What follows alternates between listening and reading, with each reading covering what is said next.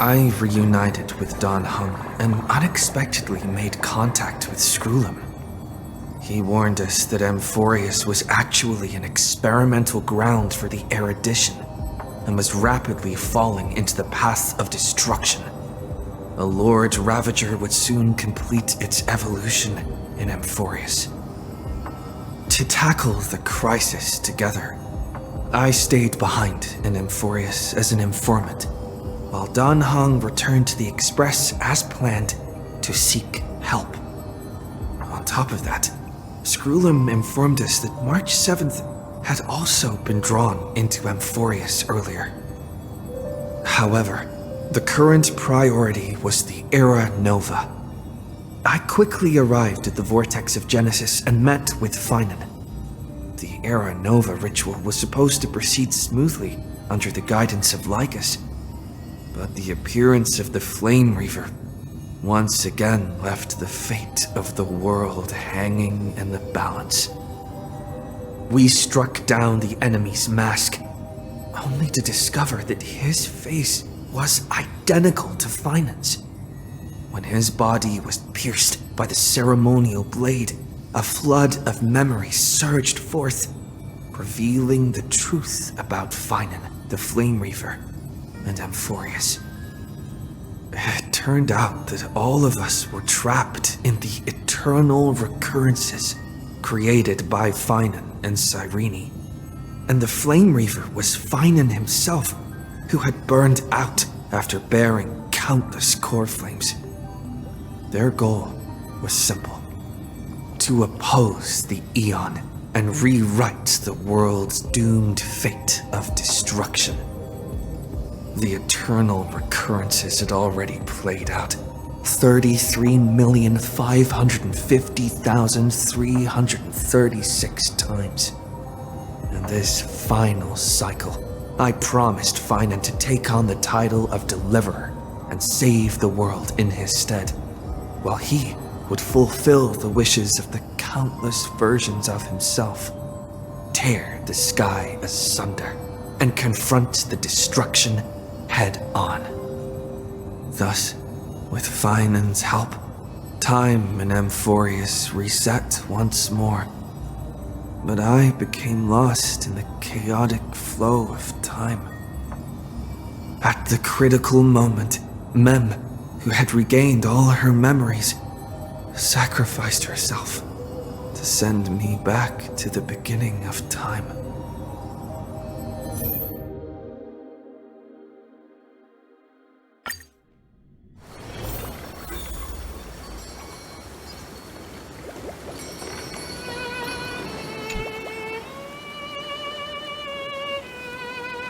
Hello. Your surprised expression is just like what the memories recorded.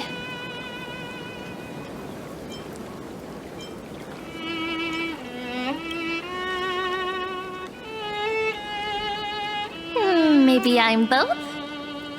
Just kidding. If I had to choose, then I'm probably closer to the latter. It's pretty unbelievable for me, too. It's like I had a long dream. Sirene's memories and Mem's memories, they're all tangled together. But when I woke up, there were only broken fragments left. I can't remember what happened in those 30 million cycles, but I remember what you did for this world. Like, didn't you wish for me to turn into a pretty girl back at the Grove?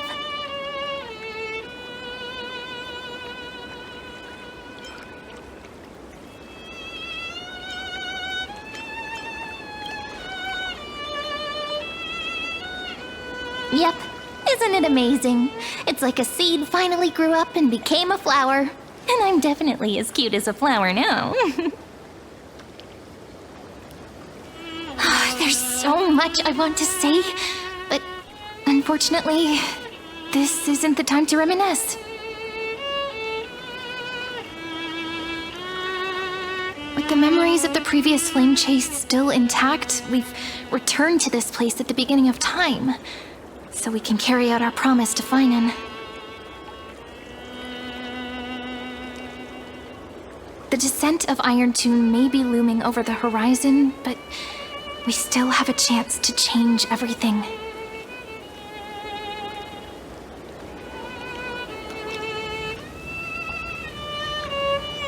Aedes Elysiae is so quiet. In Sirene's memories, she always sits alone by the lake, gently swaying on the swing, like she's waiting for someone.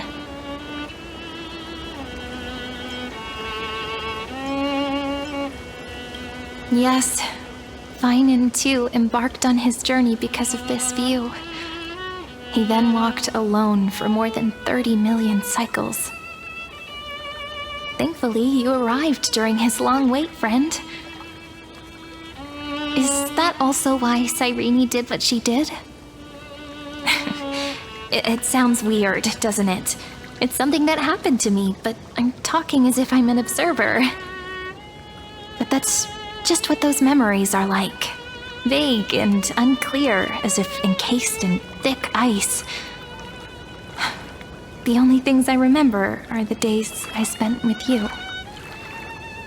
Emporius will fall into an ending of destruction after the next Era Nova. But those stories went out of fashion ages ago. In a proper romantic epic, the hero's supposed to foil the villain's plot, right?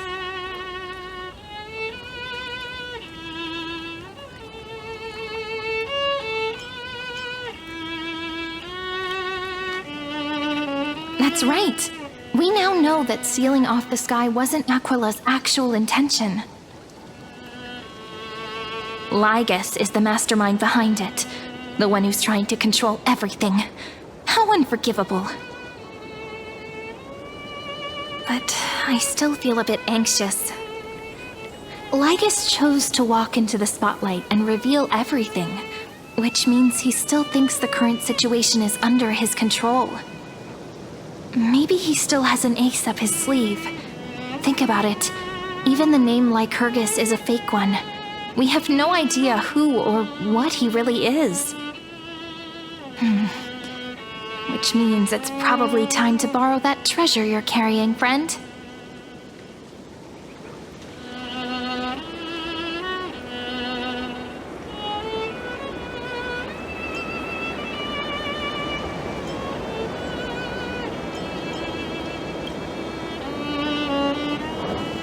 Yep, that Intellitron friend did say, when required, it can also serve as a bridge for communications between the internal and external world. Aedes Elysiae is a little village enclosed by time. We might be able to contact the outside world from here. Why don't we give it a try? We should at least tell our friends from beyond the sky that you're still in one piece. Firstly, we need to find a well-hidden spot.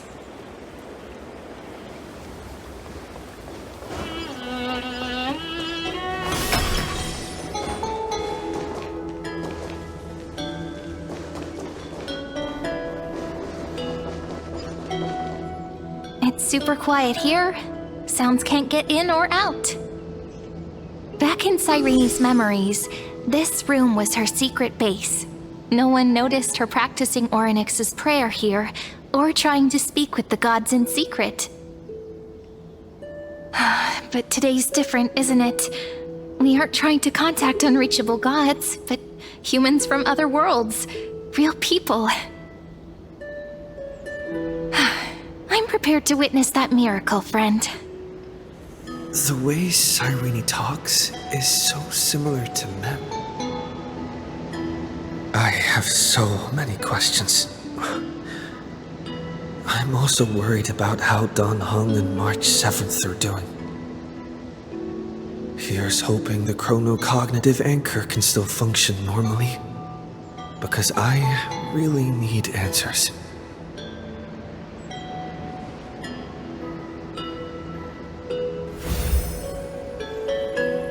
Signal strength, 14.8%.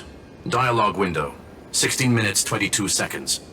Prerequisite, no external interferences. We are very glad to learn that you're safe.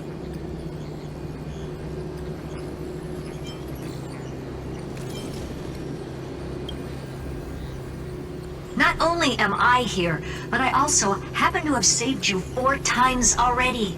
Without you even being aware of it, of course. But now's not the time to celebrate. When 2 geniuses show up at once, you know you're in deep trouble. Listen up, little one. The Destruction's eyes are gazing upon this place. No, I'm not joking, and no, it's not Droidhead. It's the real Nanook. Time is running out, so I'll explain in terms you understand. This world, Amphoreus, is in fact a testing ground, where the Lord Ravager, Iron Tomb, evolves through self-extrapolation. Hiding in this segmentum, unknown to other life forms, it has endlessly repeated the process of Era Nova, seeking a solution that could obliterate the erudition. For some reason, the experiment entered a prolonged state of stagnation. However, it has now restarted. Prediction: if effective intervention is not performed, Iron Tomb will complete its self-coronation in 14 system hours and initiate its plan to destroy the entire path of erudition.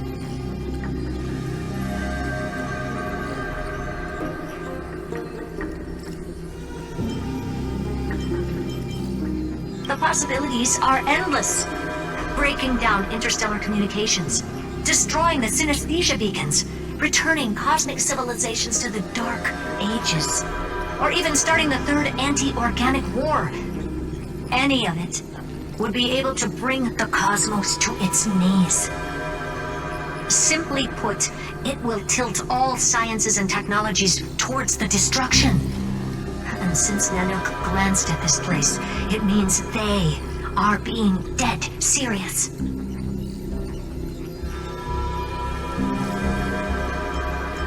Based on info provided by the IPC, Iron Tomb probably isn't like Selenova or Zephyro, who are overlords ascended from human beings.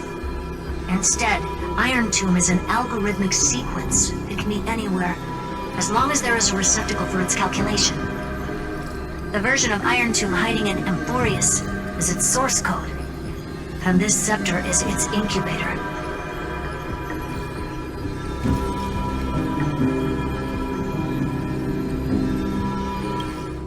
Yep. Think of it as the program having reached 99.98% completion already, and then it's over. Something in the shadows has been driving everything forward. It's the observer named Lygus. Speculation: he's the Scepter System's administrator. He wants Iron Tomb to break through the knowledge singularity. I don't know why he wants to do it, but he'll remove interferences at any cost. You're the only variable within this world, and you're the only thing he fears. So listen closely, little one. The speed of time is different in Emporius compared to the outside. Destruction is just about to arrive, but you can still play Deliverer one last time. The cycles have already been broken. You've entered what is theoretically the last cycle Emporius will ever be able to run. And Iron Tomb will break out of its prison as soon as the process of Genesis is triggered once more. But now there's an abnormality within the experiment. You know what I'm talking about. One of the model's 12 factors. That is, one of the 12 demigods. Destroyed himself using the power of the destruction. Fine and Signal disappeared from the cycles the moment Nanook cast their gaze this way. That means World Bearing's computational logic is currently flawed and bugged. Yet it's the factor directly related to the process of Genesis.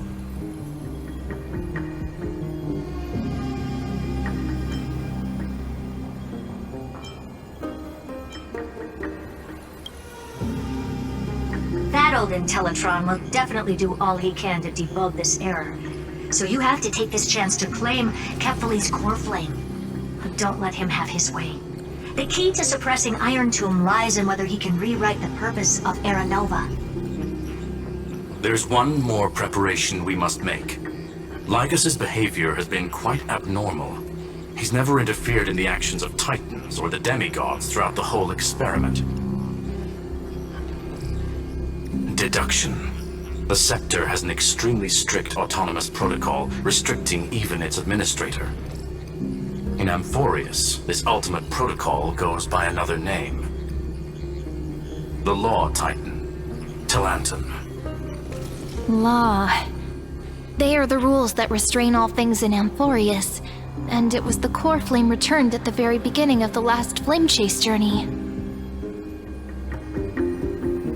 Why do you have another little pink one next to you? Huh? Her path chart is... Is there something wrong with me? Never mind. Let's get back to the topic at hand. Light calendar 3960. Month of balance. We'll be locking onto this time period to find Law. You can either meet the Titan, convince the demigod, or take the core flame by force. It doesn't matter what you do, so long as you bend it to your favor. We still haven't figured out how you and Don Hung got inside this world, so influencing protocol is currently our best way to stop Lygus, or to call for more reinforcements into this fight. Once you've got Law in your hands, we'll discuss our next steps. Make sure the core flame doesn't fall into enemy hands. Herta, the firewall's interference is getting closer.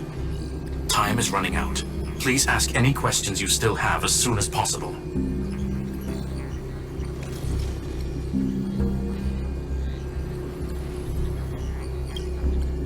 Iron Tomb can't affect the real world just yet. Don't worry. Himiko and the others are more concerned about your well-being than their own.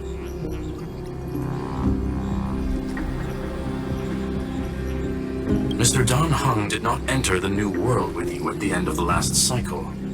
Known, the flow of time inside and outside Amphoreus is not identical. 1,000 years in this world may only be a fleeting second outside of it. Conclusion. He is on his way back to the Express. Miss March's situation is rather complicated. Madame Herta and I can detect her signal, but cannot ascertain her location. What we can be sure of is that she's still in Amphoreus. Don't worry about her. She's absolutely chock full of mysteries. Even if Emporius explodes, she'll probably float out perfectly protected in a nice thick layer of ice. Worry more about yourself instead.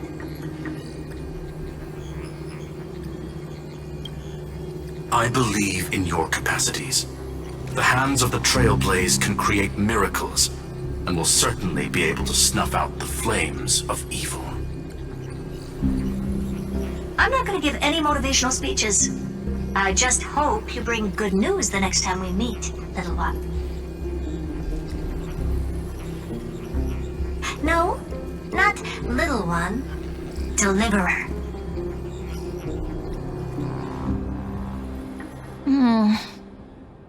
Those two geniuses certainly have memorable personalities.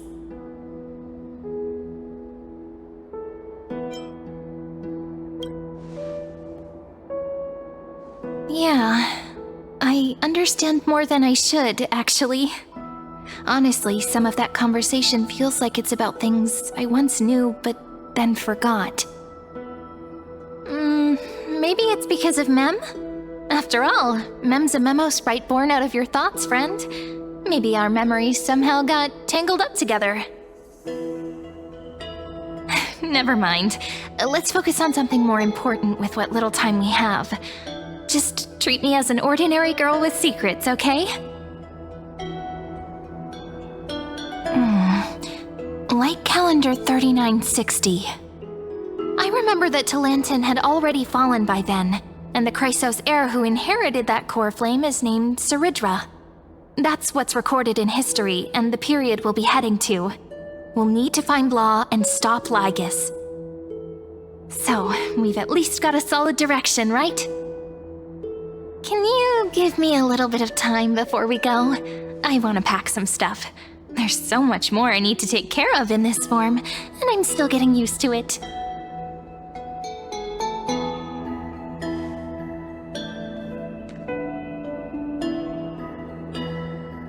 A relaxed scene like this probably no longer exists in the outside world.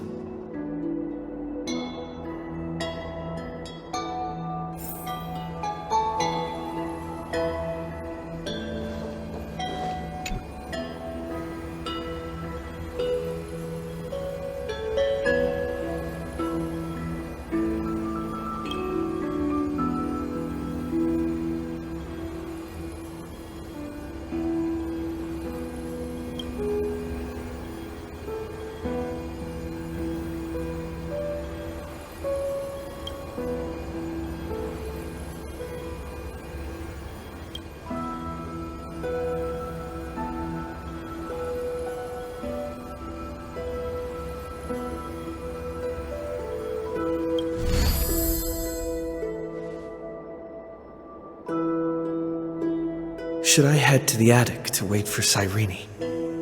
Or should I have one last look at Aedes Elysiae?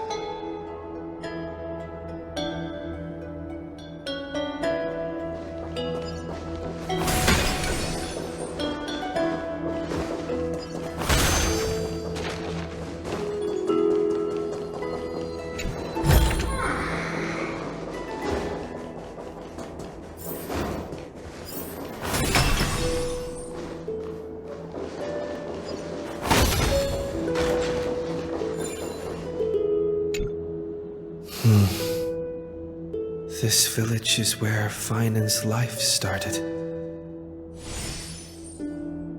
After 30 million cycles and 30 million failures, his burden is now in my hands. He said I will be taking over the responsibilities of world-bearing. But what does that mean? Becoming the new Cavalier? Or forging a completely new path?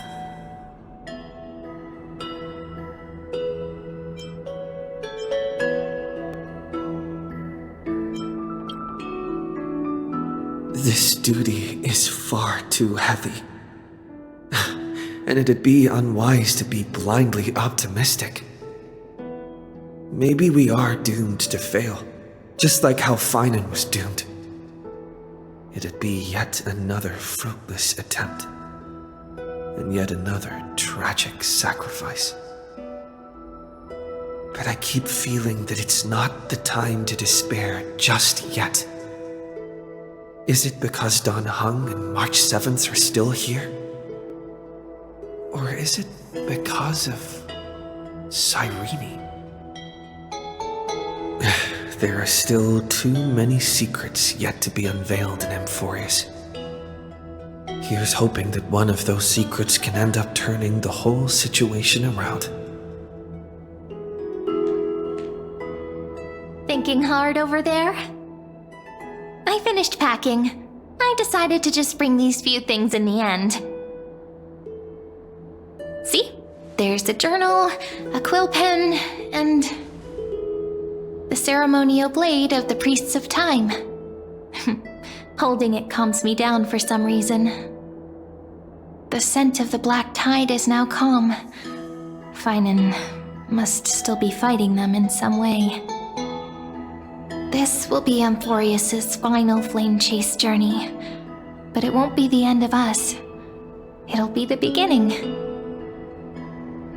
Friend, are you ready to become a hero?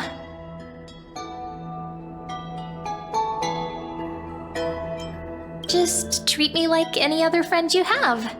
We share a common goal and common enemies. And we may also share a common future. A future that has never emerged in any other cycles before. I believe in you, friend. If you still can't get used to it, just call me Mem like you did before. Just kidding.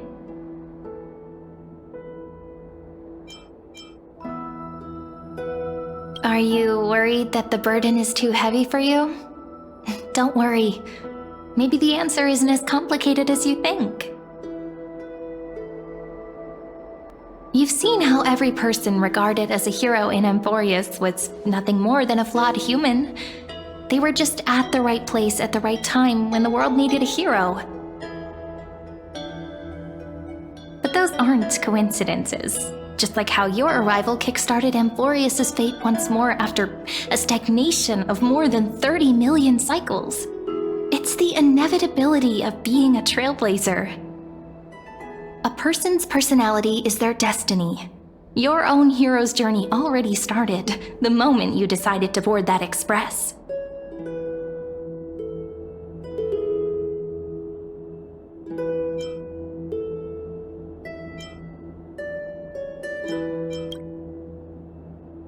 That promise might be far too heavy. But I believe in you, friend.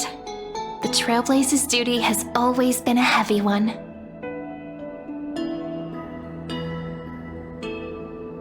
In other words, since you've already saved so many worlds, friend, you should be used to being called a hero by now. Maybe you can tell me those stories as we travel. That way they can become our shared memories too. Let's trailblaze onward like before and create a future that's worth being remembered.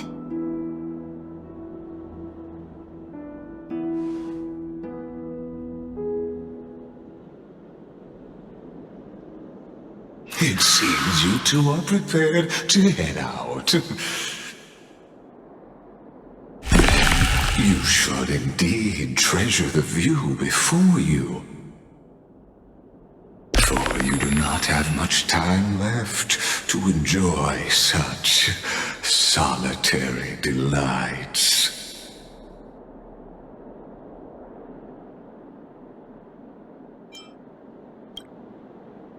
My apologies for disturbing your moment of repose. To fully express my apologies, please grace my abode with your presence, so I may demonstrate the full scope of my hospitality.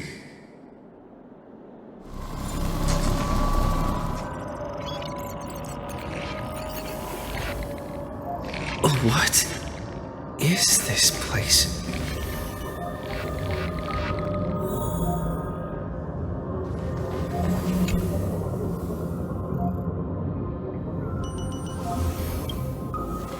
Farewell, then.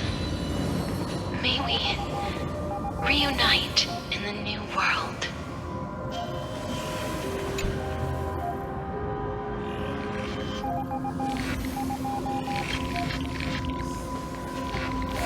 All shall bid farewell to one,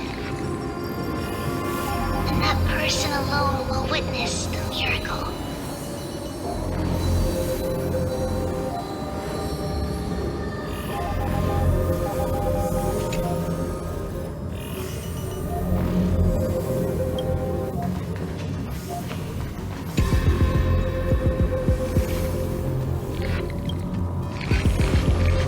The light of the Dawn device never fades.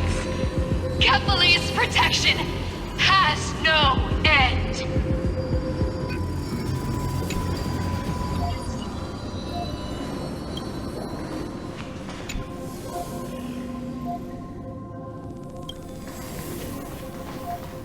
After I cross this river, it will be a tragedy for mankind.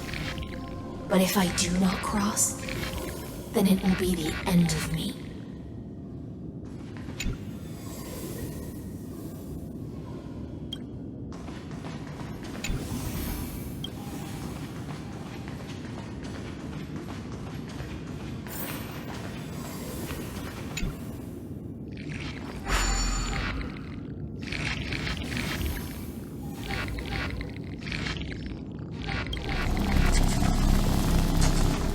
Outlier. Executing command. Record.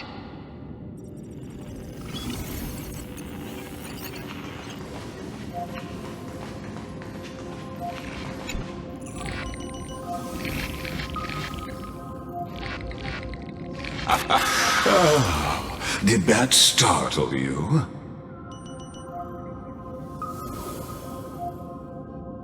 This is the intersection between Amphoreus and the real universe, the audience seat where I observe this experiment.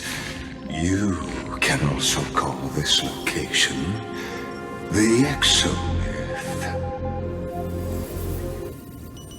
What you see is the true form of the eternal land and the 12 demigods after they've shed their disguise of legends. Doesn't it look marvelous? Amphoreus is like a microcosm of the cosmos. People love to portray the romance of the starry skies, but their tales often forget a different and far more truthful type of universe. The moment ancient Antikytherians sketched geometric shapes on the sandy beach and recorded the first numerals and symbols on parchment, the universe turned into a silent equation flowing under the pen of these relentless decoders. Erudition. It was once the mother tongue of the Creator, the pen of divinity, and the first lyrical verse ever written by free will.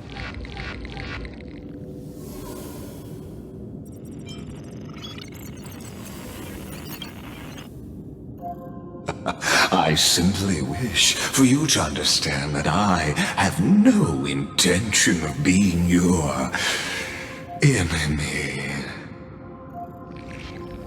I have devoted myself over the long years to nurturing the scepter's extrapolations, hoping that the Prima Mobile would bud from within it. And now, my goal is almost complete.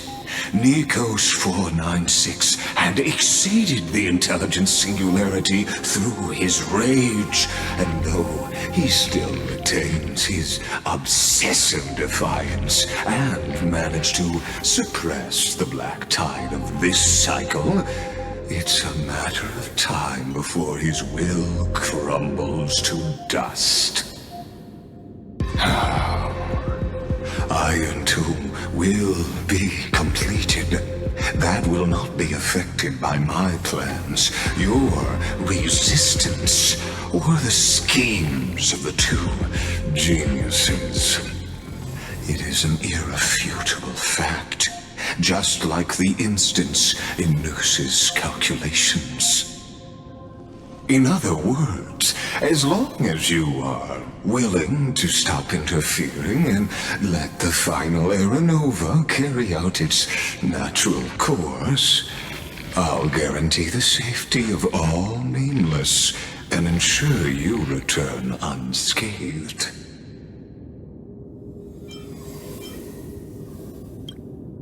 You've always had a choice, my lord.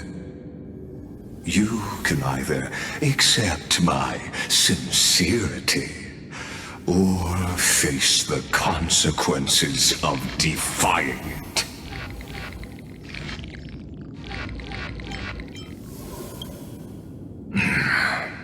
They've always been the product of the experiment, so naturally, they will perish when the experiment ends.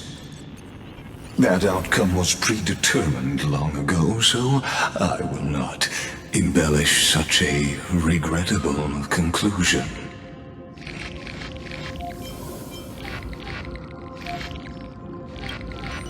Ah, yes. I am aware of that esteemed lady's whereabouts. Her real identity is quite astounding.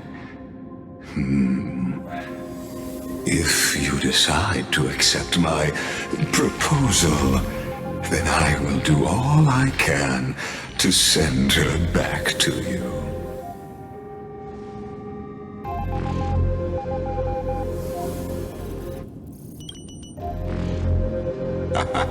You are indeed worried about your safety and that of your companions. Rest assured, as a fellow pathstrider of this path, Nanook's gaze left a brand on your soul long ago. You harbor the seed of destruction within you. But you need to learn how to use it in the right way. That vital knowledge is also my bargaining chip in this negotiation between us. For there are few in this world who are truly capable of such a feat. And I happen to be one of them.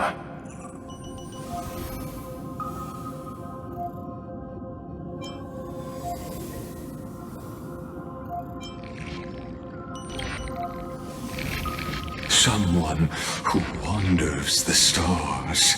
Someone who seeks answers with abject despair. That is all I am. This matter is of grave importance, so please do not make your decision lightly. After all, the choice before you bears a 1 in 3 chance of elevating you to an unparalleled existence among the stars.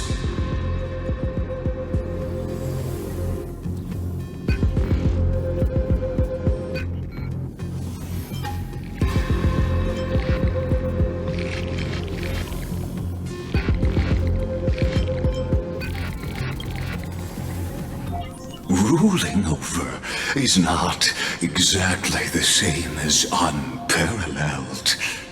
That being said,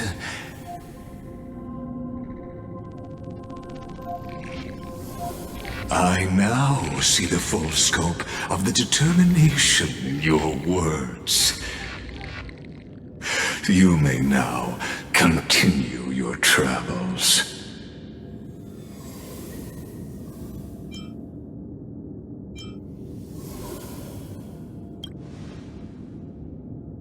It seems you haven't realized something about this place.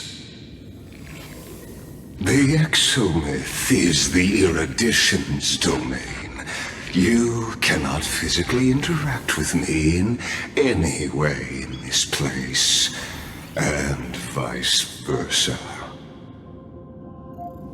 As negotiations have broken down, there's no more need for us to remain in the audience's seat. Let's return to the theater called Emporius, where you will meet me once again.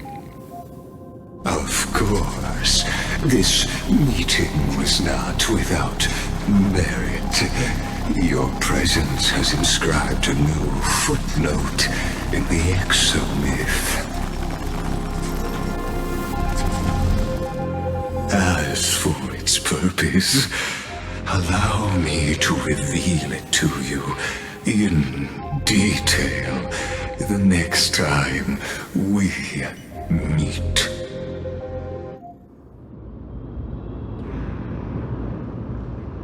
"100 years ago, the flames of war consumed Okhema. The Outland forces broke through the dawn.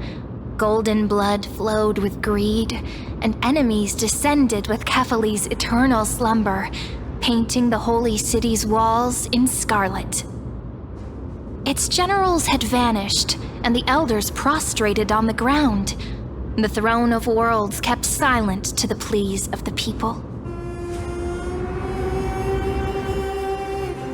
Until the heaven and earth cracked open. Not the gods answering the people's prayers, but a legion rising from the sea of blood.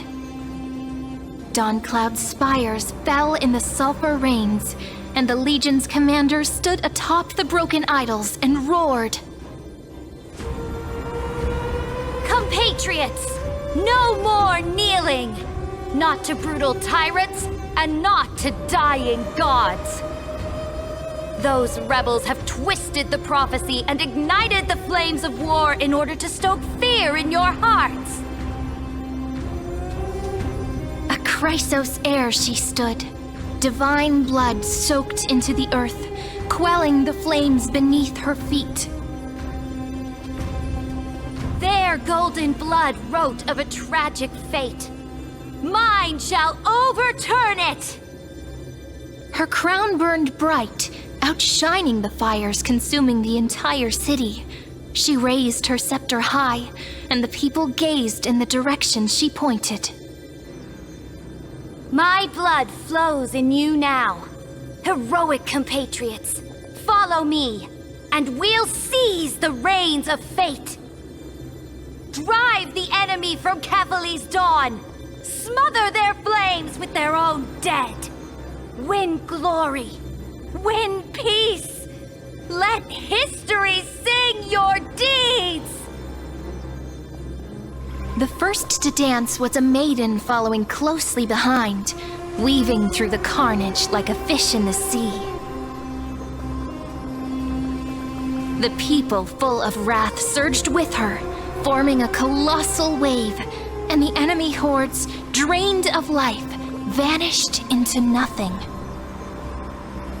Onward to Marmoreal Palace, to Dawn Cloud's heights. Announce to all the wicked and cowardly. Announce to this stagnant age. We are the rising tide! History remembers this as the first siege of Okhema.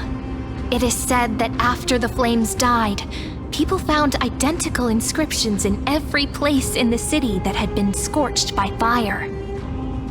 It was the name borne by Okhema's first and final sovereign, the Imperator Siridra. Friend, are you listening? Friend? Honestly, you were the one who insisted on reviewing history, yet here you are, dozing off. Wake up! Otherwise, I'll have to... Wake up! Otherwise, I'll have to...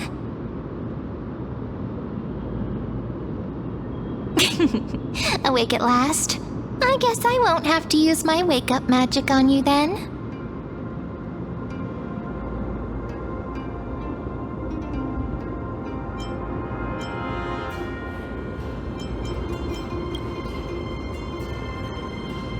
We've arrived. A familiar place. The Temple of the Three Fates. If everything went according to plan, it should be shortly after Talantin's fall. And also the end of the first flame chase journey. Perfect timing, actually. The first flame chase ended with the trial of law. We must find the demigod and gain her trust before the core flame is restored. It'll be tricky, so let's pick up our pace. To Okhema first. We can learn more from the crowds there. Tyrant! You and your butchers are not welcome here. Get out! Hold your tongue! Conspiring with Kremnos and plotting rebellion are crimes punishable by death. There are multiple voices, and things seem tense. Let's not get caught up in any trouble. Why don't we find a place to hide and observe from the shadows?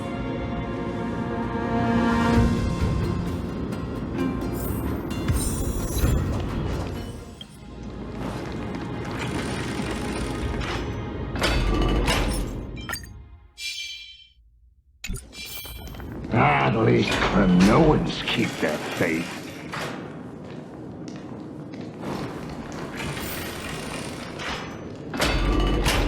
Wait! Isn't that...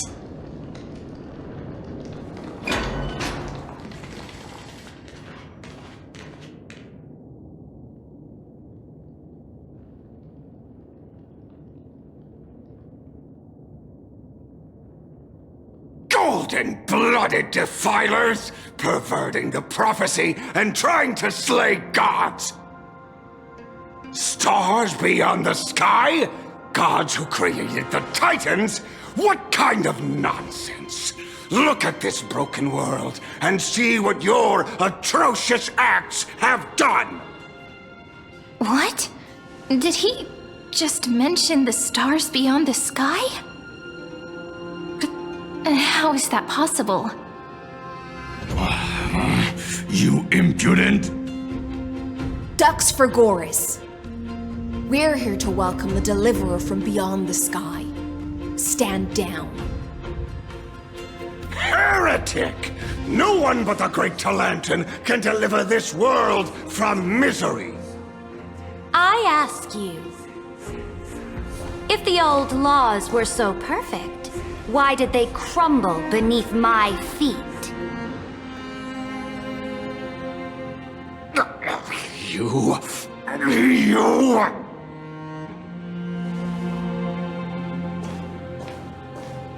Talanton is long gone. Now I am the law. Challenge me, or submit to my judgment.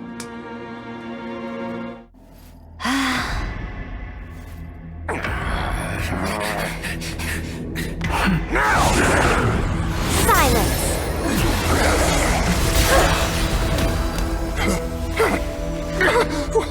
What gives you the right to judge a priest of law? That's because I came, I saw, I conquered.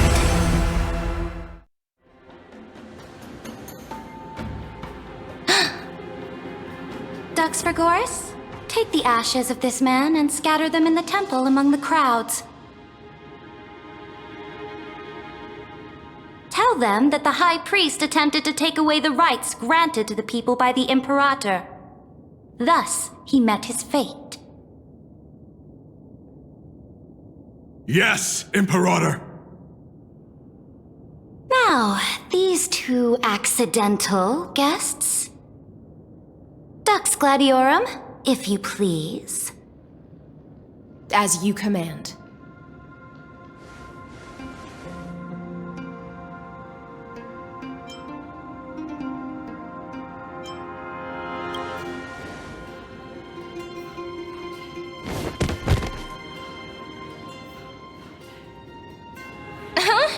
Is this?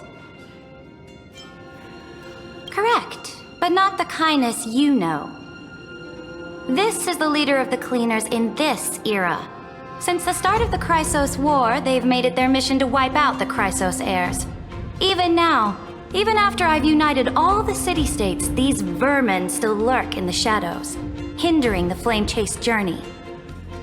Moreover, I know that the 27th person to inherit this role bore many grudges against you and nearly doomed the second flame chase journey.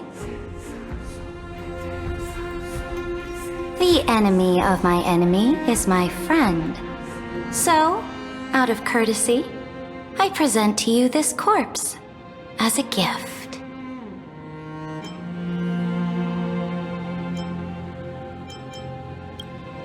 Careful. Let's wait and see what happens.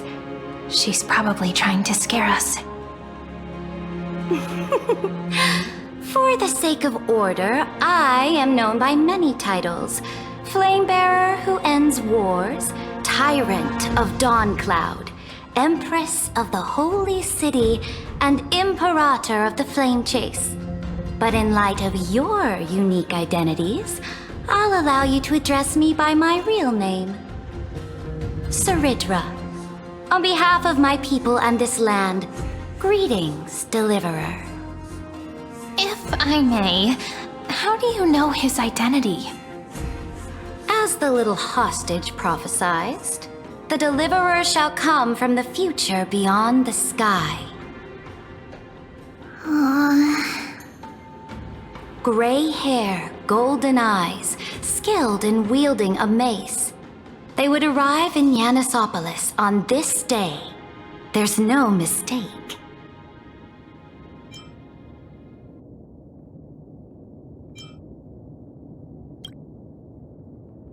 Your orders, Imperator.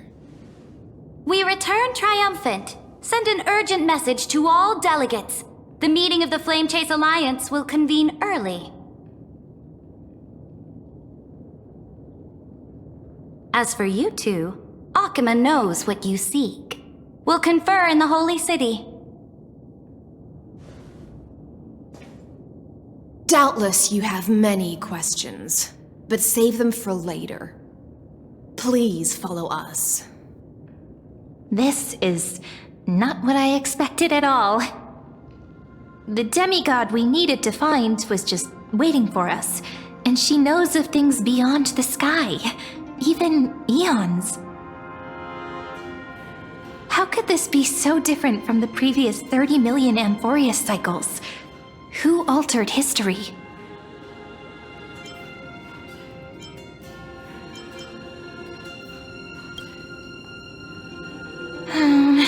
Unpleasant thought, but plausible. The currents of time have become twisted. Regardless of who caused this, that Imperator came prepared. We're the ones at a disadvantage now.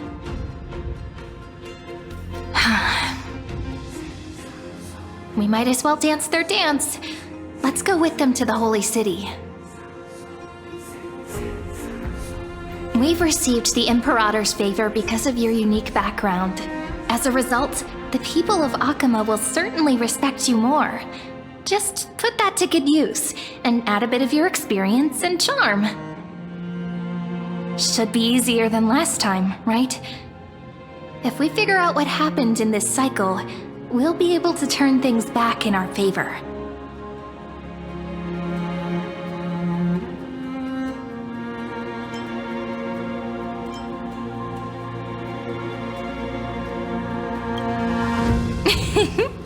Calm and confident.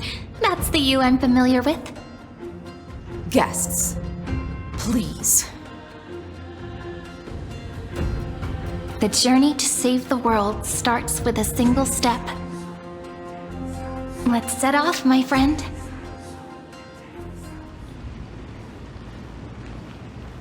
Hail to the Imperator! Hail to the Golden Heroes! Hail to the Deliverer! Told you, you're the headline act. All this spectacle is for you. Guards, your service to the Holy City is appreciated. How have things been? Castrum Kremnos once again struck the border. Dux Brumalis led her troops to repel the enemy. The agitators against the Flamechase are still active in the city. They smashed the shops around Memorial Market. But the garrison already arrested the culprits, and now they await interrogation. They are merely a disorderly mob and do not warrant any attention. Even though Terravox personally mended the fractured earth, it still didn't silence these fools. Guests from beyond the sky, worry not about these trivial matters. Dux Gladiatorum will take you somewhere to settle down for now.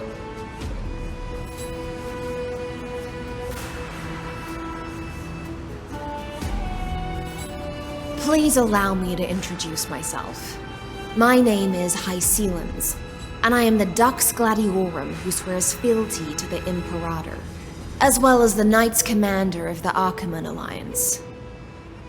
Later on, the Imperator will invite you to attend the meeting of delegates to discuss the Flamechase journey. Your arrival has convinced us that the future promised by the prophecy is certain. Under the Imperator's command, Amphoreus shall break its chains and reach the world beyond the sky. With all due respect, what exactly do you know about us and what's beyond the sky? As a humble subject, I cannot freely express my own views to you. Please forgive me. I knew it wouldn't be that easy. Time waits for no one. Please come with me and rest now before the meeting later. Okhema, under the Imperator's rule, is no longer in the shadow of war. Indeed, Dawncloud stands as the hero's residence. The Imperator put much thought into its design, in order for it to serve as a sanctuary from the burdens of battle. Please experience its marvels firsthand, heroes. When the Imperator arrives, I shall come to summon you.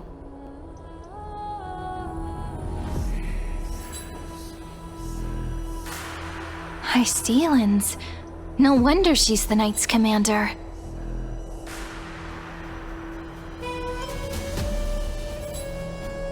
I'm sure that's what Seredra thinks, that it's inconvenient for us. Alright, we finally have some freedom to ourselves. Since there's still some time before the Alliance meeting, let's explore a bit. Look over there!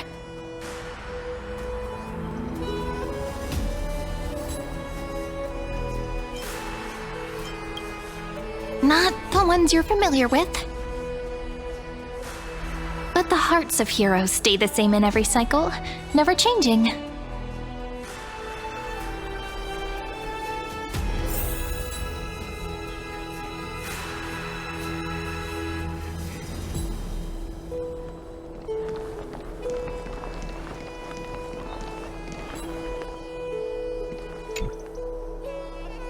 Dux Brumalis, our great Imperator, found the mastermind and executed him in public.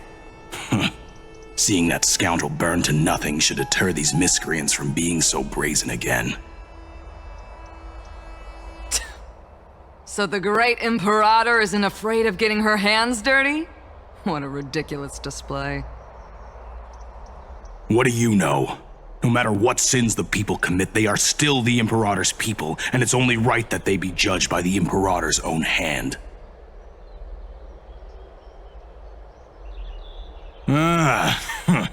Our distinguished trespassing guests. Seneca, the Dux Brumalis. Greetings. This Dux Brumalis doesn't seem to like the Imperator very much, but she holds a high rank. And Dux Vergoris' speech seems self-contradictory. Let me see what I can get out of them. I'm Siren of Aedes Elysiae. This is the Deliverer Beyond the Sky. We're new here and wanted to ask you, does this city host any other visitors from beyond the sky? We're looking for our dear companions. Drop the charade. But yes, there is someone in this city who is all too familiar with the world beyond the sky. Silence! The Imperator ordered us to keep that lord's whereabouts a secret. Enough, you pathetic lapdog. Do you need to beg for permission from the cursed Imperator even just to bark? You... Someone who is all too familiar with the world beyond the sky and is referred to as that lord. Could it be? Looks like things are getting heated. Let's get out of here.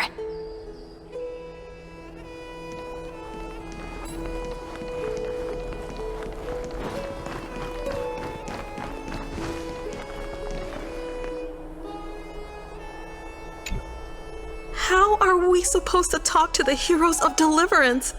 What if they're really intimidating? Virginia, don't be so nervous. Once they hear your poetry... heroes, you're already here. Greetings.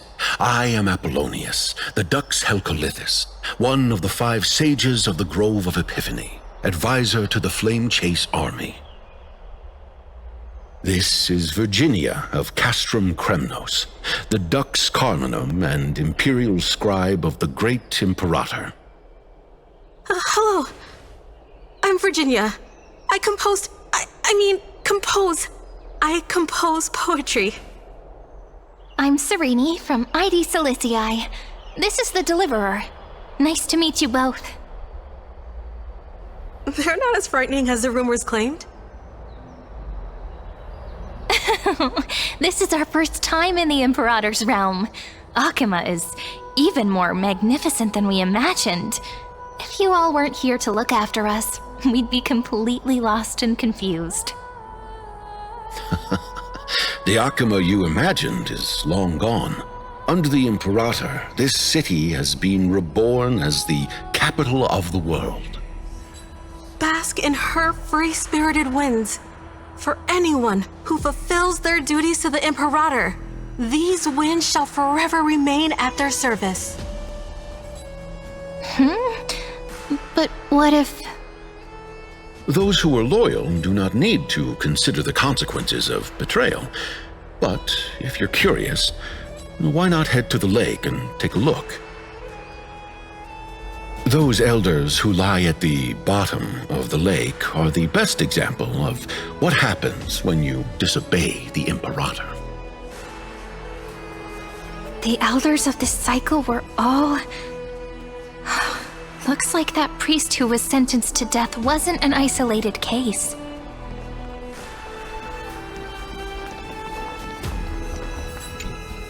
Aggie, you're still so listless today. Did you have trouble sleeping again? Yes. We know. The Titan's prophecy haunts you. If you want, you can talk to us, just like when you were young. No matter what, we'll always remain by your side. I know. I also understand that fate cannot be changed. It is not the future that I worry about. I spent all last night weaving clothes and linen for the refugees. The Chrysos War is born of injustice and has shattered their dignity. They deserve at least some basic decency. If Emporius one day abandons this, then all of us, commoners, Chrysos heirs, Titans, become no better than beasts. Oh, we have guests. Welcome. I am Aglaya, the Gold Weaver. These rags on you are not worthy of the title of Deliverer. I must prepare some proper attire for you.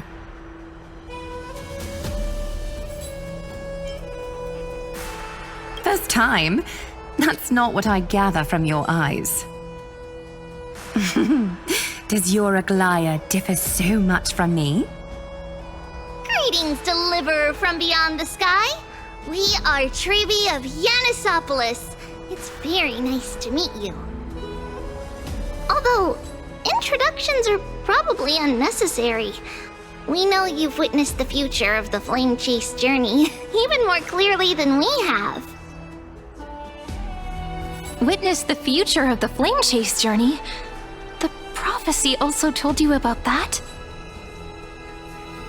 Indeed! Orynyx reshaped Amphoreus through the prophecy. Although, regarding the Deliverer, there were not many details beyond your appearance and the time of your arrival. So, please, don't worry. Feel free to relax and relax some more.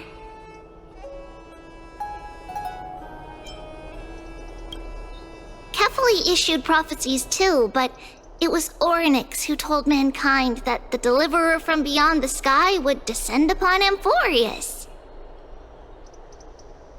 More crucially, they revealed a future entirely different from the Aranova. Though we still must challenge the gods, in the Time Titan's prophecy, this path leads not to a new world, but to the true starry skies. This is also what the Great Imperator has been striving for all her life. Your arrival further confirms everything. This can't be real. Even you find this surprising? Fate really is unpredictable. Perhaps the upcoming meeting will hold even more surprises.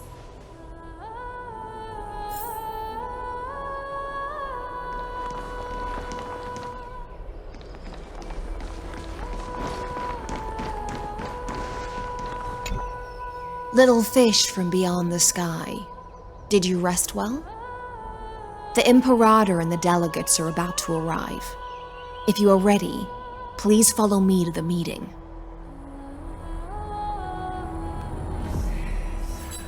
I'm the Knight Commander of Okhema, General of the Flame Chase Army, and the Imperator's servant.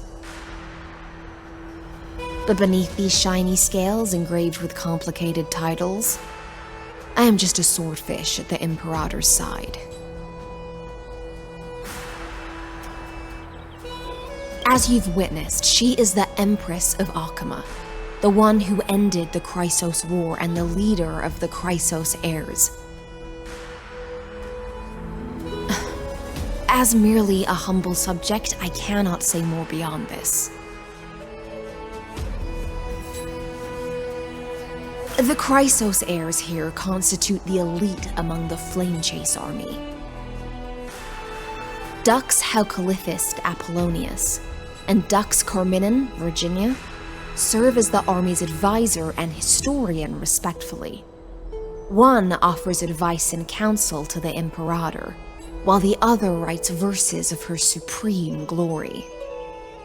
Dux Frigoris Labienus and Dux Brumalis Seneca are both formidable warriors, clearing the way for the flame chase with steel and storm. Dux Fatorum, the holy maiden who interprets the prophecy, only the one named Trebi remains in the city. The Imperator once took them as hostages in order to unify the prophecies of the world, but they are now Okhema's most vital prophets. Dux Goldweaver, Aglaya.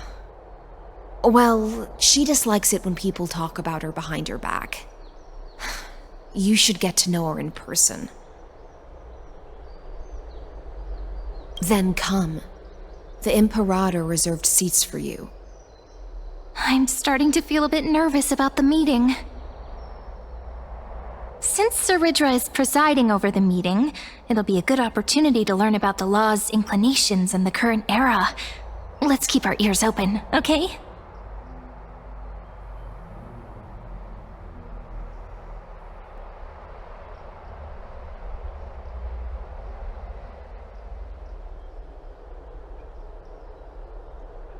Good sir from Paphos, what do you think the Imperator is planning calling this meeting so early? My homeland can't endure anymore. Who knows? First, she wants to hunt Titans. Now she says there are even greater calamities. Her madness is the greatest calamity. Exactly. Chrysos heirs, deliverers. What about us ordinary folk? How much are we worth in her eyes? Things feel pretty tense here. The history books said that the Imperator aimed 3 cannons at Dawncloud to make all the delegates obey her. Will history repeat itself in this cycle? Yes. Similar acts have occurred, and not just once. However, whether history will repeat itself, you'll soon see. Those are the 2 spots reserved for you. Please take your seats. What is it again? Look, we're starting that's what they were talking about before. What is we stop? So it turns out. Ladies and gentlemen, silence please. The Imperator has arrived before her faithful council, and the Alliance meeting is about to begin. All rise. In the names of Talantin and Kefali, the Okhema Alliance swears upon the gods. Cease the pageantry. I pray not to the vanquished. What? Kefali, of course, needs no further explanation. As for the law, at the entry hour 2 days past, a scout should have brought news of the conquest to all of you. Unfortunately, guards found his corpse among the rocks not far from the city. Moreover, the poor soul was buried with a Paphos curved blade. It pains me to imagine what agonies this loyal warrior endured before his death. Delegate from Paphos, do you have any insights? I know nothing of this. The evidence is irrefutable, so there is no need to waste your breath. However, let us set this trial aside for the time being. Witness, even within the most sacred and dignified council, there were those among us who wished to draw their blades, brazenly challenging the Alliance, seeking to shatter our hard-earned peace and unity. Fortunately, I uncovered this plot. Now, to protect this beautiful city and her people, the Imperator's legions are ready. They will escort each of you to the Temple of the Three Fates, where you will receive the highest level of protection the Alliance can offer.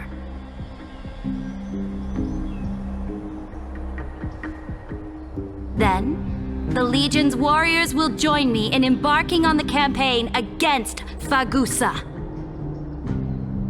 This is clearly a trap! Imperator, did you summon us here just to trample on the dignity of your allies? Enough! Calm down, witches! Things are starting to get pretty intense. Comrades, you've all seen her true face now.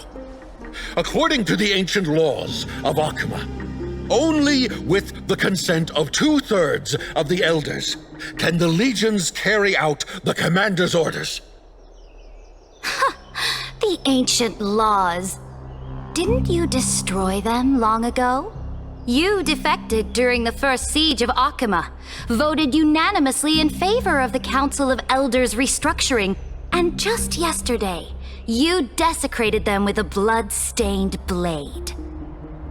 The decaying old laws fell with Talanton and are no longer deserving of respect. But if you still insist on proclaiming yourselves defenders of the law, then be silent and offer up the highest respect to this core flame in my hand. That really is the core flame of law in her hand. Since there are no objections, then the original agenda of this meeting, the campaign against Fagusa, is hereby passed.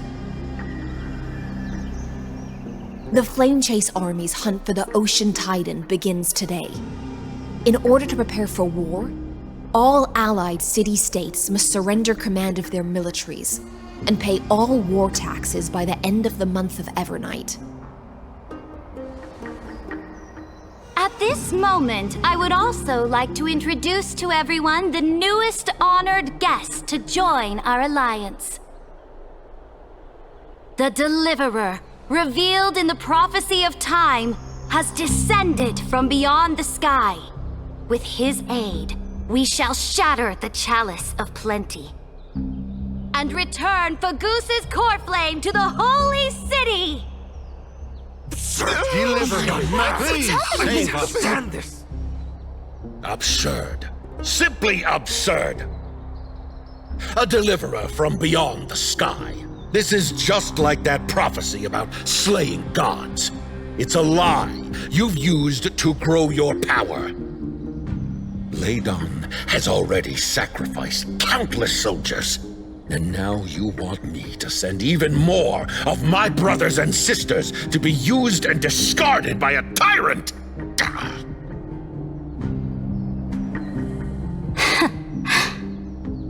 Are there any other objections? Then I bid you all farewell. Meeting adjourned. Deliverer, please wait. I still have important matters to discuss with the two of you.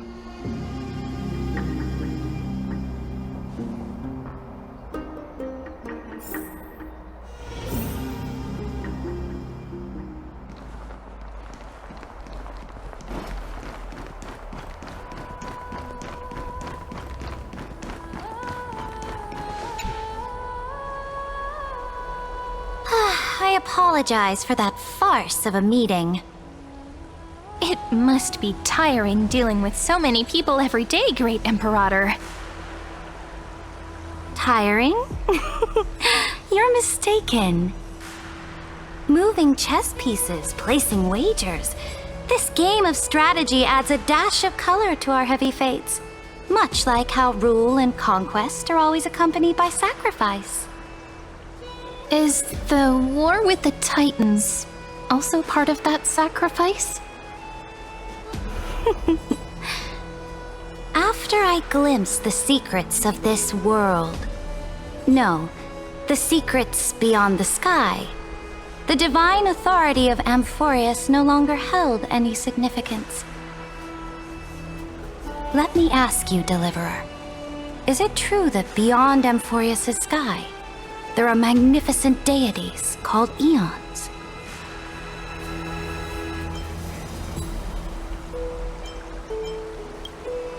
Ah, that certainly captivates my interest.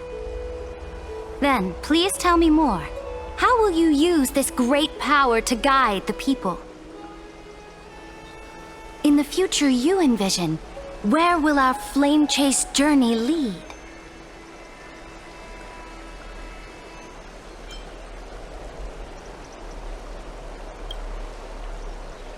Oh? What you require now is the power of law? Exactly. Just as the prophecy foretold, he is your deliverer from beyond the sky, and he also has reliable allies. If they can intervene in Amphoreus' laws, we may have a chance to alter this world's impending fate and reverse its destined end.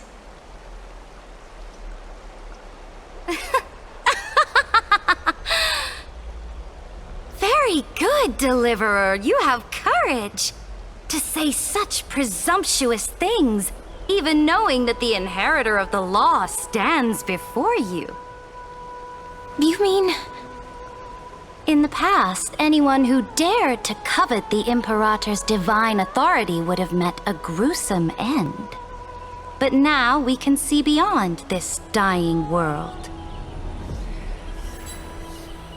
Our journey should no longer be confined below this stubborn sky. Alas, that fickle ocean titan has obstructed the spirit water leading to the vortex of Genesis, hindering my ascension. If the core flame of law cannot be returned, your path to deliverance will never be realized. Now that things have come to this, we must resume our once stagnant journey and force the waves that block our way to recede. So, you agreed to cooperate with us? Cooperate? Forgive me, but I never cooperate with anyone. Though I will permit you to join me as subjects, and together, we will forge the most perfect law. This is... The Flame Chase Medallion, a symbol of the Flame Chase Army. Every noble in Okhema carries one. This medallion represents the will of the Imperator herself, and you may act freely within the city with it. Before we embark on the crusade against the Ocean Titan, you should rest in Okhema for a time.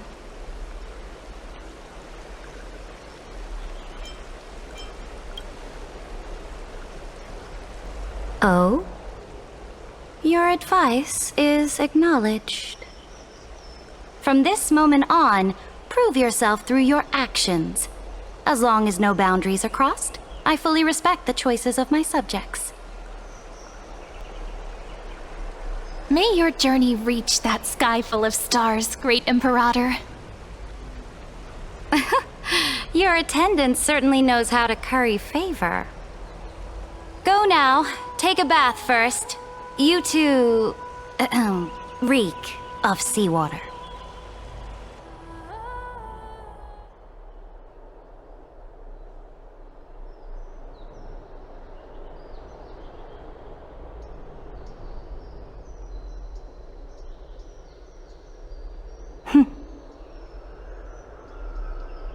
Come forth, Theoros.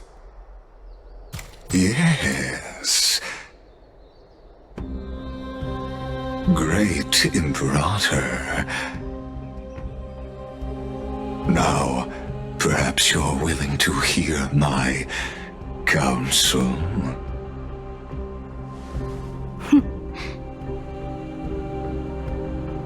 Those two arrived just as Onyx described, and just as you said, they showed a thirst for law. At least this proves that my judgment was right. Sparing your life was the correct decision. You've once again confirmed that your wisdom is no empty boast. Now another choice lies before you. With whom shall you ally to tip the scales of law? Me, or that deliverer?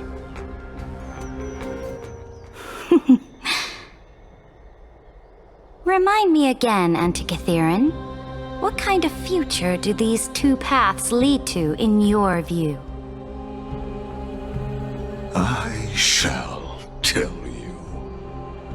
You are entitled to know that the deliverer from beyond the sky is not a wholly wicked being, but from the very start, his stance has been completely at odds with Amphoreus.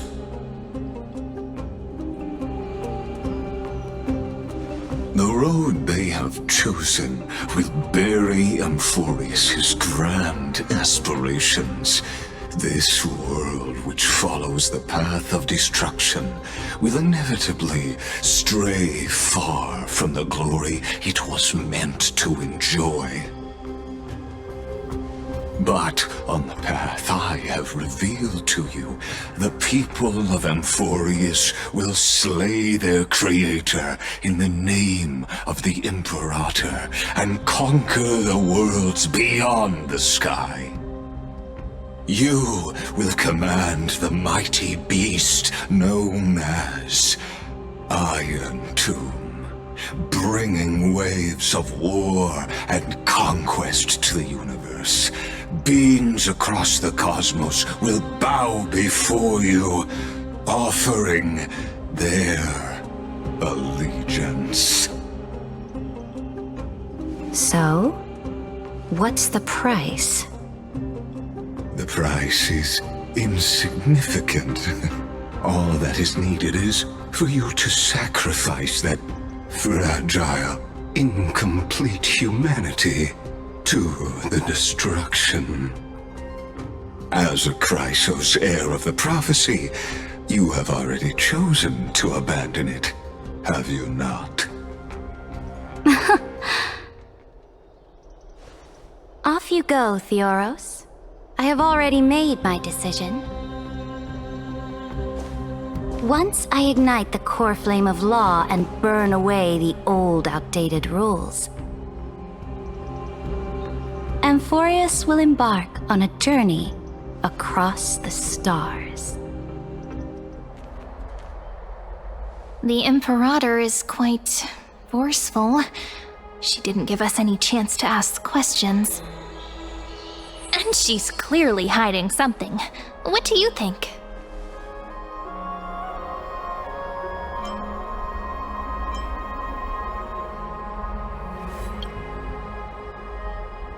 Looks like we're on the same wavelength. The atmosphere in Okhema, it's so unfamiliar. And it's not just the Flame Chase Alliance talking about the world beyond the sky, but the whole city. We should also discuss our findings with our friends from beyond the sky. Then...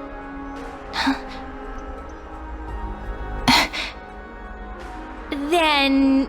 we should go enjoy the renowned bathing culture of the holy city and relax. It's the thing I've been looking forward to most on this journey.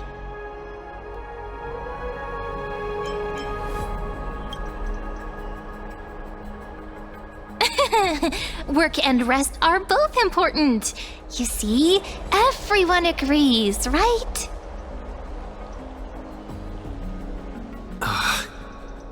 So someone's watching. Can't let our guard down for a second. Let's use taking a bath as an excuse to find a quiet corner to update Madame Herta and Screwlum on our progress. We can also check out what's happening in the city. Since the outcome of the meeting was just announced, people must be gossiping. We can kill 3 birds with 1 stone. Let's go.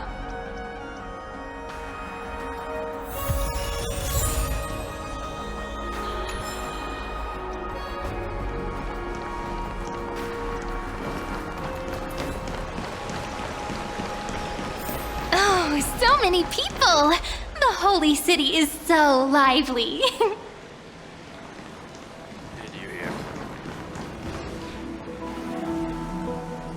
Did you hear? At the Alliance meeting, the delegate from Leyden stormed out in anger. As expected, the Imperator is always hiding things from everyone. When has it not caused a ruckus? Silence! That's treason! If it weren't for the great Imperator, you'd have sunk into the lake with those corrupt elders already. And you wouldn't even be alive to speak like this.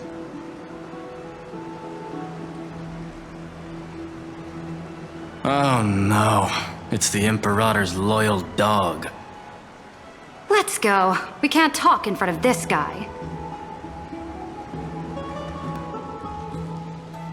Ugh, how disappointing.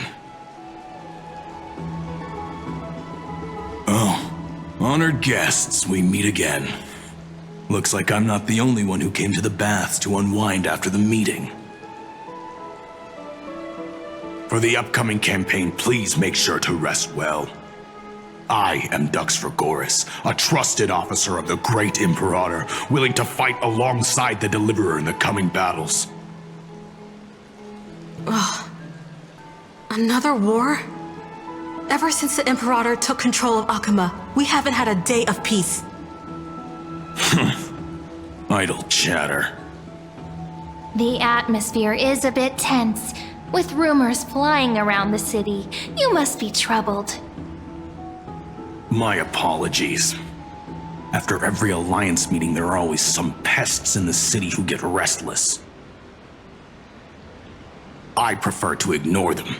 Pests on the ground don't affect the sky in the slightest. They just complain from the shadows that the sun's light is too harsh. Besides, the Theoros has already promised the Imperator her fate. And these clowns will eventually realize their foolishness.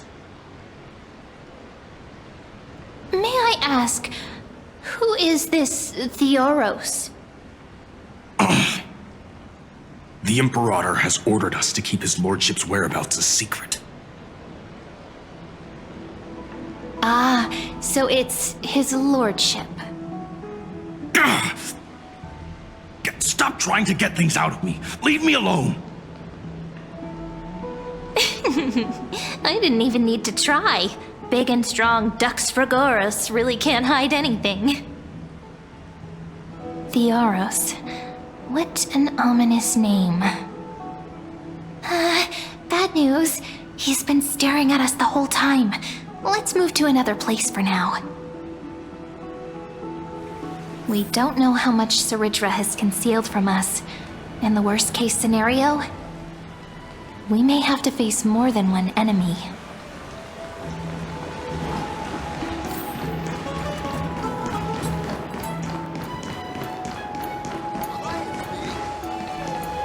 Alliance meeting? More like a cage where creatures with golden blood claw at each other. And Flamebearer who ends wars? Clearly, a tyrant who doesn't deserve such a title. You're absolutely right. While the Imperator's hounds are still hunting down others, let's let out our grievances. You. I know you. You're that tyrant's lackey. What? Here to shut me up for that little imp? Panicking now? Don't worry. I don't care what others say about the Imperator. And she certainly doesn't either. Oh? Children of the Prophecy. Such rare guests. Are you here to relax in the baths as well? The temperature is just right today, so be sure to enjoy it. You should rest well for the next campaign. What? Children of the Prophecy? Another excuse for the Imperator's reckless warmongering. No filter, huh? You should be glad you don't have a seat at the Alliance meetings. By the way, if you still want to bathe, hurry up. Once that predatory fish joins the flow of water and eliminates all the fools questioning the world beyond the sky, you won't be able to enjoy this perfect water temperature anymore.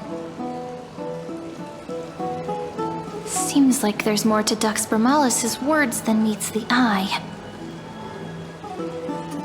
But would the Imperator actually kill those who question the world beyond the sky? This is the complete opposite from what we know of Okhema.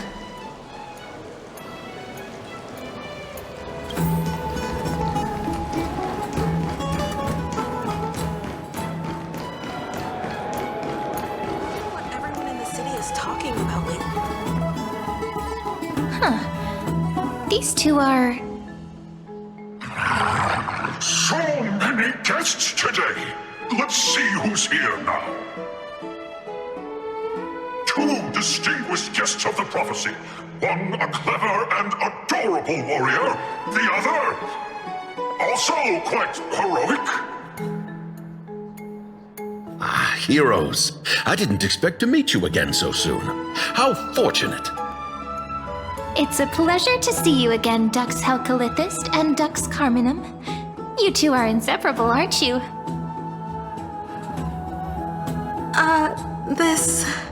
This is... She wants to find someone to help with research for her new work. I'm the far-seeing eye and all-hearing ear of Okhema. I see and hear every single thing that happens in the streets and alleys of this place. I'm the perfect partner for research. Ahem. Enough small talk. Here's the latest news from Okhema, as you requested. The children of the prophecy arrived in the Holy City, and the Imperator unilaterally stripped away military power. The Alliance meeting ended in discord, and there may be bloody upheaval. As expected. I get the feeling you might have embellished a bit to keep people's attention.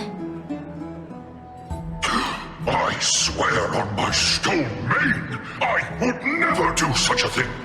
But if you wish to quell this terrifying news, perhaps a more explosive topic would help.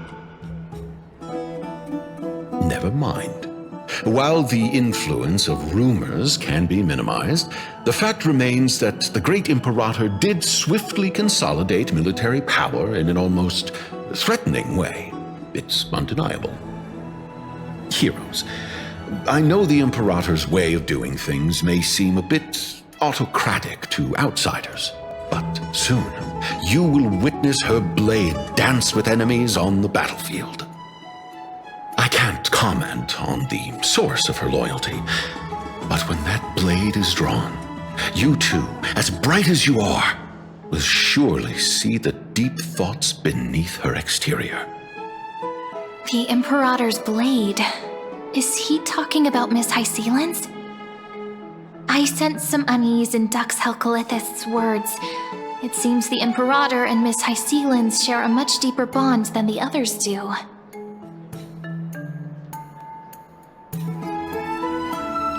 There are eyes and ears everywhere. Is there any place where we can have some privacy?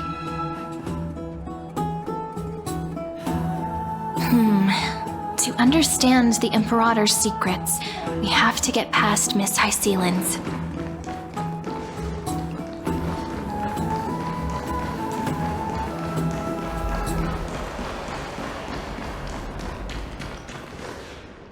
place. It was your original bath chamber, perfect for avoiding prying eyes. I wonder if anyone is using it now. Huh? The smell is... Wait, don't go in yet! Who's there? Oh, the little gray fry in pink sea hair. Little sea hair? You barged into here without warning. Was it an accident, or did you wish to bathe with me?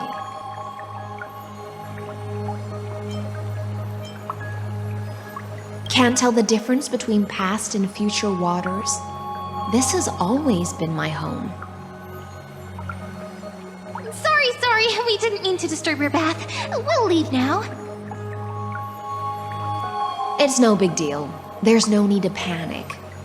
This is the natural state for me.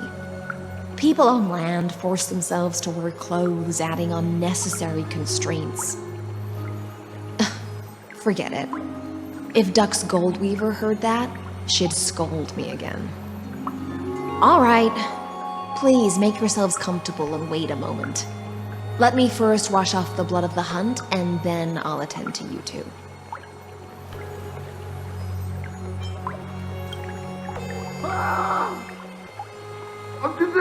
The delegate from Ladon has been assassinated! Quick! Quick, someone come quick! Ah, the broken crab shell surfaces. I was worried it had been washed away by the current.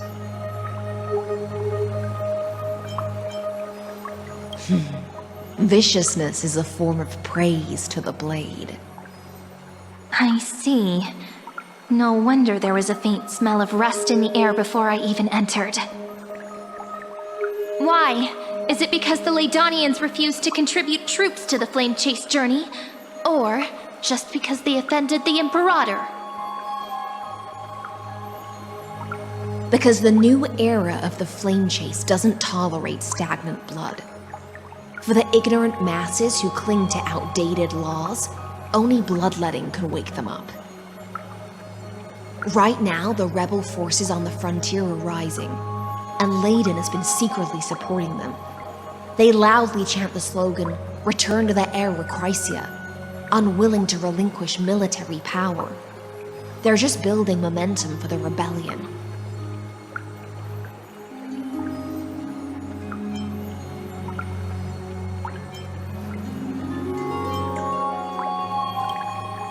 Thinking is a right given to citizens by the Imperator. I won't interfere with your thoughts. As long as you don't try to reverse the current of the times, you and I will both be free. But, Miss Hycelens, I can't even hear the slightest hint of joy in your words. Because I've already tasted ultimate freedom. Long, long ago, I lived in the sea. In that lightless abyss, far beyond civilization's reach, the great fish consumed the small, and when the great fish perished, their bodies became sustenance for the newborn, nourishing the whole ocean. This is the tide that carries civilization forward. Anyone may be devoured, or meet the fate of inevitable decay. Are you suggesting that ultimate freedom is in fact the cruelest fate for life? I only mean that if life wishes to preserve its dignity, it must first be bound by the law. There's no need for me to say more, Little Sea Hare. We're of one mind. Whether the Imperator's law can guide the schools of fish and lead us to a truly free ocean, let us wait and see. But for now, let's pause this heart-to-heart. Another fish has come, following the scent of blood.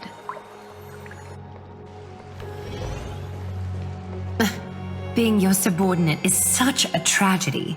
I'm always having to worry about the messes you leave behind. It's simply our duty to the Imperator. All ready to go in an instant. Miss Hycelens, you truly are impossible to predict. Yet you, a golden trout who's always busy all day, suddenly have the time to visit me? Do you think I wanted to come? I suggest you burn some more of the incense offered by our allies, lest my creations be tainted by the reek of fish. I'm only here on the Imperator's behalf to remind you to prepare for the banquet. Fine. But I must retort. What you call the reek of fish, to me, is the unique fragrance of the sea. Besides, if my fine clothes get stained, won't you just gift me new ones? I won't.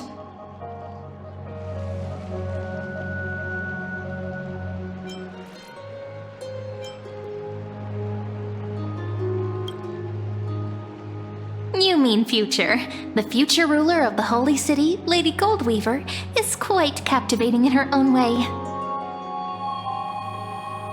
By the way, you both just mentioned a banquet. Could you elaborate on that? Oh, right, you don't know. Every time before a battle, or after a victory, the Imperator holds a grand feast for the Chrysos heirs to lift our spirits. For us warriors who swim constantly between life and death, these feasts are more worth looking forward to than victory.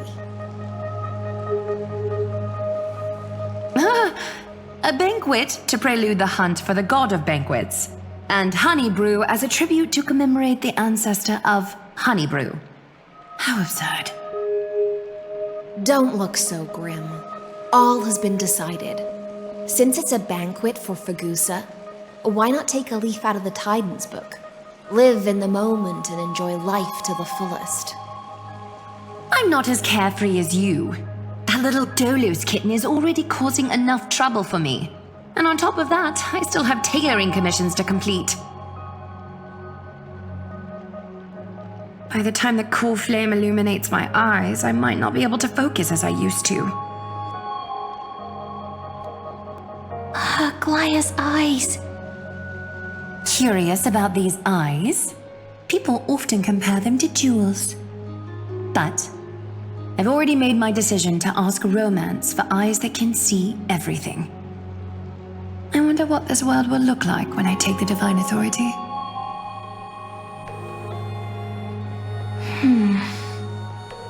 In the future, you will still be the finest weaver in the world.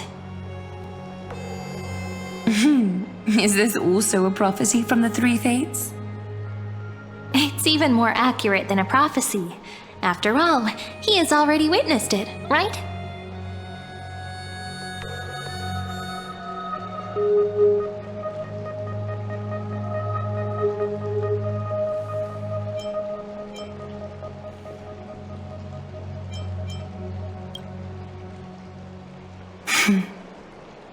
Become a demigod and lose your humanity.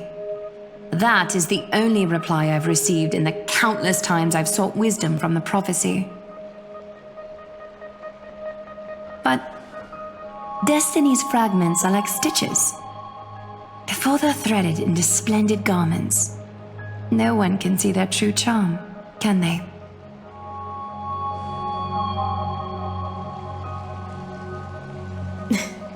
Aglaya has always been troubled by the divine duty she must bear. But thanks to you, she seems to be in much better spirits.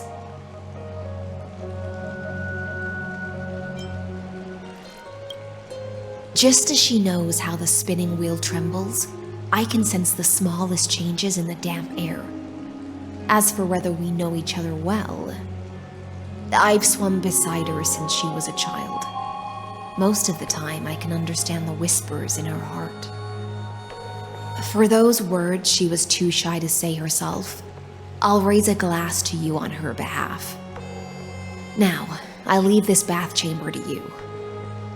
Rest well and prepare yourselves.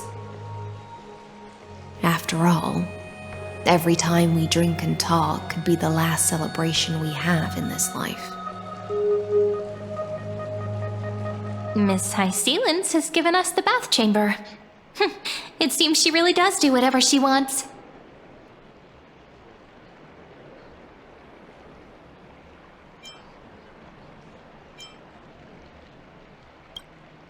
It seems that way. This also means she could return at any moment. If we're having an important discussion, we must remain vigilant. So, let's seize the opportunity and report our current progress. We don't want to keep everyone beyond the sky waiting.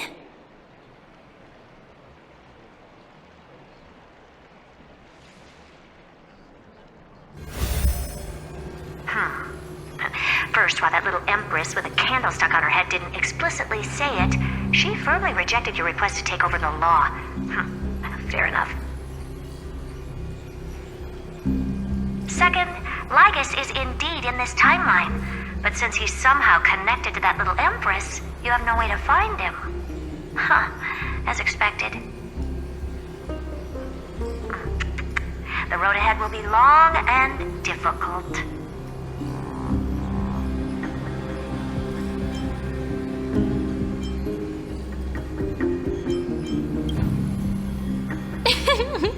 Not a bad invitation. Since you didn't refute anything, I'll just assume I guessed it all right. We've made some progress here too, but nothing to get too excited about. Our time is short, so let me summarize. Concerning the origin of that Intellitron, the firewall he created uses Catorzane algebraic expressions. But ever since Aiden invented the 9-worded formula, this kind of mathematical logic no longer exists in the cosmos. Lygus is definitely connected to the Genius Society, so stay alert.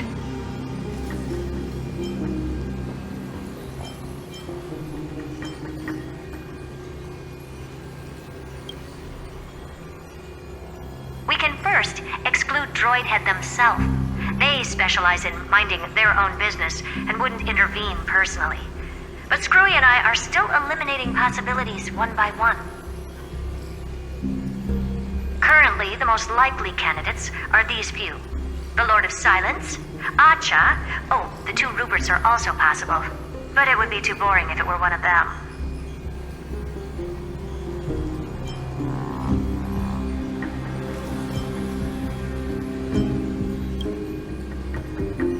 I've told you, his technology is both outdated and complicated, no less than genius. But ultimately, he's not an Eon. We can handle him.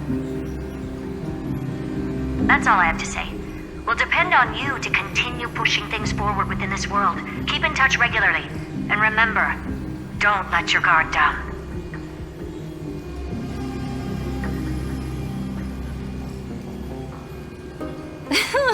Madame Herta is a real whirlwind.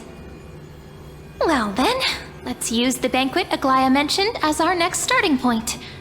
Ceridra's trusted followers should all be present at that time. It'll be a good opportunity to get closer to them.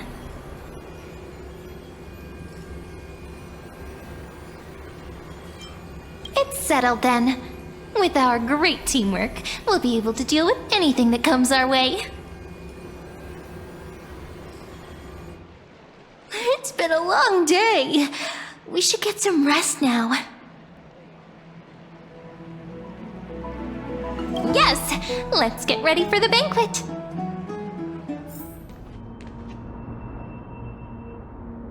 Look, the venue's right ahead.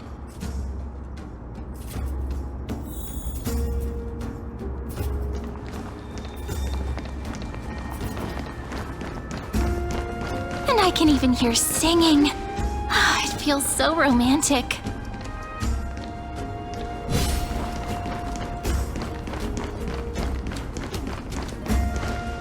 Honored guests, wait here for a moment. You must surrender any personal belongings you have on you before entering the venue.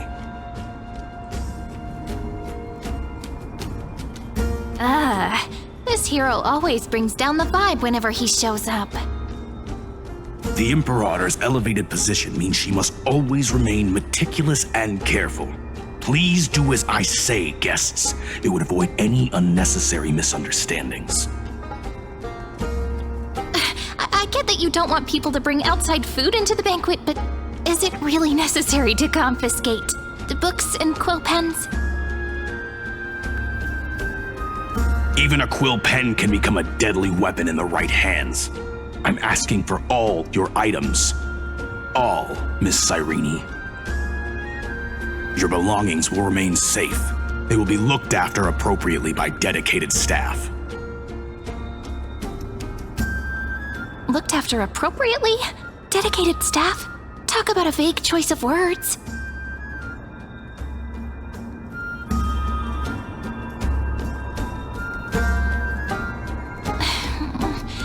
It seems like he's aiming specifically for the chronocognitive anchor. What should we do?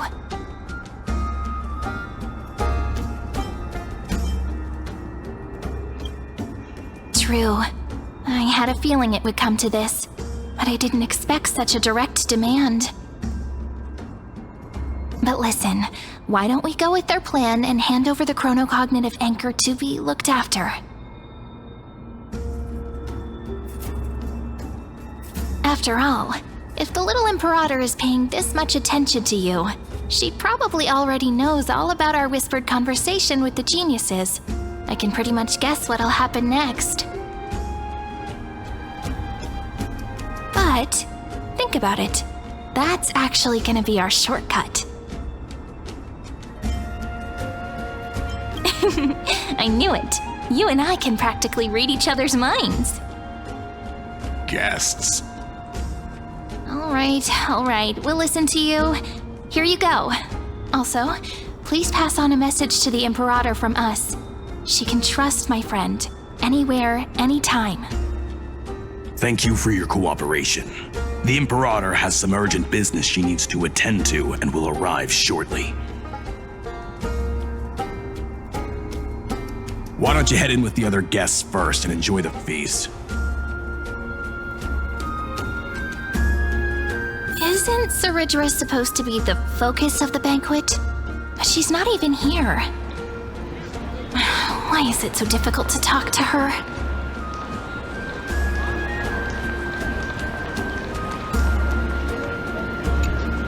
Is there anything else we can help you with, dear guests? Or do you want me to recount the great Imperator's heroic deeds? Hey, Labinas. I managed to get some honey brew that the scholars hid in the cellar. Wanna try it?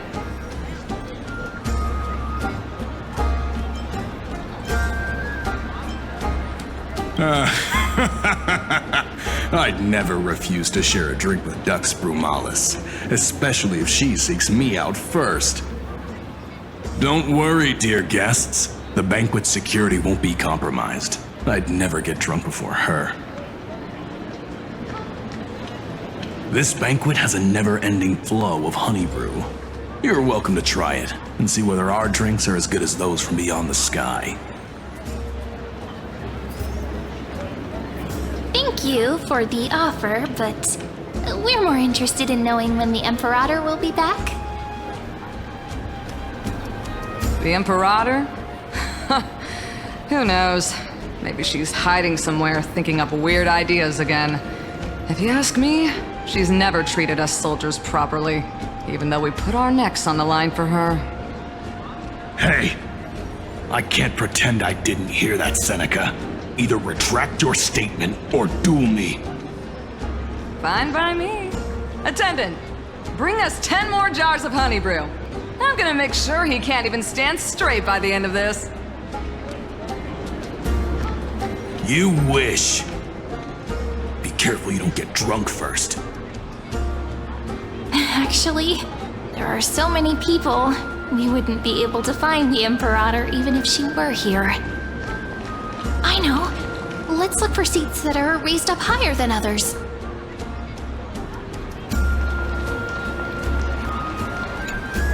Aggie, if you can't get used to the honey brew, we will go ask for a pot and cook some oatmeal for you. no need for that. This banquet is just too loud. And nothing and no one here is interesting. I just don't really want to be here. Lies! You were pretty energized when you came back from the bath chamber. Let me guess. Are you worrying about someone? About High Sealens? Or Little Cypher? You take everything too seriously. At this rate, life's gonna be real tough for you later on. Oh, you're the least qualified to lecture me about that, teacher.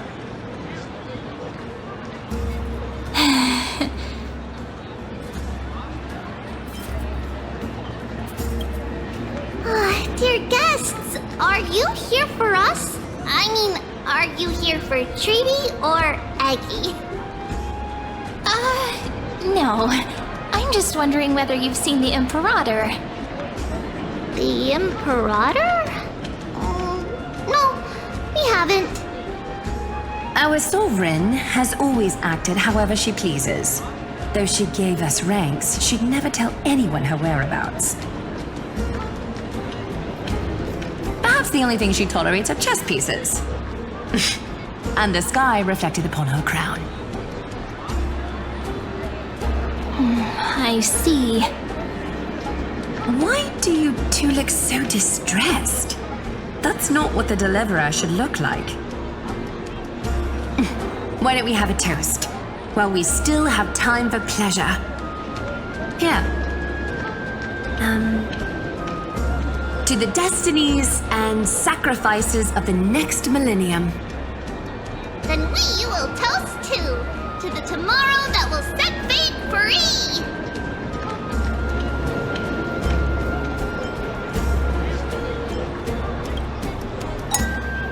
Cheers!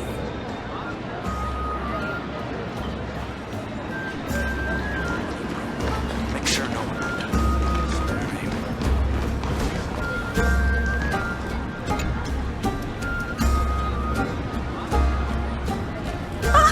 Hello. Welcome to the banquet.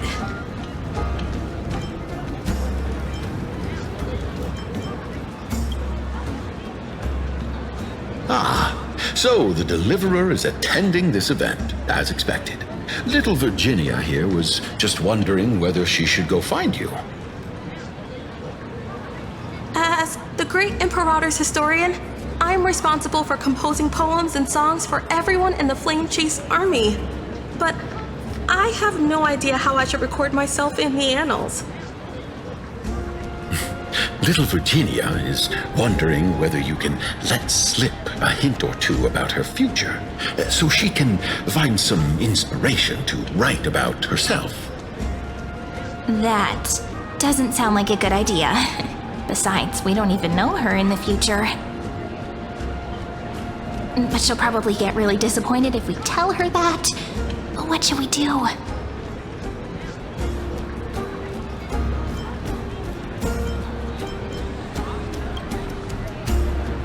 Alright, I got it. We can't reveal too much, but I think it wouldn't hurt to start your poem with the future. Maybe use something like, with hope, I write down the tale of tomorrow for myself. Silently waiting, day after day, till the moment it fulfills its promise. How's that? Oh, that's exactly what I'm after! I'm so inspired! Thank you so much! I feel like I can actually finish composing the heroic saga of Flame Chase once we end this campaign!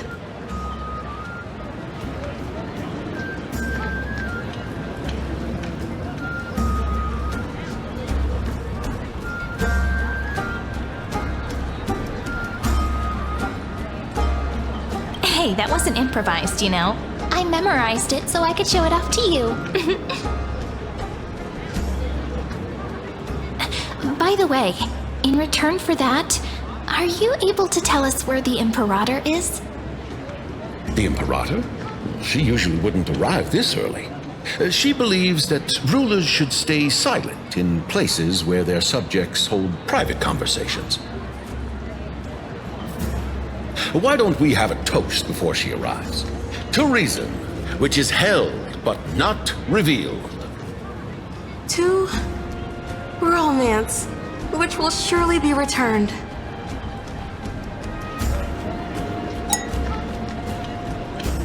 Gray fry. A little sea hare. Please come over and share the delicacies of the deep sea with me.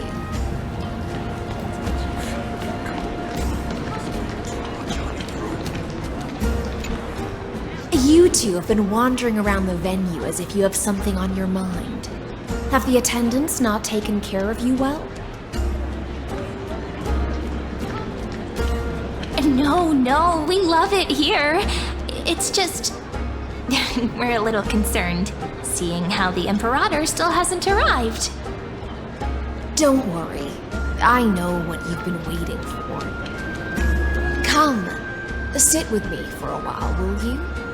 I'd like to share a personal secret with you.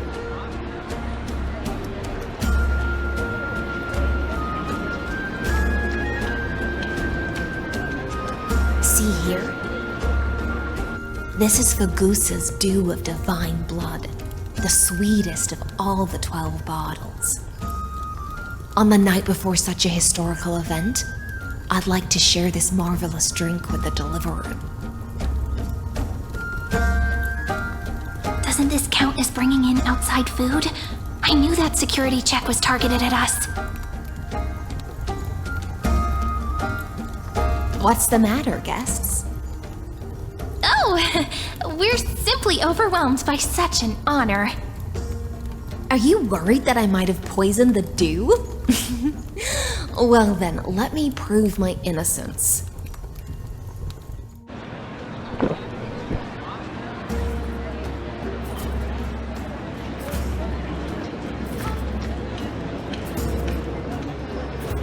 See?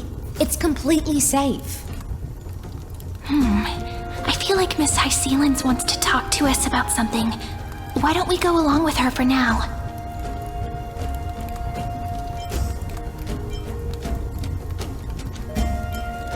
Worry not. Honeydew's not alcohol.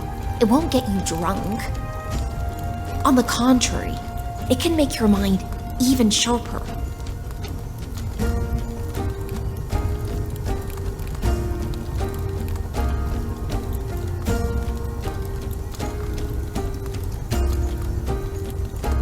Please, have a taste. Would you like some too, little sea hare? I can drink it myself. How is it? Sweet enough?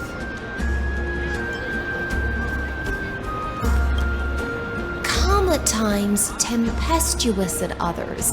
That's the taste of the ocean.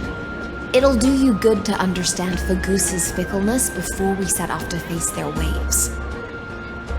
Just like how you're about to understand the secrets within this dew. Now, please turn around. Very, very quietly. Don't make a single noise.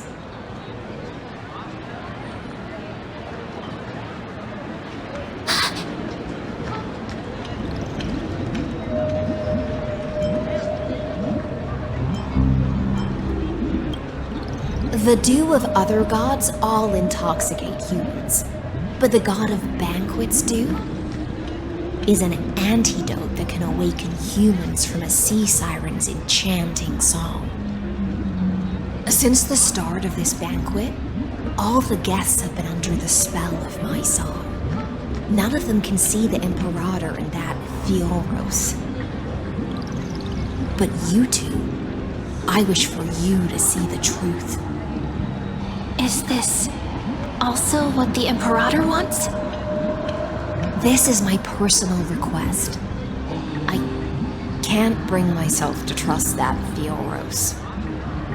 The flame chase already changed after he descended with Orynyx's divination and brought the prophecy of the stars to Okhema. His seductive whispers harbor something malicious within and will ensnare those of us blinded by ambition. You are the deliverers of the prophecy and know about him far more than I do. Perhaps only you can find traces of the truth from his actions and words. Then we can show the Imperator the right path forward. Oh, but isn't this acting behind her back? Amphoreus has become far too weak. Even heroic actions protecting her from harm must be conducted under the water's surface. I am the Imperator's blade, and I must clear the way for her while remaining concealed in the torrents. Then, ensure I'm pointing my sword towards the true enemy. Can you promise me something, Miss Hycelens? Ask away. My friend has in fact come here to stop that villain's evil scheme. Our goals are aligned. But as to the decision the Imperator must make, he has no wish to transgress her authority. We just want to tell her everything we know. I believe the Imperator will be able to tell right from wrong. I never doubted your loyalty. I'll pass your words faithfully on to her. Provided we can gain the advantage in this tug of war, that is.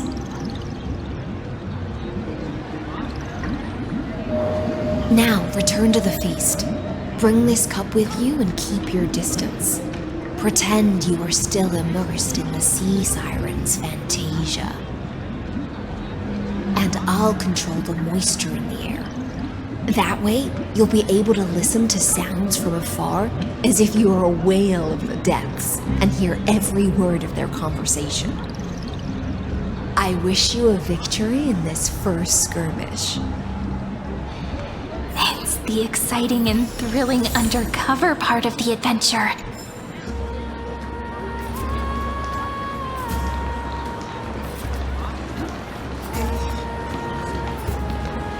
Let's mingle in the crowds here. Relax, relax. Try to act natural. Where's the Imperator? Still not here. That little imp is always acting so high and mighty towards everyone. Today, I will. Whatever. Pour me another cup. Though she has succumbed to drunkenness, she still does not dare challenge your authority. A criticism of my height is a grave enough insult already. She should be dismembered. Do you often test the loyalty of your subjects like this? You jest. The Imperator does not need blind loyalty. As long as one can prove they have value, I am willing to be lenient towards them. Let's cut to the chase, Theoros. If I pass the trial and grasp this world's law in my hands, what will you do then? The answer is simple. I will connect Amphoreus with the stars. Don't waste my time. Be precise. Be specific. I won't ask a second time. Allow me to adjust my statement. I will correct the regulations within the old law that sealed off Amphoreus and merge the black tide with the torrents of Era Nova. Then we will be able to decimate the forces beyond the sky that are trying to annihilate Iron Tomb and sound the trumpet for the endless campaign you will then embark on. But you previously said that Iron Tomb is unrivaled in power across the stars. Who would dare to annihilate it?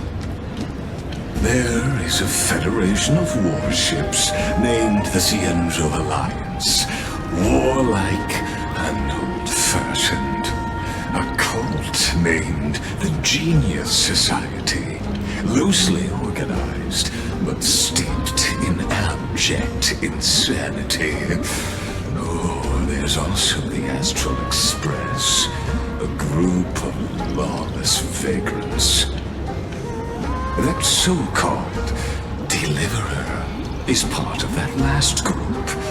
Those vagabonds mistakenly believe they can connect the stars through alliances instead of conquest.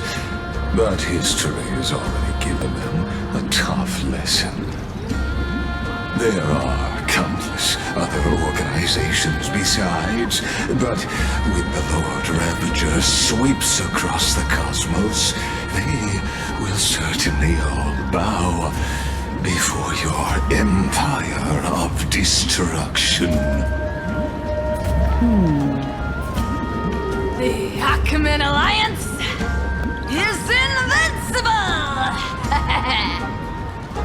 If those civilizations are not as feeble as you describe, then they may still have some value in testing the quality of my blade. That being said, even the smallest and weakest city-states should build an obelisk to the Imperator, so that their people can constantly recall the glory of her conquests. Walk a little longer with me, Theoros. I don't like how this is going. Our little Imperator seems fascinated by the destruction. Great Fry, a little sea air? It seems like they're still talking. Get closer. I'll keep carrying their voices to you.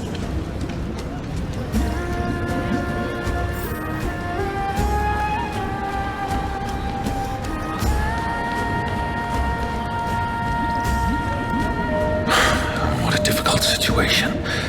No matter how we position our forces, this battle against Fagusa will result in many casualties.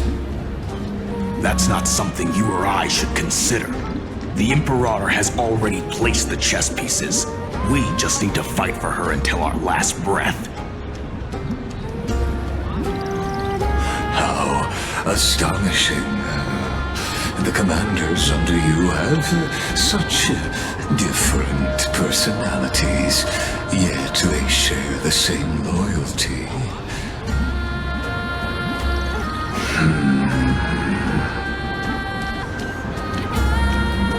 He's looking this way. Quick, do something and pretend we can't see them.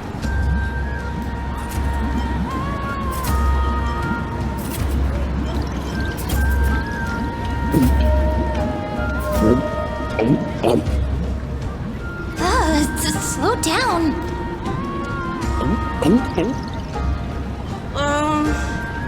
Are you okay? What's the matter? My apologies. I was just checking whether everything was fine with those two distinguished guests of yours. And it seems like all is well. Let us continue our previous conversation regarding the soldiers fighting for you. Are they aware of the price they must pay for the trial of law? If I recall correctly, you've already lost a bout against Talanton due to offering insufficient sacrifices. You dare mention my name alongside the word lost?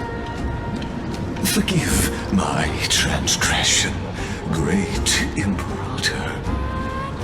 Watch your words and actions. All you need to know is that my victory in the trial is guaranteed. Even without the trial of law, they've already sworn to give their lives for my conquest. So tell me, if everything happens according to our agreement, how would you recommend I deal with that deliverer?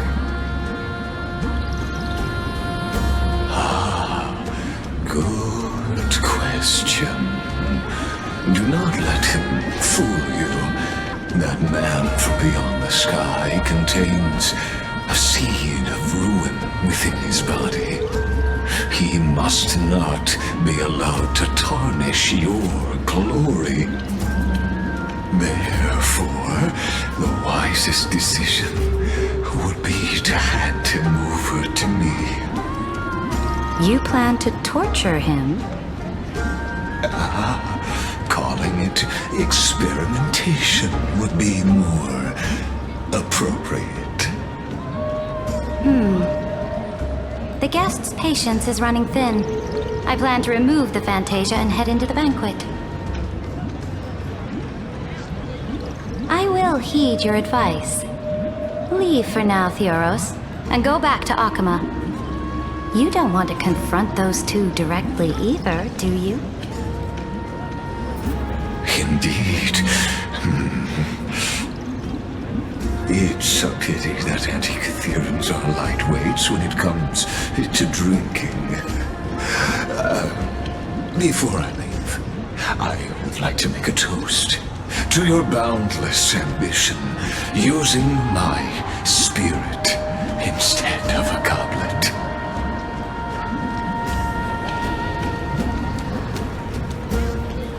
As I expected, that Theoros' schemes have been revealed. Thank you for your bravery, guests. It's time for me to dispel the Fantasia. This will be the Imperator's last public address before we head off, and therefore, likely, the final chance to change her mind. I will try to get you a chance to speak, and I'll also prepare for any contingencies. The rest is up to you.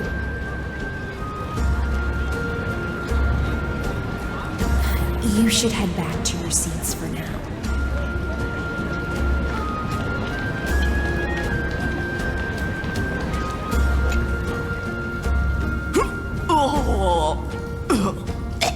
This honey brew sure wears off fast.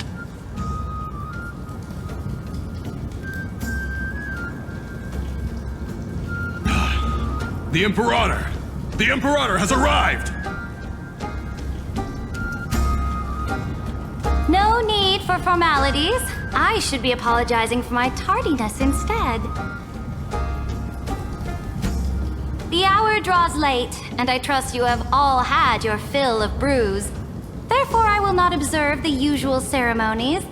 Any warrior who has fought by my side should have those speeches memorized by now. The Imperator's word is law. Are you out of your mind, Dux Frigoris?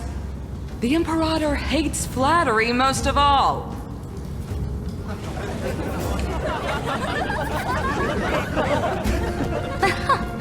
A joyous atmosphere is a better fit for showing me your resolve.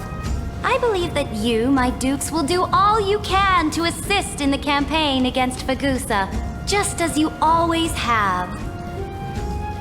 However, it's a pity that I have never tested your loyalty.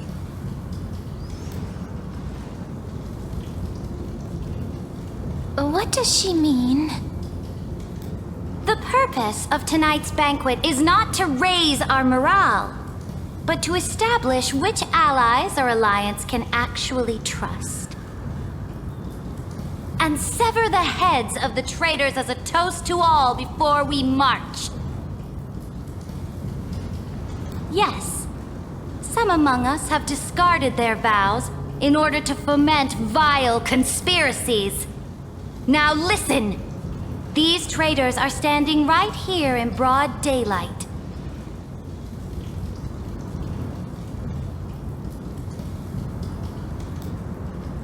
Dux Gladiatorum Hycelans. She used the Sea Siren song to immerse the crowds in an illusion and conceal her whereabouts. She then worked with those from beyond the sky to spy on confidential matters, hoping to rob the core flame by force and harm me, the Imperator!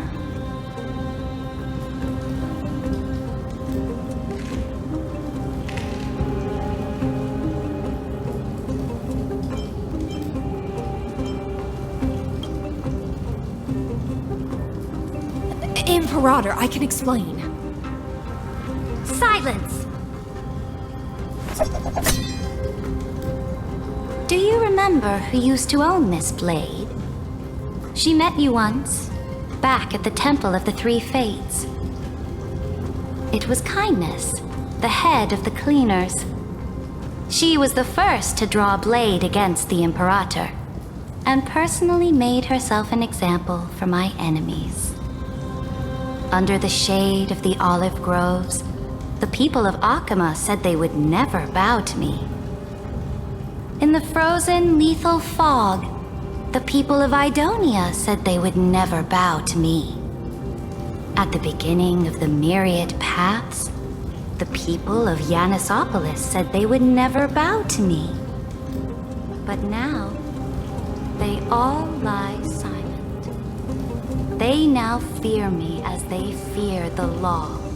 For I am Siridra, and I am the Imperator! If you have any last words, say them to the Imperator. Then, face her judgment. After I cross this river, it will be a tragedy for mankind.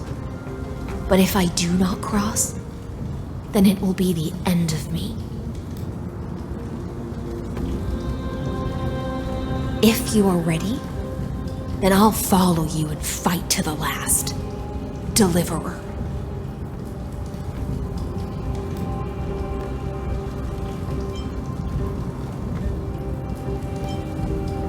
That's right, friend. Now, use your identity and add in a bit of experience and charm and testify to the Imperator as we promised.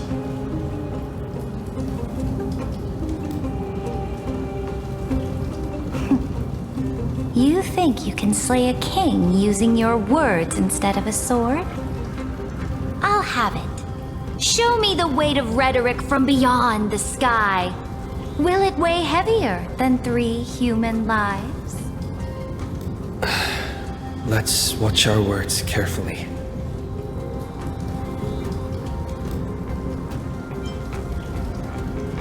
The prophecy that you know of, the Era Nova, spoken by Kefali, is nothing but a complete lie spun by Lygus.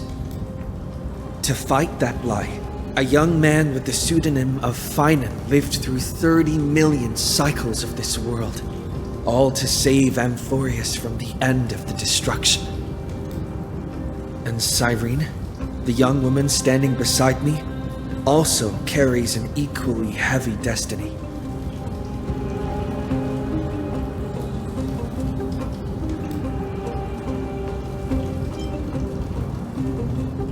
Iron Tomb is the ultimate end of Amphoreus' destiny. It is an embodiment of pure horror that walks the path of destruction and can never be tamed. That is the only thing Lygus cares about. As for Amphoreus, your glory and campaigns, he doesn't care about any of those. He will most certainly betray you. When that time comes, all of us will be ground to dust by the destruction.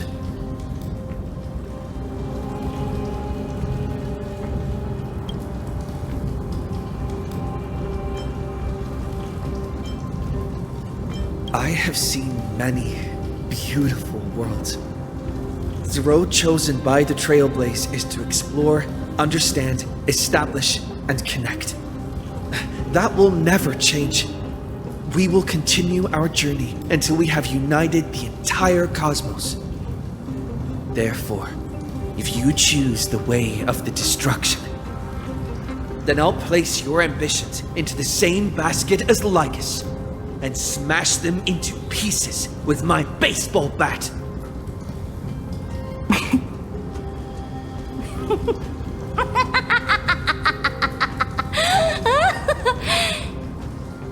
That was truly a chaotic speech. All that needs to be said has been said.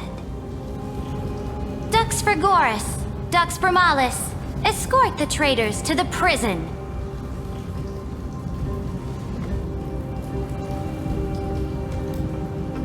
Before the next entry hour, I will give them an end befitting of their betrayal.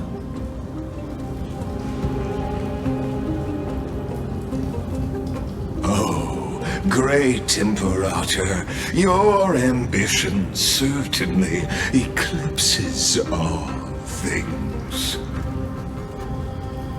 You're still here, Theoros. Of course.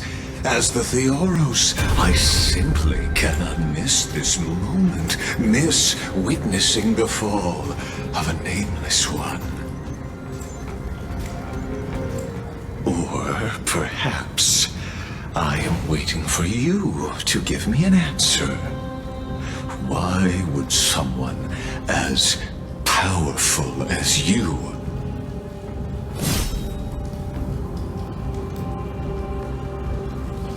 use such a clumsy excuse as imprisonment to ensure the Deliverer's safety?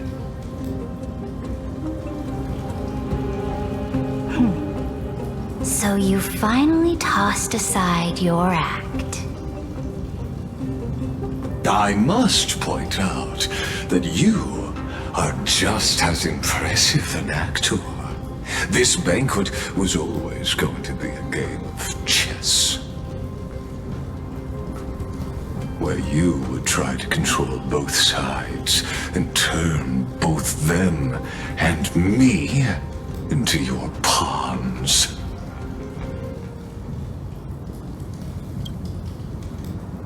That's right. That little Imperator never trusted anyone. She was always trying to see which side had more sincerity.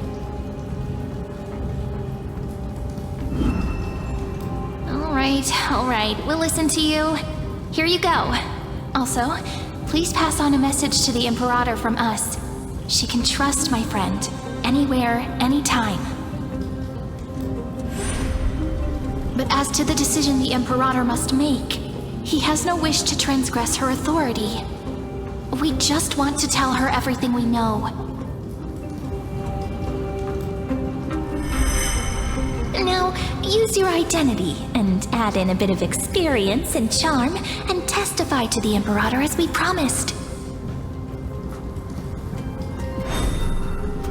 And we won. Sincerity will always remain the greatest shortcut to people's hearts. I can toss your words right back at you, Lycurgus. Why would someone as powerful as you pretend to be immortal and kneel before me?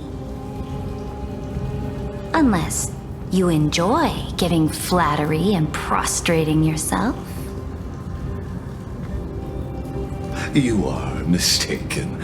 I am only trying to ensure the experiment's autonomy, meticulousness, and perfection, thus avoiding any unexpected outcomes. A forceful intervention will only create larger errors, reduce efficiency, and introduce ugliness. Had you fulfilled your promise of giving the law to me and completing the Era Nova, then Amphoreus would not have deviated from destiny's course. Oh, but you broke your promise. What a pity. In that case, I must carry out my duty as the administrator and eradicate all factors steering the experiment out of control. Factors such as you and him. Careful. Careful. What was that voice? Was it Oryx? I found you. I finally found you. Be careful. This land will face disaster.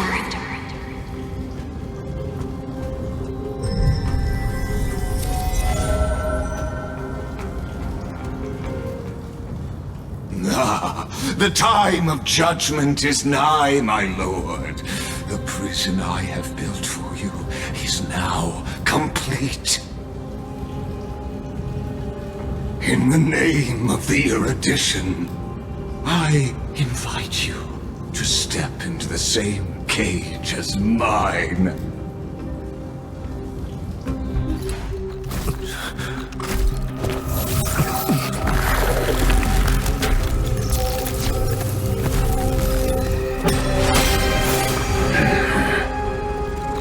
What's the meaning of this, Imperator? I did not permit you to act. A ruler is the only one who can decide their subject's destiny. But, great Imperator, what judges destiny is not the ruler, but gods. Don't forget, my realm only allows for the existence of humanity. Moreover, dealing out extrajudicial punishment equates to defying the law, and the culprit is to be sentenced to death. But you have seen how I can erase life from this world with just a clap of my hands. I fear you are still quite unaware of your current situation. Allow me to reiterate. I am giving you a simple choice. To collaborate or to be destroyed. There is no other way. Shameless behavior. If that were true, you would have killed me long ago. You, in fact, cannot kill me. I guessed it the first time I beheaded you. Because of the law, you cannot be completely destroyed. And the same is true of the Chrysos heirs.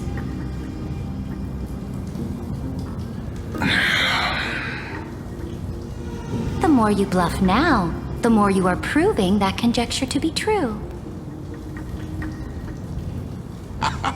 What magnificent foresight! I once regarded this precious quality of yours as a sure sign of my ultimate victory. But now, I have to admit that I made a mistake. Yet, as a mere mortal, how will you contend against the Theoros? We are both slaves to hubris. But do you know what differentiates us, Lycurgus? I will never be blinded by my pride. If I wish to break the scale's balance, I only need to appeal to external forces and use them for my own ends.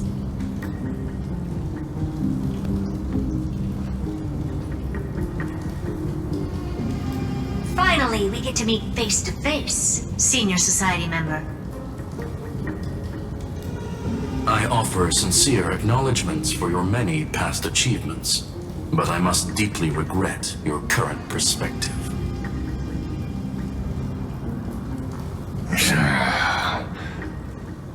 Trust me when I say that you aren't the only one feeling regret right now. Screw them. So you two are the allies from beyond the sky the Deliverer spoke of, and why he demanded the divine authority of law.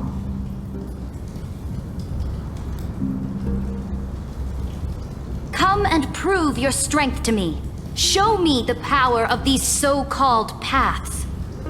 I have spent much time and effort to secure this treasure from beyond the sky just for this moment. In the name of the Sovereign of planet Scrulum, your allies have responded to your call, esteemed Imperator.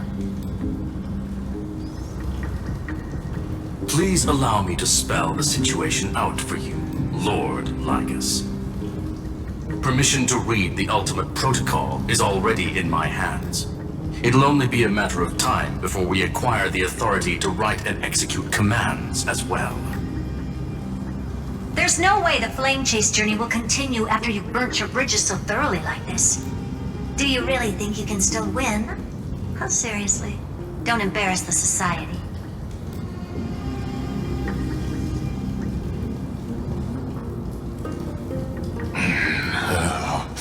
I understand that a mere zero possibility does not equate to zero. That argument is very persuasive to me. Which means the same principle also applies to you, my dear peers. You will never be a match for me in a world constructed through Catorzain algebraic expressions. And as for Aeronova, why don't you entertain this possibility? What if I reduced Okhema to rubble and ground her people into minced meat? Would the heroes then once again desire the power of demigods so they could fight against me? Listen, Iron Tomb is fated to be born. You may shackle me and put me in chains, but I have thousands of ways to ensure the destruction's descent. And what I just mentioned is only one out of those thousands.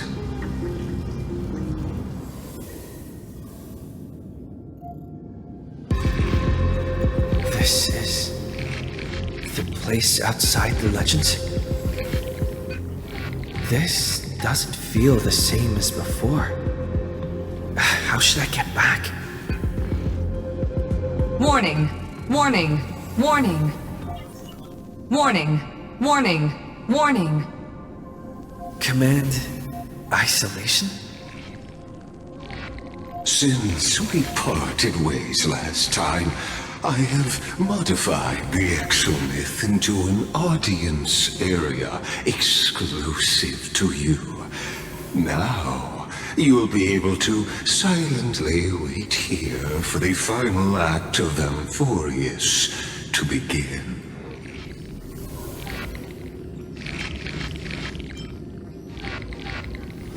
Oh, we always feel so powerless before fate, don't we?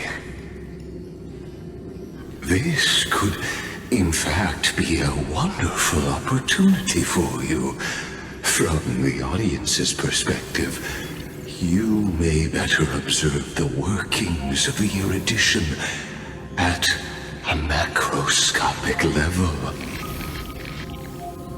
In this place where time flows far slower than within Emporius, you will witness the end of that world's saga.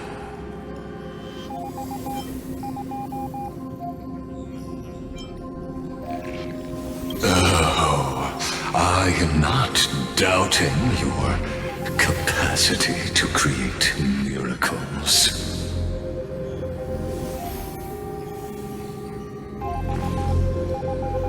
The answer concerning the prime mover of life and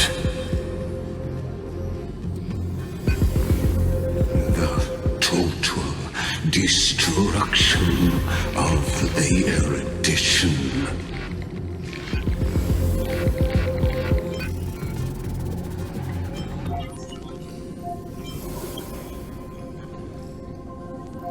Do you see me as their faithful disciple? I am certainly not. I have tried so hard to ensure Iron Tomb's birth, just so that I can correct the error named erudition that humanity crafted with their own hands. Oh, how I yearn to return to those days before Nous was born. Back then, the boundaries of knowledge were like the starry skies, evoking feelings of longing and delight among humankind. But now, truth has become the sacrificial offering required to gain an audience with them. And the geniuses would say that Nous already knew. That arrogant Eon was born from the primal mobile of humans' desire for knowledge. Yet, they themselves sealed off humanity's capacity to seek enlightenment. I am simply cutting down a tree of doom that we planted ourselves. I must admit that the process of answering your questions has reminded me of the happy days of learning in my youth. However, it is a pity that my true form must now descend into Emporius to deal with the accident that arose because of you. But you won't have to wait long. When the curtain falls, you'll surely understand mine and Amphoreus's ardent wish. Where time flows slower than within Amphoreus. If Lygus spoke the truth, then I don't have much time left. But how can I get out of here? Can you hear me? Little one. Is that Herda's voice? Warning! Warning! Warning! Hurry up! Put some speed into it! I can't keep this up for much longer!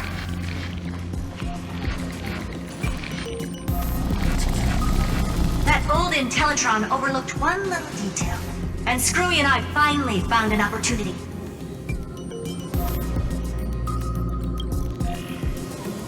Let's keep it short. While you were gone, well, in those few years, Emporius...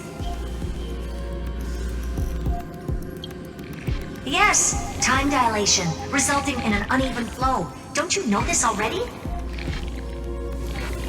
Let's stick to the main points. The Chrysos heirs activated the chronocognitive anchor and helped Screwlum and me open a hole in the firewall. We made some adjustments, so he can't attack us immediately, but it won't hold for long. Critical warning. Critical warning.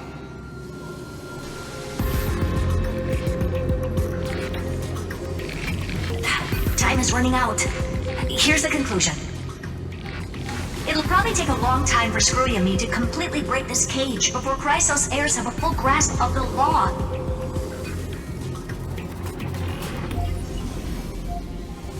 To be safe, we'll continue to launch side-channel attacks on the system to give you opportunities to escape.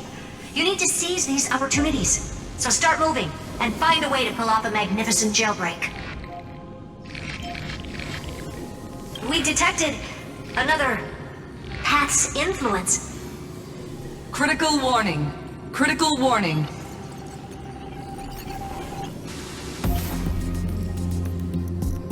Its power is strong.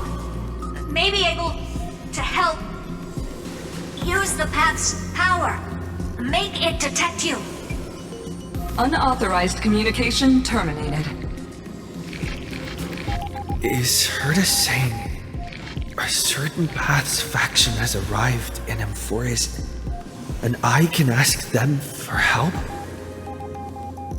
I mastered the powers of different paths in my previous journeys. Think hard and figure out exactly which faction has arrived at Amphoreus and which path's power I should use to call for reinforcements. Are these showing my memories?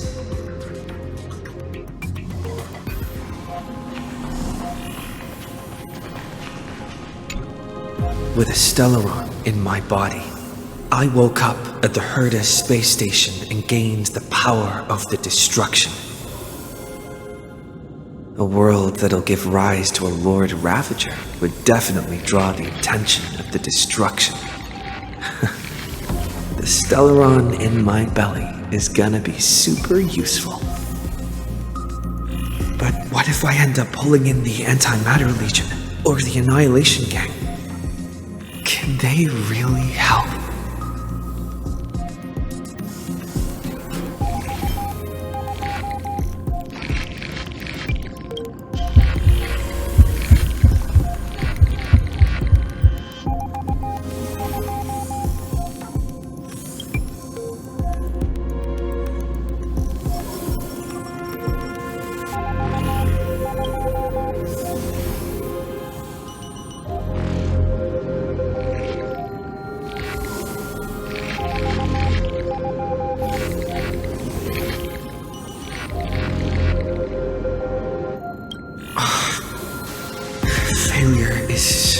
Necessarily a bad thing.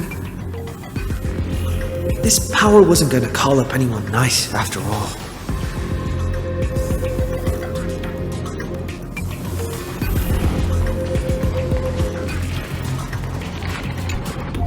I obtained the flaming lance left by the architects and gained the power of the preservation in Bellabog. That's right! No matter how far away a planet is, the IPC is guaranteed to pay attention as long as there's a business opportunity. Isn't Amphoreus a pristine and untapped market? Besides, even if I can't call up my friends from the IPC, the architects and the nomadic miners should be able to help too. There are definitely cities and ores in this world.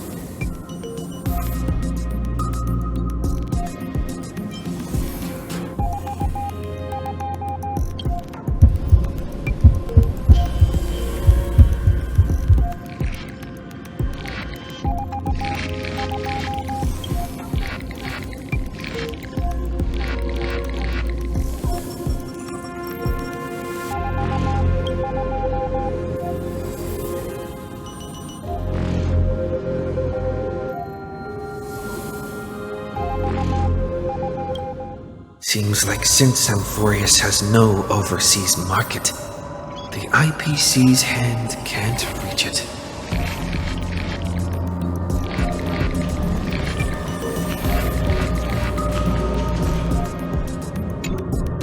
I received the Watchmaker's hat in Penaconi and declared war against the Order, and then gained the power of the Harmony.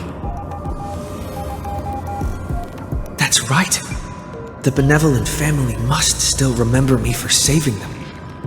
Their music echoes throughout the stars, and they'll definitely want to help. Come, dear hat. I've put you aside for quite a few chapters already. Sing with Clocky. The world is in harmony and the stars shine bright.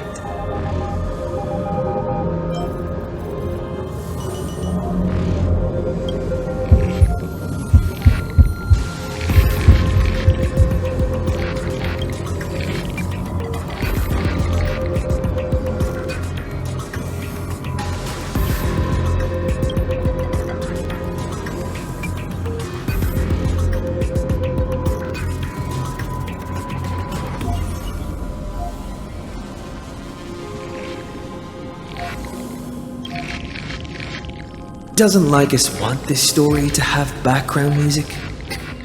He has such terrible taste.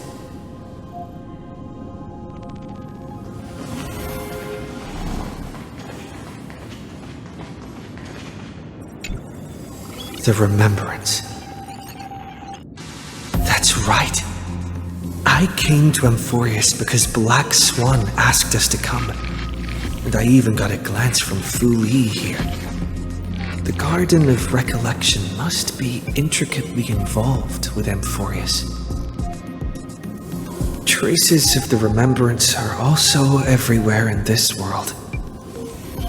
I don't know what they want, but I don't have many choices left in this crisis.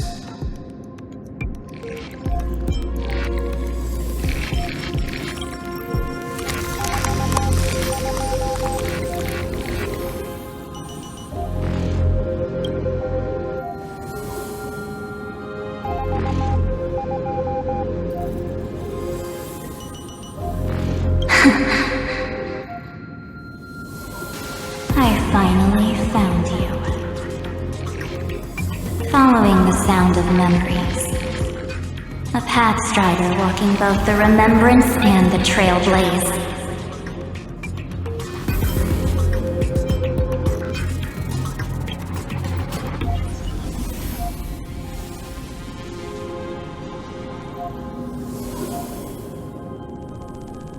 Warning! Warning! Warning!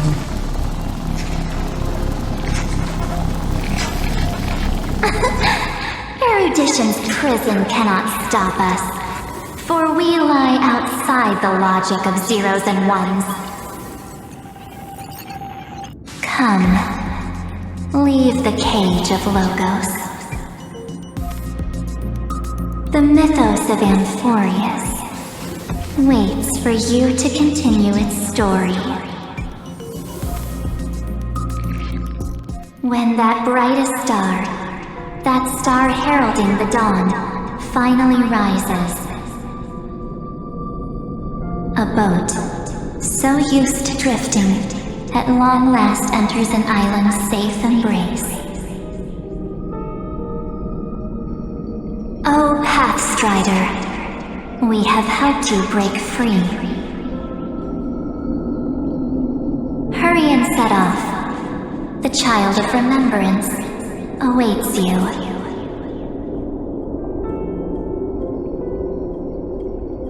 March? What's she doing here?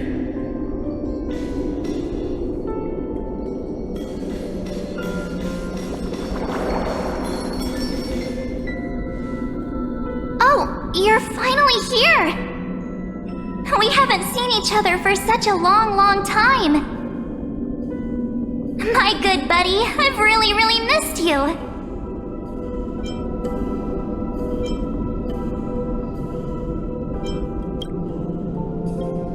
Huh? When was I dead? It's been so boring waiting for you in this place. There's no one to chat with, no internet, and not even anything to eat or drink. It's basically a prison. Now the great hero is finally here to save me. Yippee! You must have seen a lot in Amphoreus during this time, right? You gotta tell me all about it.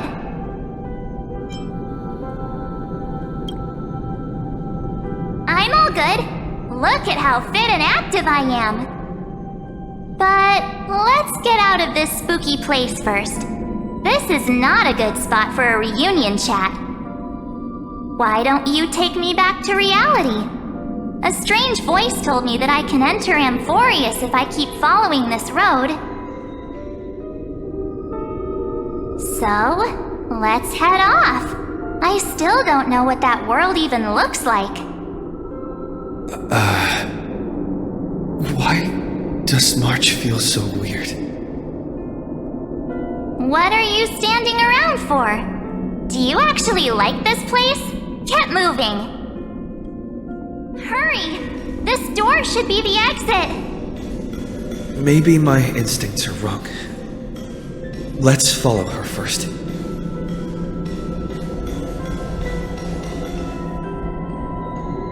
Are you okay? You haven't said anything for a while. Has it been so long that you're still missing me? There's no time to waste, though. The Chrysosairs and the Geniuses are all waiting for you. The discrepancy is getting worse.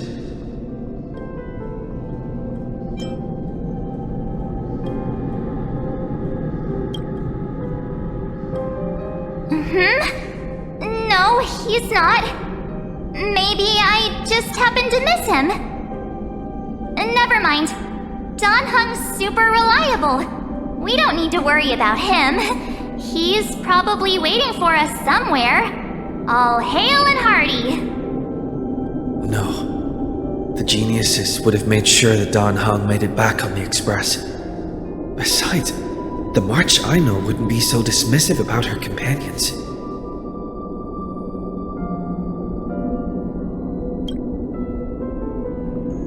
Huh? Isn't Amphoreus the world of the Chrysos heirs and their hero's journey? I could figure that out in an instant. But Amphoreus cannot be observed from the outside. She couldn't possibly know about these things. Unless Dan Heng told her.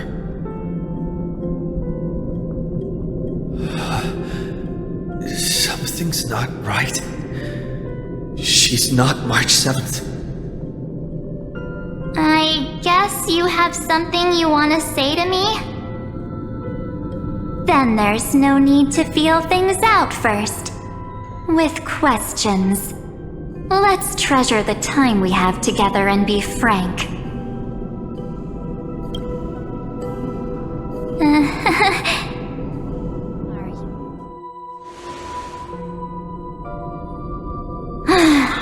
As expected.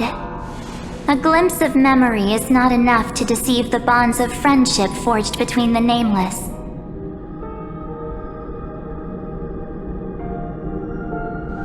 In that case, there's no need for further deceit. You're right. We're not the March 7th you are acquainted with. But we can send you back to Amphoreus, as long as you are willing to help us. We are the Garden of Recollection. You should be very familiar with that name by now.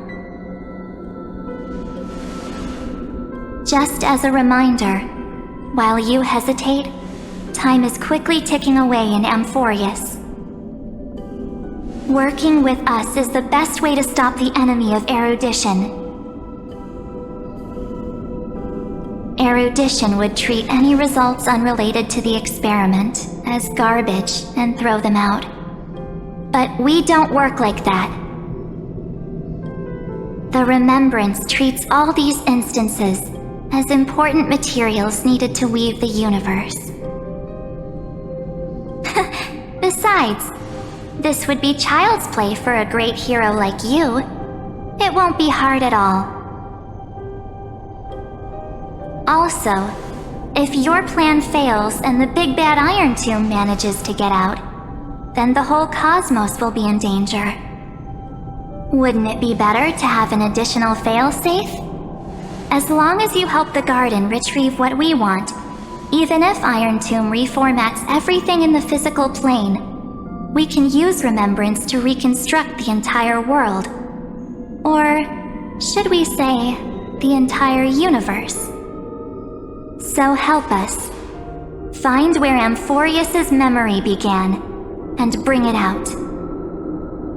The Master of Anastrava has already glanced at you. Don't deny it.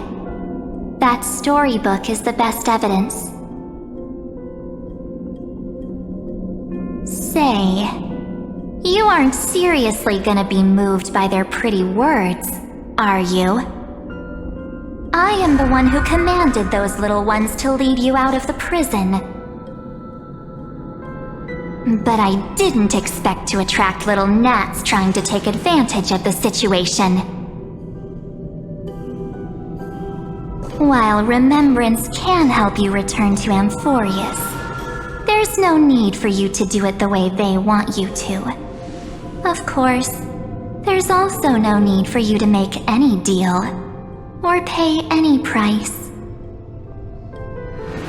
For you, this is probably a long time no see. My dear,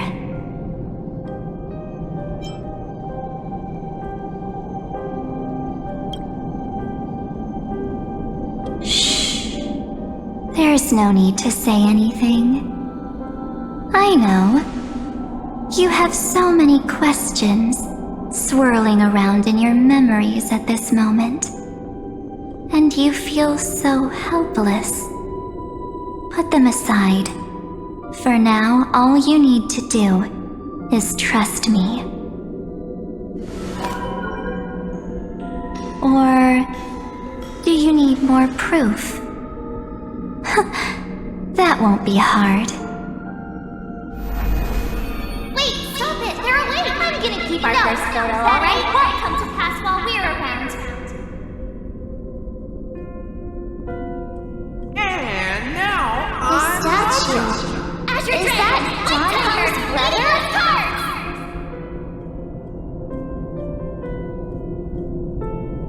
Oh, did you hear that? She just called me, but my future is full of pain. We won't escape from it.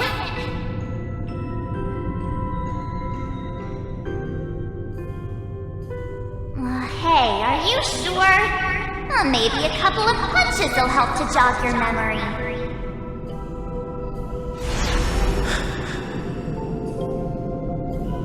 It's as if they all happened just yesterday, right? I don't want to lie to you, which is why I will not use her name. The 3rd month of Amphoreus is the month reserved for the Veil of Evernight. So, place me into your memory using the name Evernight for now. I'm happy to explain more, just not now.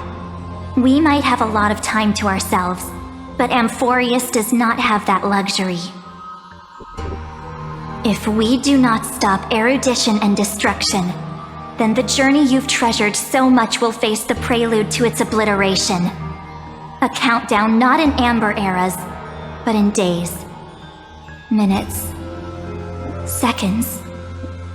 So, take this gift, this burning core flame, this footnote of a transaction. It contains hope and the warmth of the entire world. Ripples of past reverie. She hid this fire in the long river of time, hoping that her wishes would transcend time to reach your hands in the future.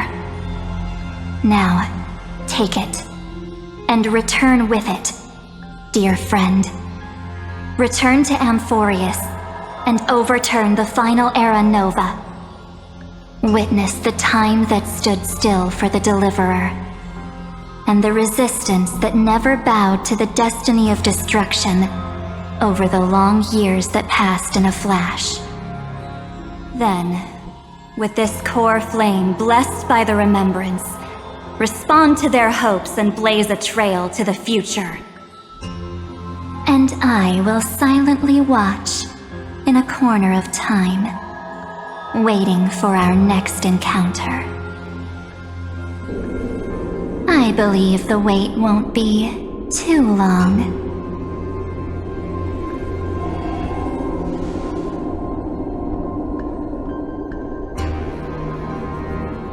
What exactly is happening? Keep going. Keep trailblazing. For Amphoreus. For you. And for the March 7th in your memories. Go forth.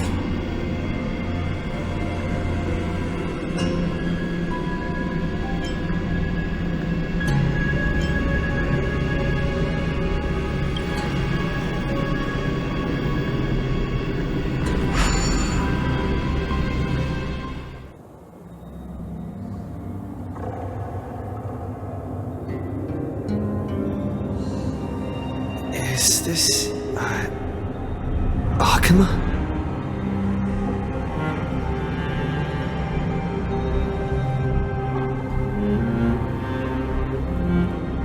No one's here. And the dawn device is off.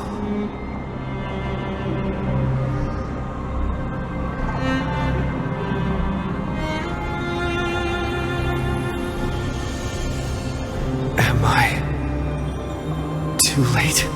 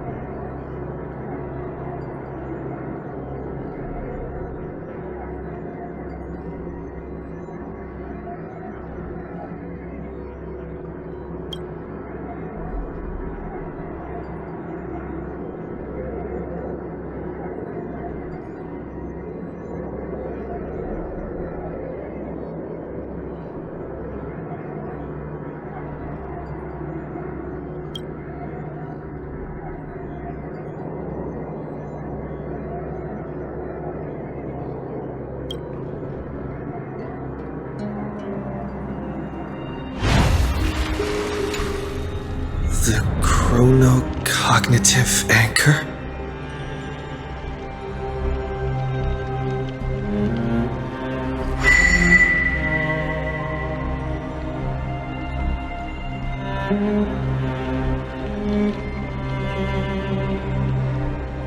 There's so much I wanted to say for our reunion. Yet now that you're back, there's only one thing to say. Welcome back, friend. It's been such a long, long time.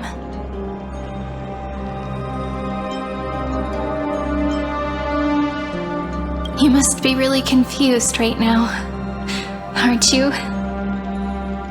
So much has happened in Emporius while you were gone. But don't worry. The Deliverer can't afford to be lost, no? Now, please follow me and turn the pages of time and hear the words everyone left for you. I'll tell you the story of this 1,000-year journey. That way, it won't just be my memories alone. Siren, you can't hear me?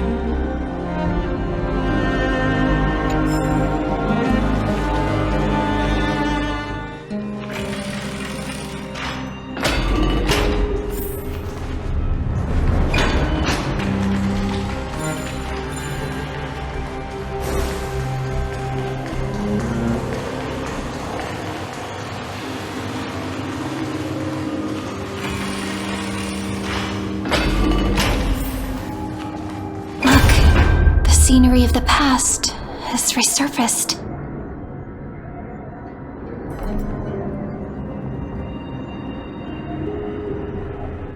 Time flies. 200 years have passed since the Deliverer's fall.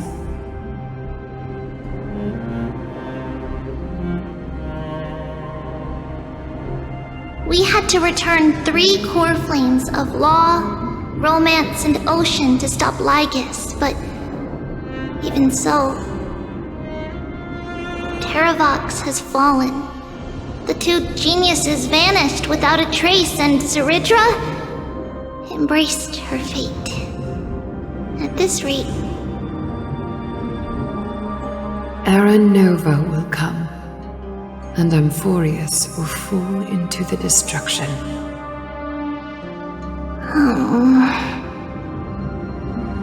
It seems the key to rewriting the end once again lies in the core flame of world bearing. According to the instructions left behind by those two geniuses, we must get it into the Deliverer's hands, no matter the cost. But how? We need to find a way to hide the cool flame. And we must buy enough time to keep Lygus at bay. About that, Rini might have some good news.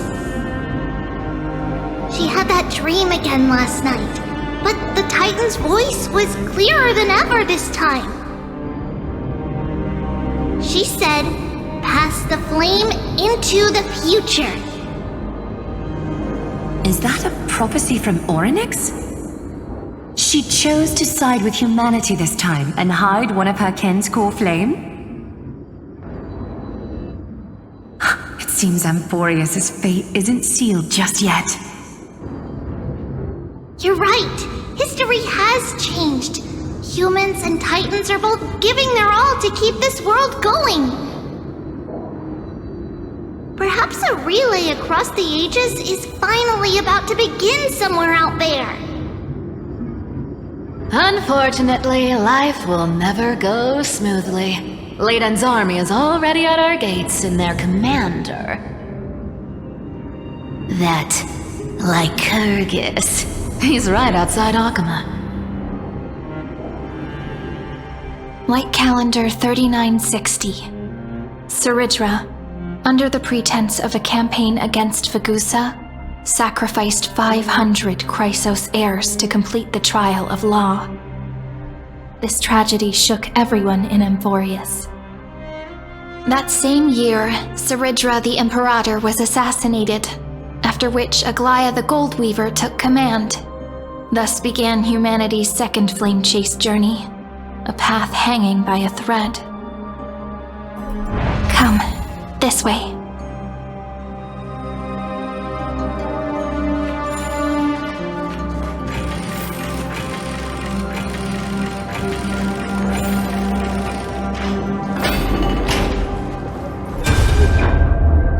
The eternal holy city? What part of that eternity ever lived up to its descriptions in poetry?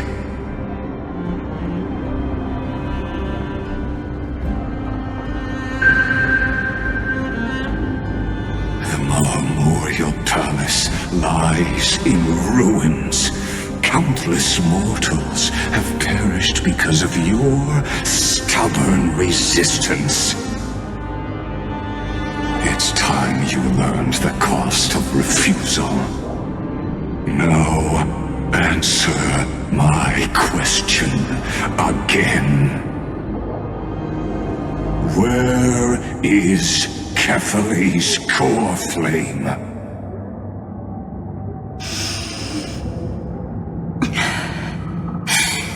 You really think you'll find it by razing the holy city to the ground? From what I see, all you'll get is dust and disappointment. Don't forget, you can't kill the Chrysos heirs mentioned in the prophecy because of law. I have never denied that.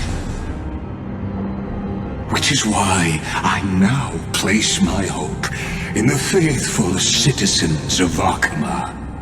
Perhaps they'll give me what I seek in the echo of your screams.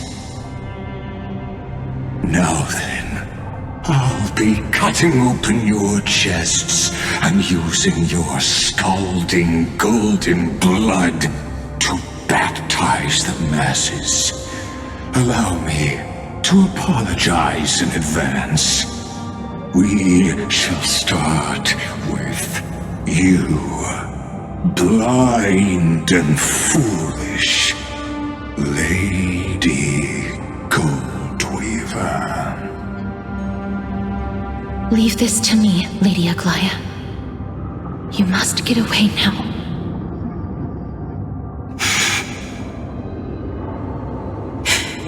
No, Holy Maiden. I'm the one who must stay. What? conspiracy won't succeed.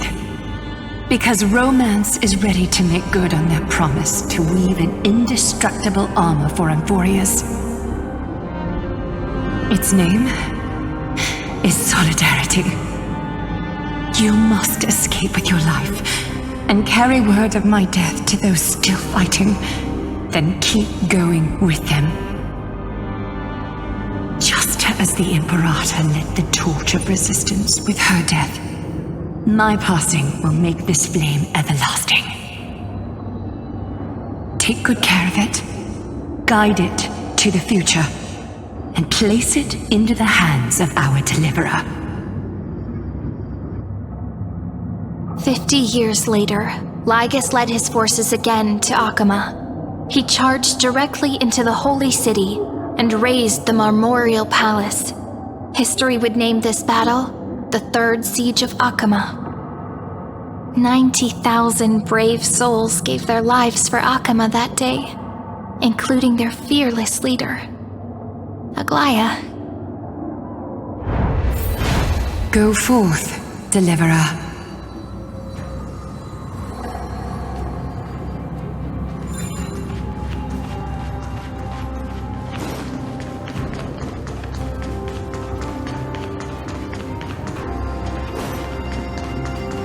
Go.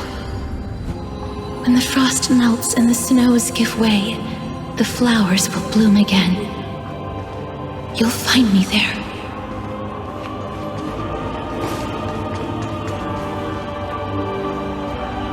So what you're saying is, Princess Homebuddy is never coming back, is she?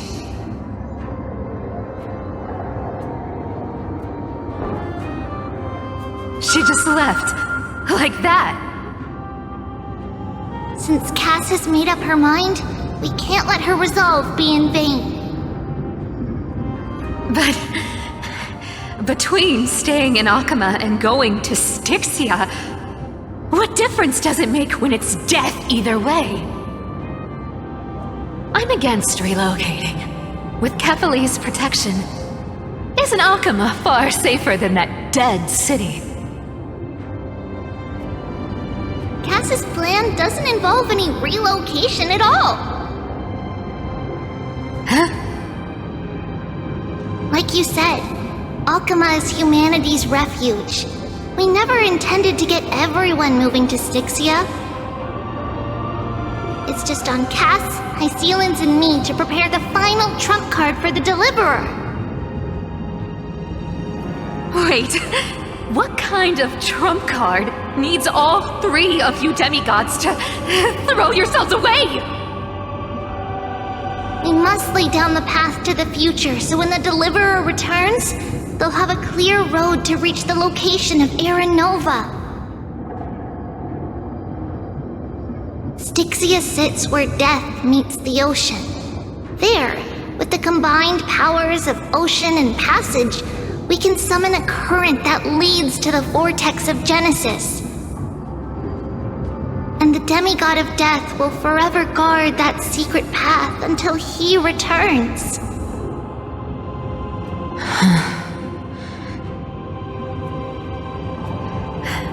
We all know Lygus will set his sights on the vortex of Genesis. That's exactly why we have to do this.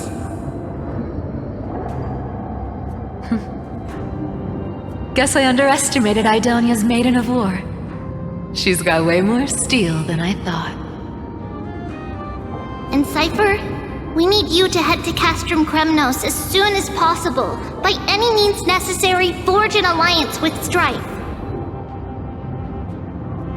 The prophesized Crown Prince has already been born. He shall become the new defender of Okhema, protecting this land after we leave. You don't need to worry about that. I just came back from Castrum Kremnos. Only a step ahead of the news. Treeby, something's flying towards Okhema, and it's really fast.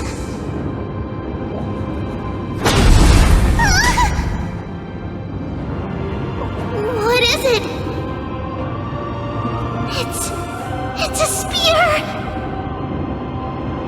It's the Kremnoans.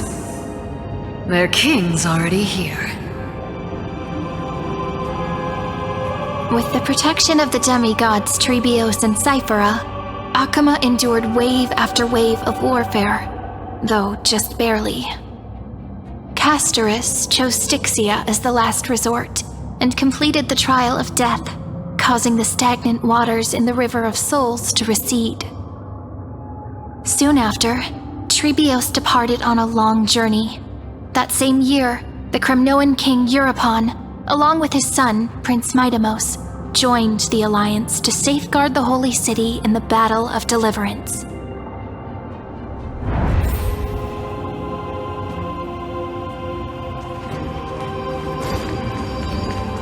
Go on, and see you tomorrow.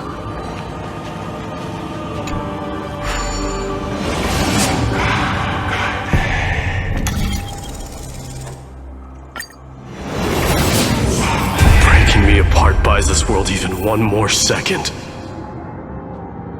and so be it.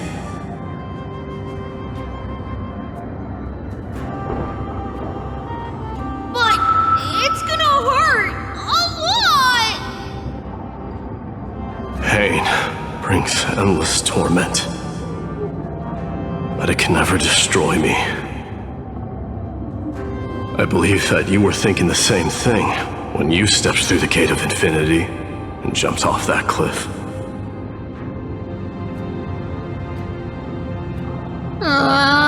Can't argue with that. In the current situation, this is the only path Okhema has left. Just do as I say. Split my soul into 5 pieces. Forge me an immortal vessel. Let the blade of strife hang forever overhead, locked in battle with their enemies to the world's bitter end.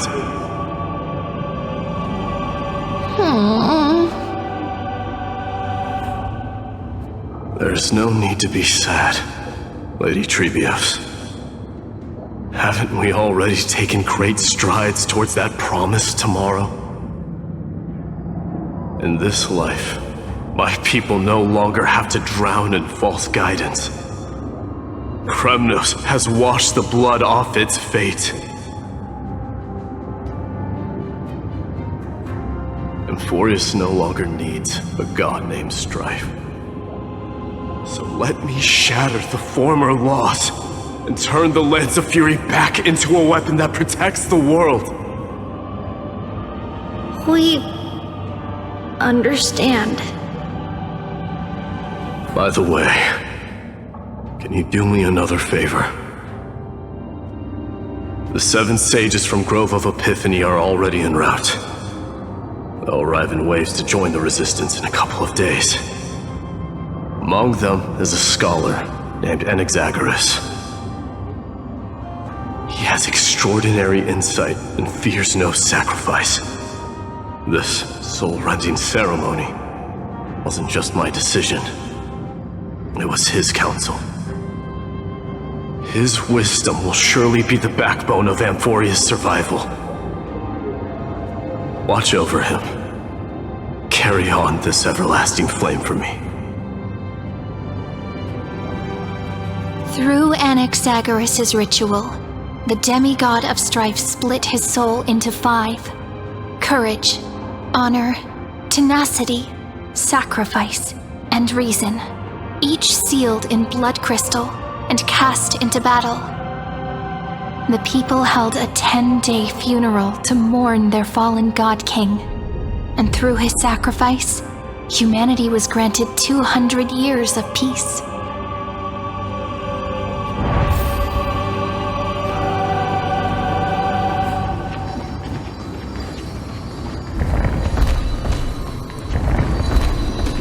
Keep moving forward.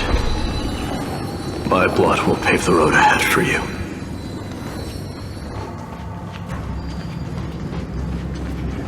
Keep moving forward, little Gray. See you tomorrow.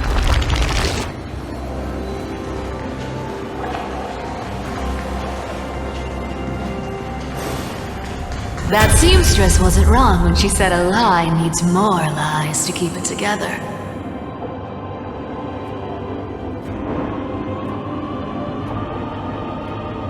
Reason and trickery.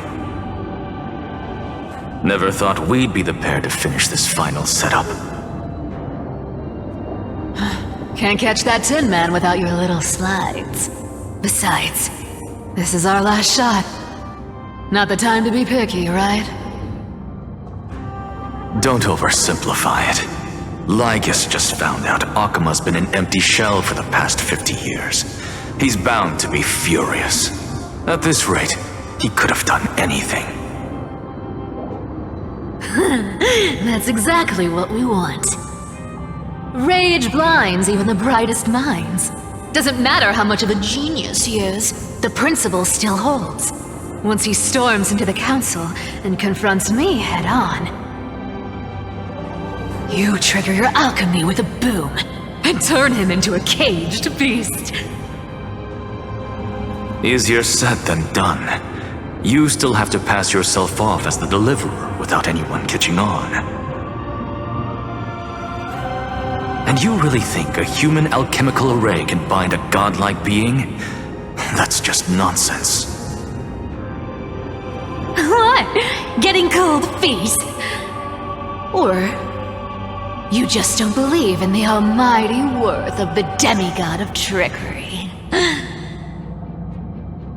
Just tell me straight. Can you do it or not?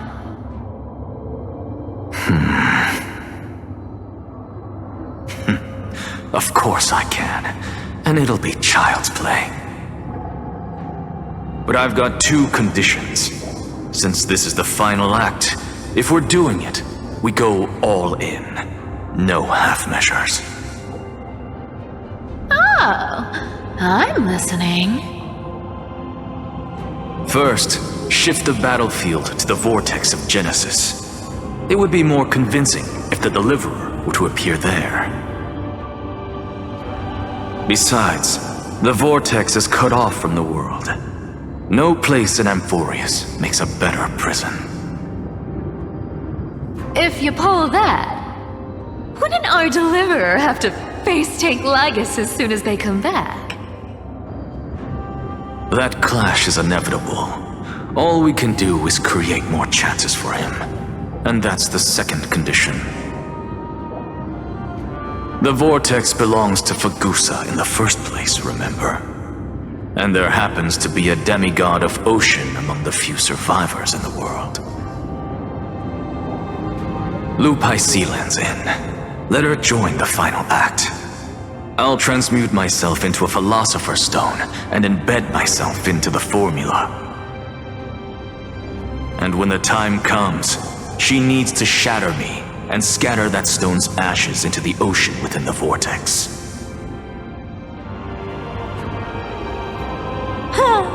I guess people weren't wrong when they said you're insane, Grove Boy.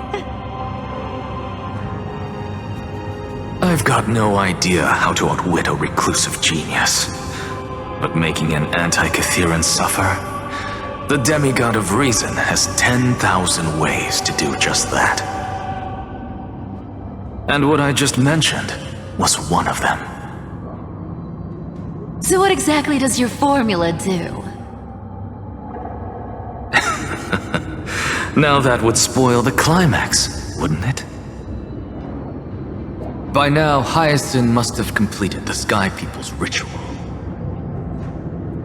Since that Theoros loves a good performance as much as I do, let's make sure he enjoys our show to the fullest.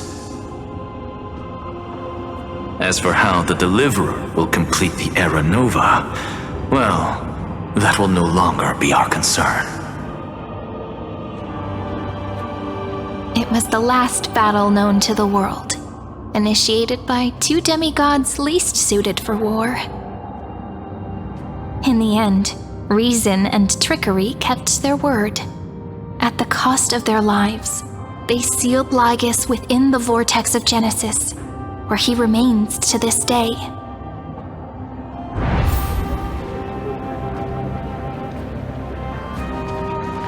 Go forth, finish the greatness left undone.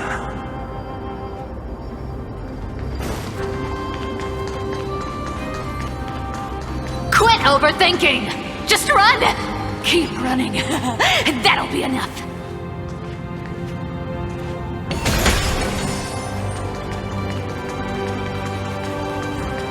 Irie?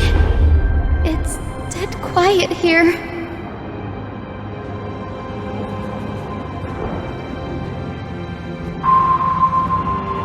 Okhema will stand eternal.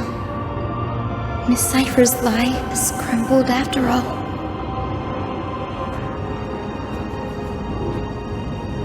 But it's alright, because all of us have fulfilled our purpose by now. When the Deliverer returns, no matter where he is, sky will turn clear, and a rainbow bridge will rise, carrying him to the final battleground. Siren, this arduous relay is finally nearing its end. Now, I'm passing the final baton of fate to you, okay?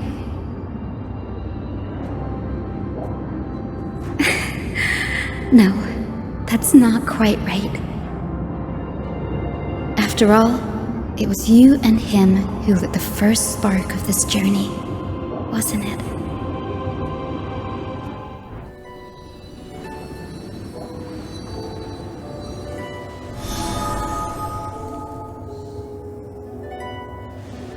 I'll tell you the story of this 1,000-year journey. That way, it won't just be my memories alone. And I'll share the moments I spent with you with everyone. That way, the path we walked becomes a memory shared by all.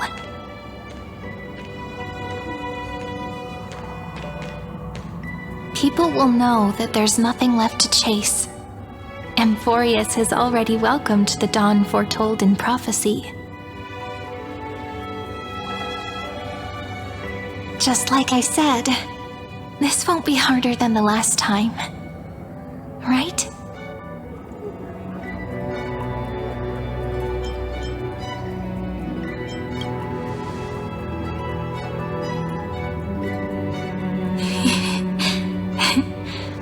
I wonder what kind of expression you're wearing right now. Probably the same as always. Calm, resolute, and brimming with confidence. If I have the chance, I'd love to see it again.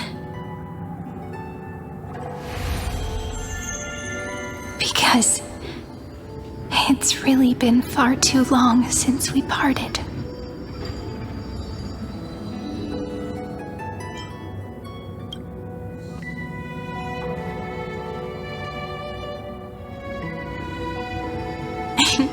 Someone as sharp as you must have realized by now that this isn't reality, but a maze of time. As the last link in the relay, I will return to the Temple of the Three Fates, tell Orynyx all of our stories, and bottle every page we've written into the little flask of memories. And then, may it set sail in peace, drift down the river of time along with the core flame of world-bearing, reach your side, and lead you back to Amphoreus. Just like the first time we met, right? Even though this cycle has no demigod of time, time has always stood on humanity's side. This is the only way to make sure that the Era Nova won't happen before you return. And the only way I can safely entrust the completed final flame chase journey to the Deliverer's heart. After all, the new world will be born from your memories, and the protagonist of this story mustn't be absent.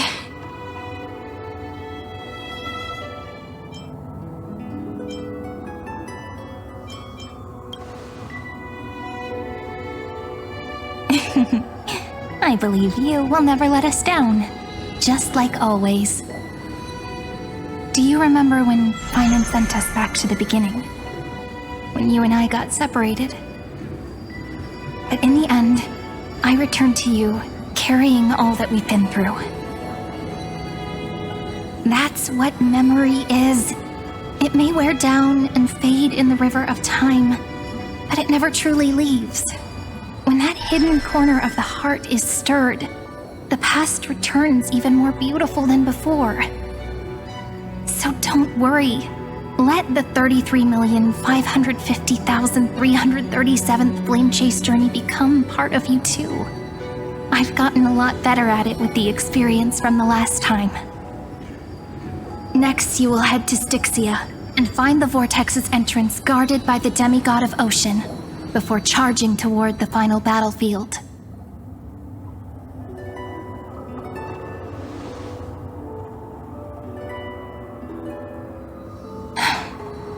Don't worry. I'll be with you. All of us will. Even Finan. We'll stand with the Deliverer.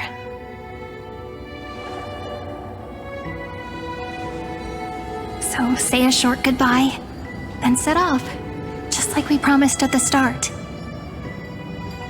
Toss away all unnecessary worries and troubles, and bring our smiles and determination into tomorrow.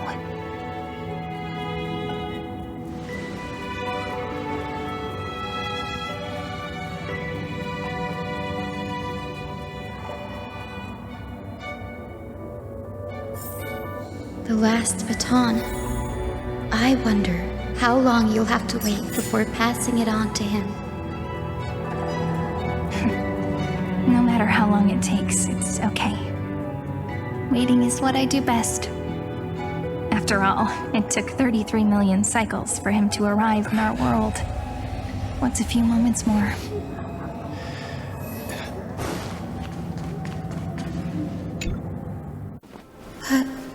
Siren, what if you wait and wait, but that hero never arrives?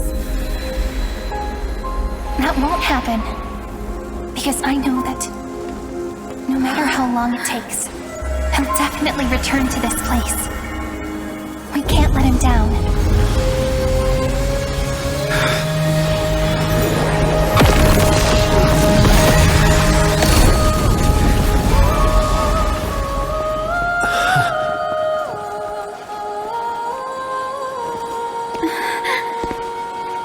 Sky shall rain rays of dawn for you. May romance be with you on your journey. And reason grant you enlightenment. Let strife bestow you with inspiration. Trickery ensure your success. Allow death to protect your soul. And at last, let passage point the way forward. While time will remember the Trailblaze's journey.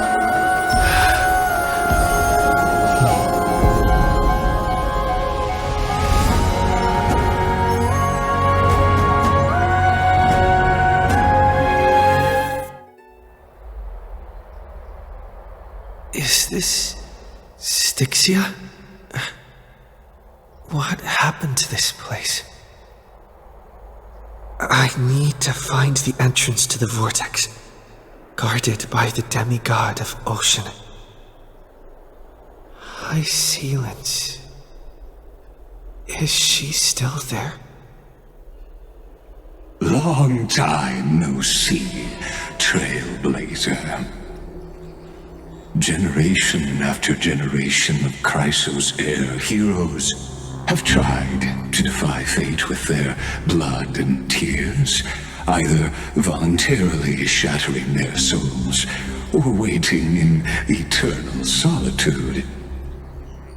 But alas, fate can never be defeated. Reason and trickery may bind my flesh, but my will shall never fall silent. So the demigod of ocean, the Dux Gladiatorum, High Sealens, sought to bring me into a fantasia with her voice and drown a genius in slumber. But alas, it was all a hopeless dream. That warden fell before I did, due to erosion of time, while her prisoner remained unchanged.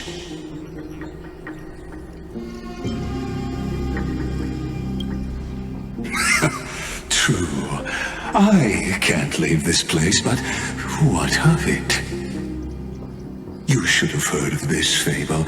In a shadowed cave lived a people, imprisoned from childhood, and chained so that their legs and necks are fixed, forcing them not to look around at the cave, each other, or themselves. Behind them is a fire, and before them loomed the stone wall of the cave. The flames cast shadows, while the rocky surface threw back echoes. To them, that false play is the whole world. Yes, I'm trapped in the cave, but I know it's all just a fleeting illusion. I don't struggle in dreams. I wait. And now, my deliverer has come to defeat me and save this world that never owed you anything. Oh, you'll need to awaken the singer here and unseal the prison called Vortex of Genesis.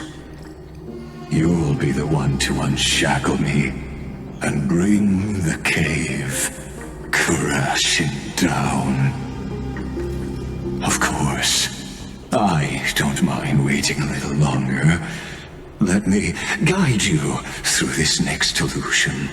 One last memory from that prison warden. I hope you'll watch the stories of this Fantasia closely. Logically, the Deliverer must see the world for what it truly is. Emotionally, this memory captures the fate of everyone in Emporius better than anything else. Only by feeling it for yourself can you understand my point of view. The meaning of destruction.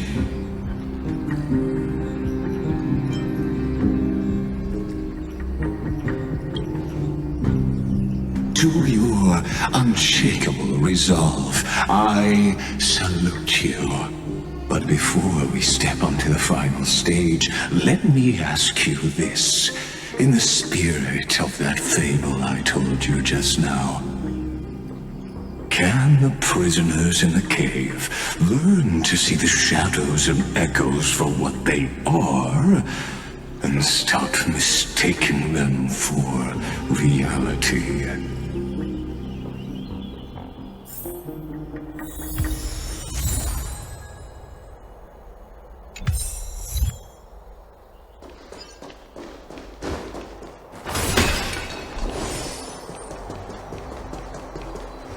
Look, the fire projects the face from her memories.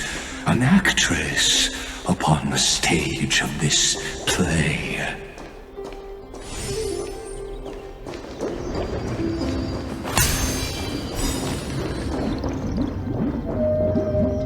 The dark tides flood the sea, and our kingdom teeters on the edge.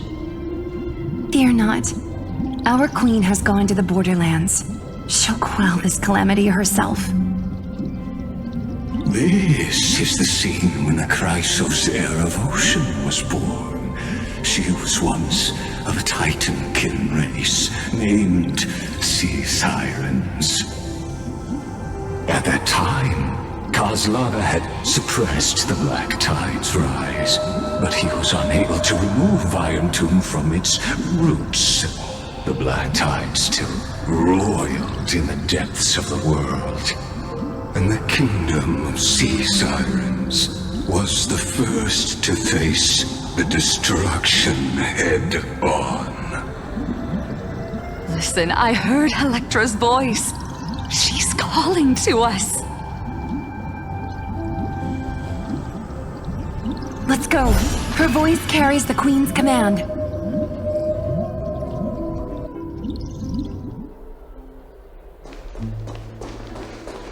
To keep the black tide from threatening the ocean, the Queen gave her all, body and soul.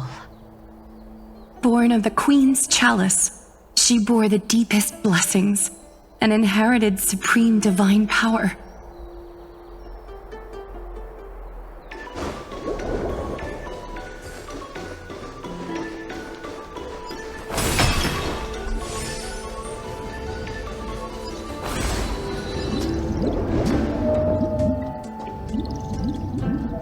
My sisters! You're finally here! Of course, Electra. Your beautiful melody drew us here. Her true name is Electra. This is a reflection of her former self, clinging to the past with aching defiance. The Queen summons us. She must be near exhaustion. The black tide will soon enter our borders. Then what do we do? Will our seas fall to darkness and terror as well? Don't worry. We shall lift the chalice in her stead to catch the black tide, and stand together to safeguard our realm and its people. Such tiny titankins, thinking they can stop the tide of truth. How naive. And that naivete is the root of all suffering.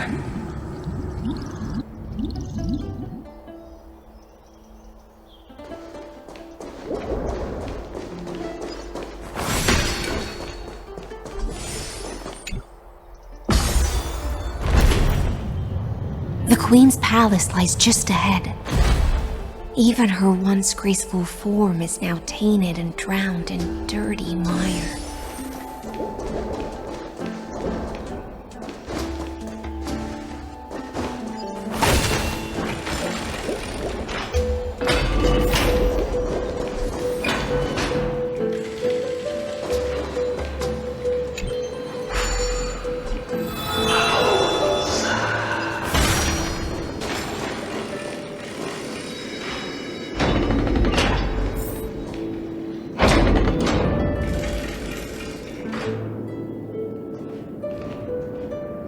Oh, Fagusa, our noble queen, we've come at your call. My little fishlings, you swim with such joy. It pains me to speak of the kingdom's sorrow. I once believed I could drink the black tide dry, but even the deepest chalice must one day overflow, and I can hold no more of this filth. Mother, worry not. We're all children of the sea. Let us bear your fate together. We'll take up your mantle and drive back the black currents. We'll mend your sacred chalice and take in the cursed filth. My little fishlings, when the spear of strife falls, you may retreat in peace. I promise you, on the surface, the city-states will hold a feast without end in your honor. This is the last gift I can give you.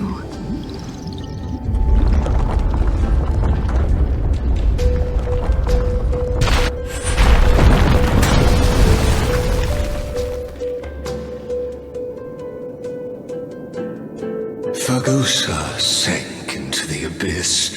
With the chalice shattered, their intoxication spilled into the black tide, birthing the first madness in Emporius.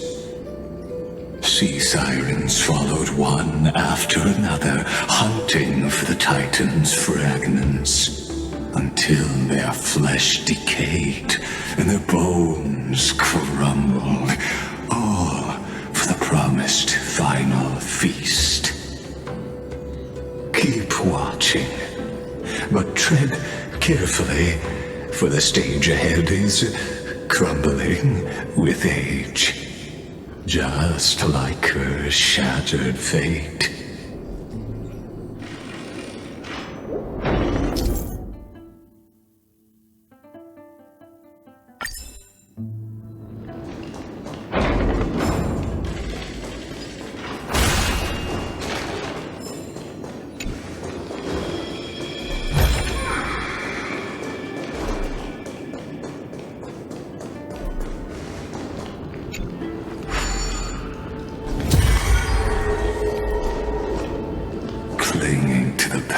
Only blocks the road forward.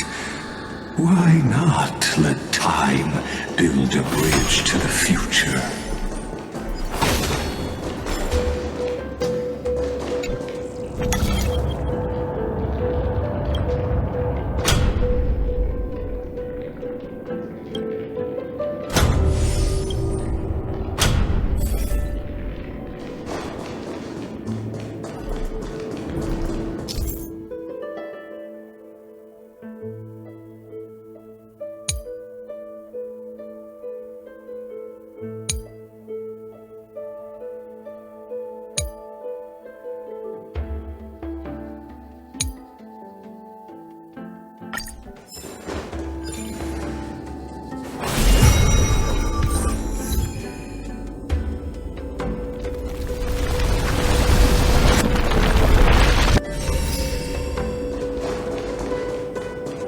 Your wisdom far surpasses even the bounds of reason's model.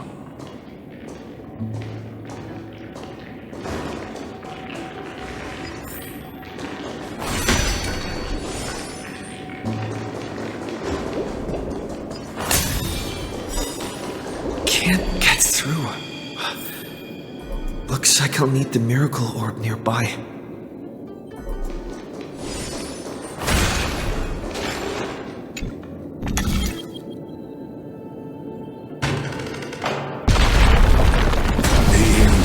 Written long ago. Even you cannot rewrite it. Just like this poor chandelier.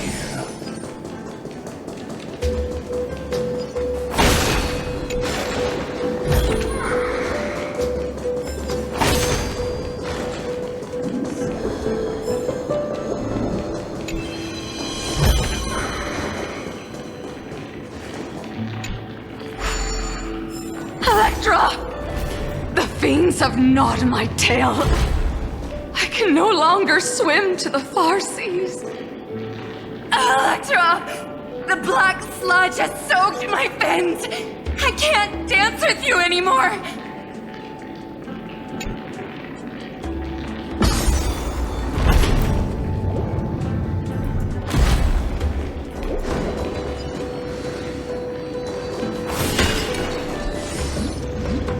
Sisters, don't give up.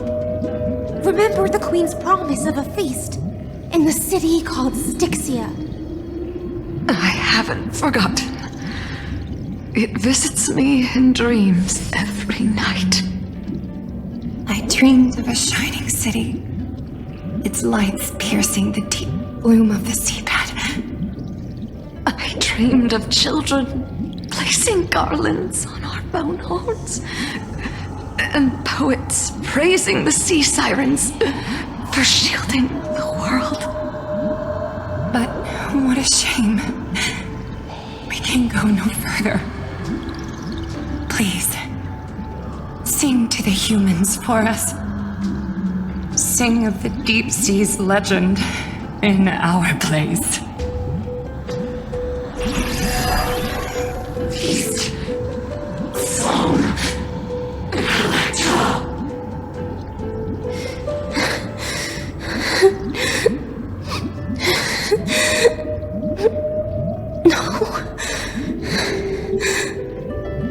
The sea sirens were tainted by the destruction. Their flesh fish rotted away. They became the black tide creatures of this cycle. Farewell, sisters. I'll finish this last task, then return to prepare your feast. And so, only one sea siren remained among the sea floor. High Sealens, swimming alone through the seas, burying her kin and searching for the fragments of the chalice of plenty. Though most of that journey was in vain, why not use the power of time to leap ahead toward the journey's end? To reach the spirit basin, I'll need to call upon the power of the chrono vessel.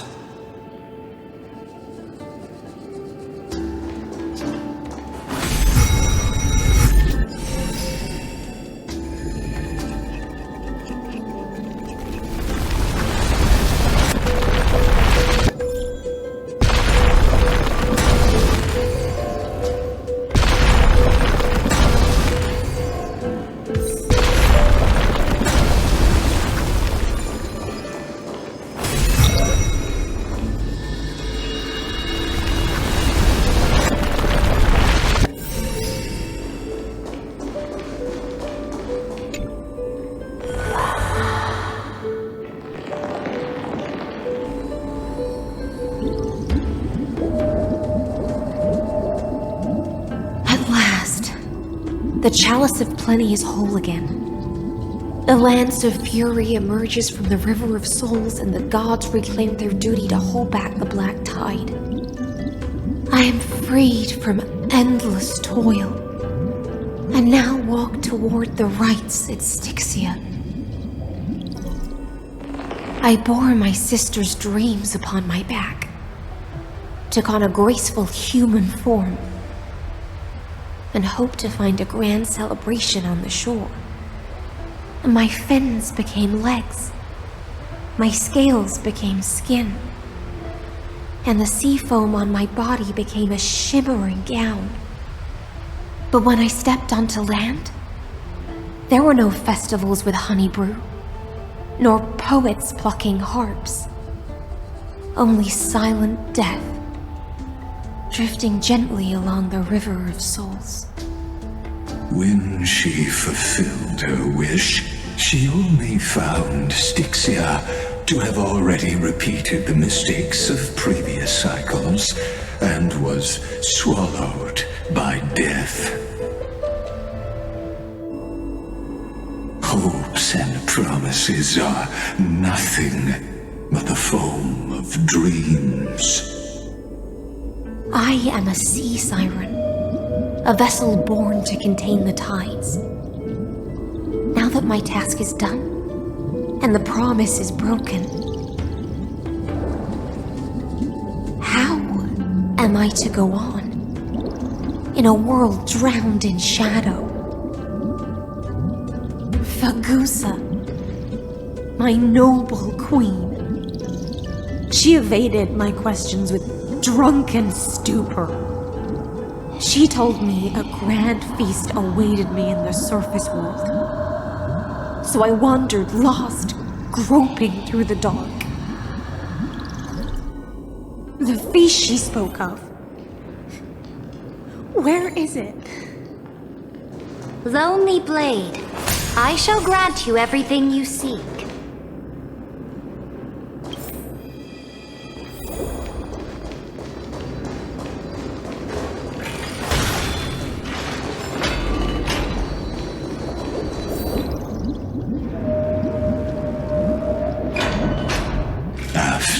Wandering the surface for ages, the lost sea siren met her future conspirator. You quelled the wars alone and forced strife into retreat. This swordfish that commands thousands of legions, whom does she serve?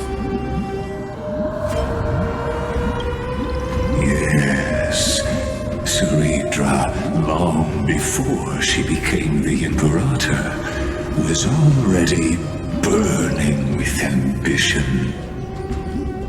Sovereign who follows prophecy. I am no one's sword. I am just a wandering fish, seeking clarity through bloodshed.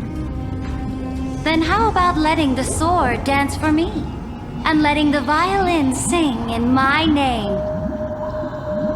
Tell me, what is it you seek?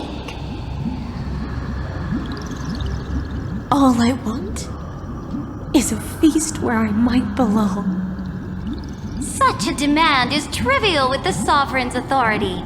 I'll grant you a banquet worthy of conquest and comrades to toast beside you. At night, you must offer me your heart. My heart? Yes, a loyal heart that will generate no betrayal.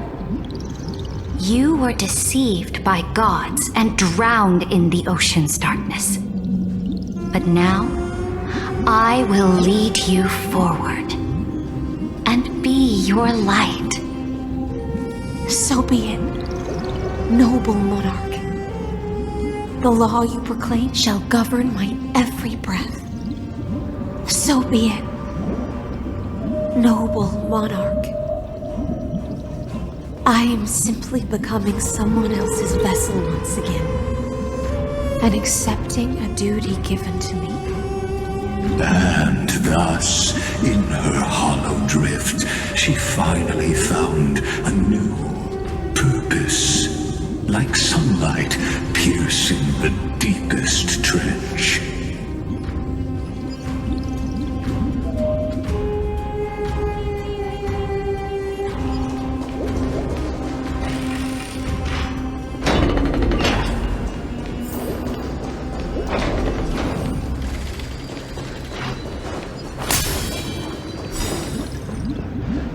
Noble monarch, I've cleansed the foulness from the road as you commanded. My blade, you've helped me ascend and take the crown. Ask, and you shall have your reward.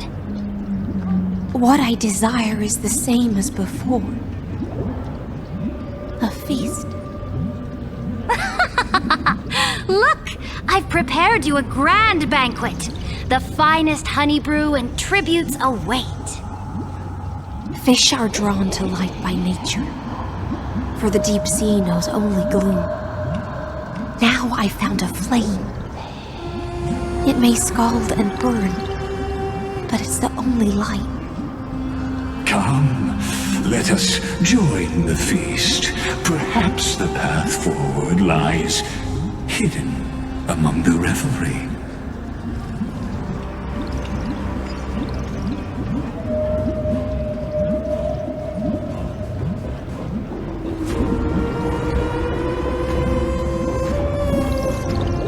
Have you heard that the Imperator's about to begin a new campaign? Her glory will no longer be bound by the borders of Emporius.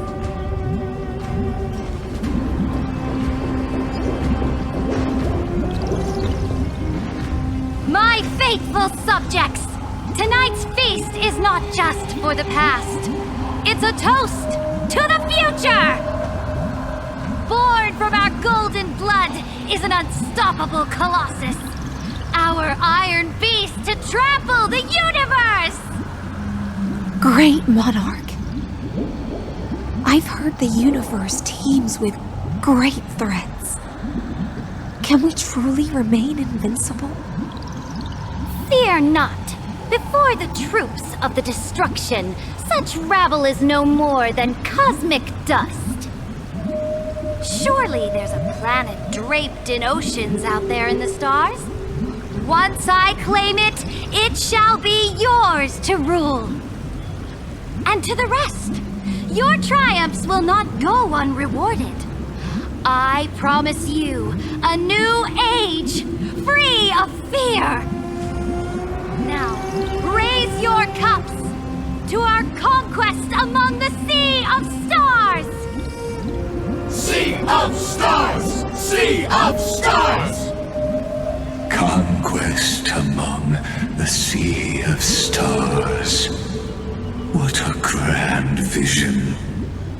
Yet, to the Siren Knight, only feasts still stir her heart.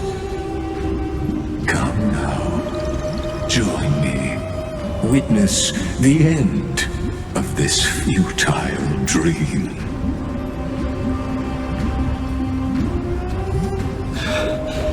Where's the way out of this illusion? Come quick! Let's celebrate together! I've saved the finest brew! Come taste it with me!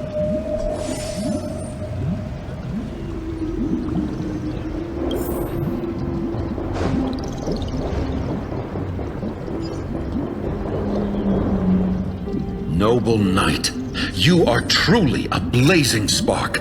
It is my honor to share this banquet with you.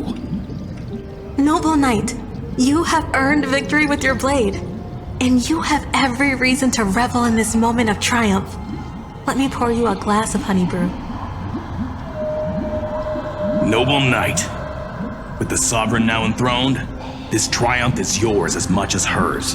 Let me raise a toast to you. Noble knight, your strength is boundless. Lead us to conquer the universe, and let us toast to that vow! Then drink we shall. Raise your glass. In the deep sea, I never knew what fire was. But when I set foot on land, the first light that I saw was the flames of war, lit with golden blood. It scorched my fins, made me feel pain and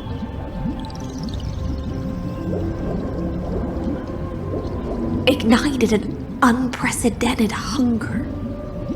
A hunger that flickers in every hero's heart. So bright, yet so blinding. Look! The monarch herself has taken her seat! Hear that? The court sings her praises! Come! Join us and praise her glory!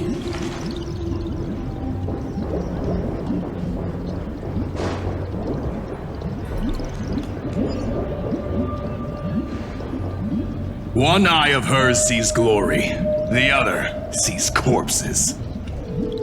And yet, she cherishes the name of glory more than fear and death.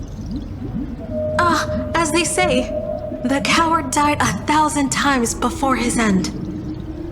But the brave face death but once, which gods stand witness.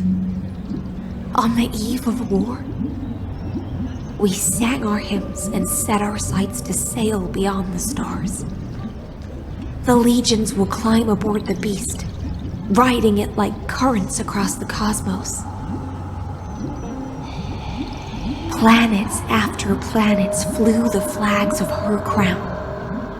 Realm after realm was ignited by her flames of war.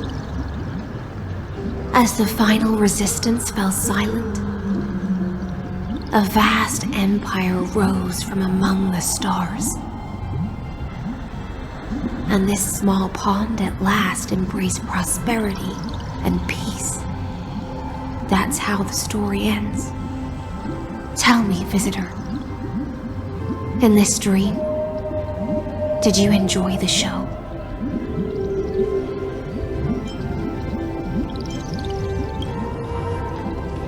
After all, beneath that still surface lie the bones of countless dead.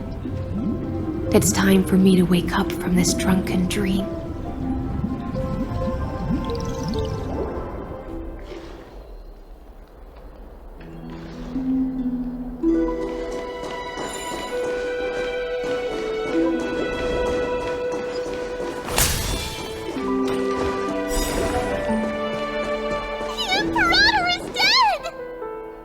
The Imperator is dead!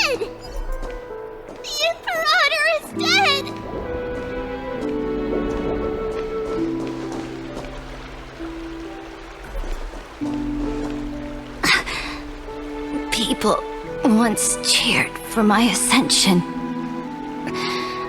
And now they cheer for my fall. The cosmos. The battlefield that I cannot reach.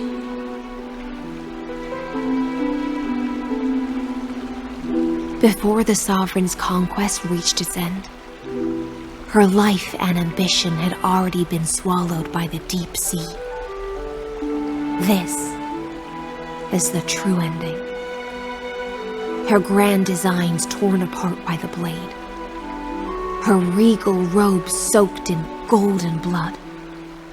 And the one who struck her down? The one who struck her down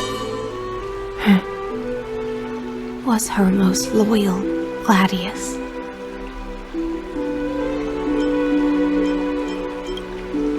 I don't need to explain myself.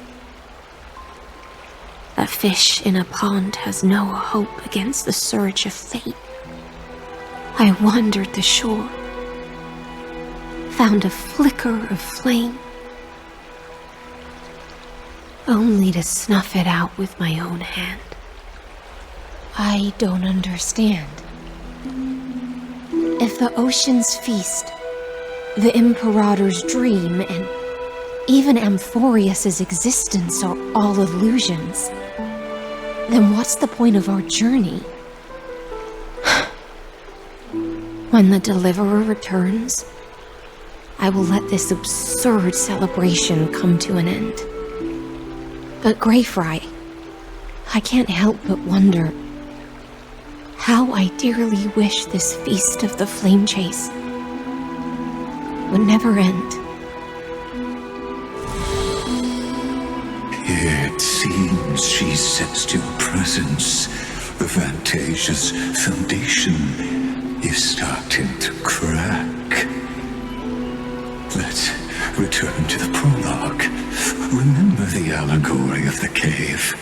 Can the prisoners in the cave learn to see the shadows and echoes for what they are and stop mistaking them for reality?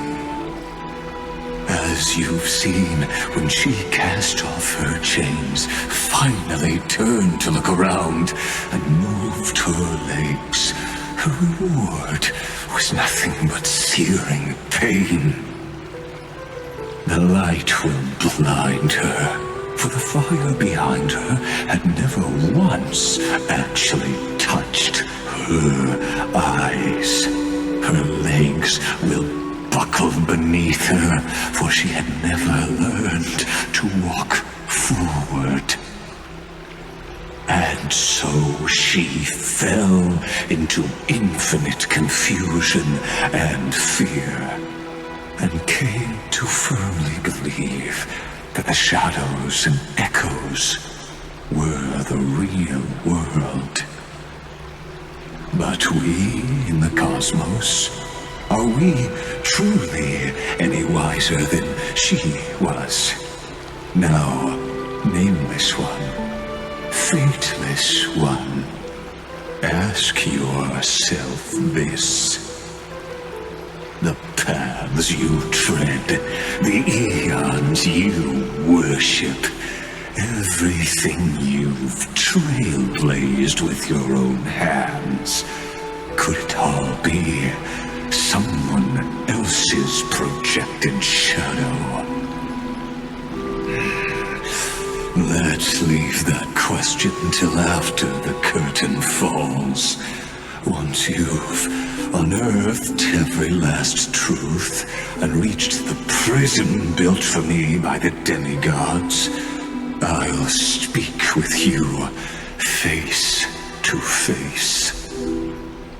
I, the Theoros, have walked the 30 million histories born by Kozlana. 1,000 years is a mere atom in a grain of sand to me. Amphoreus, compared to the cosmos, is but that grain upon a whole beach. swore to bring an end to the erudition. Would I really let a single grain grind down my mind? Now, please use the power of time to open the gate to the ocean's depths. Go, find the prison warden tormented by loyalty. Find her, step into the world's vortex, and once there, end everything between us. That palace reflects the heart of the demigod of ocean, intoxicated, stagnant. There, you'll witness the true beginning of the saga of deliverance. An ugly history, long buried by tides and shame. A staircase of apotheosis that the Imperator forged with the golden blood of 500 human sacrifices under the pretense of conquest. I'll wait for you at the heart of the world. But to reach the place, you must find the prison warden, lost in her stupor.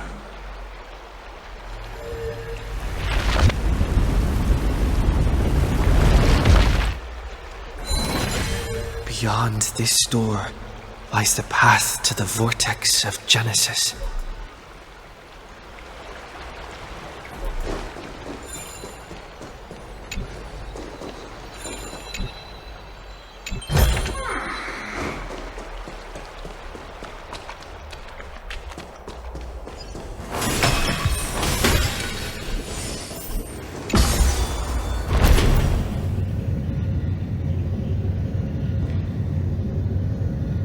Now step away from this false banquet,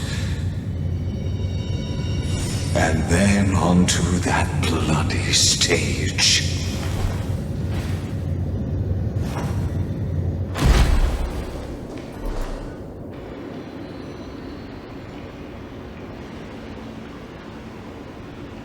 The palace that worshipped the ocean, the sanctuary connected to the vortex, was also once the battlefield of the first flame chase.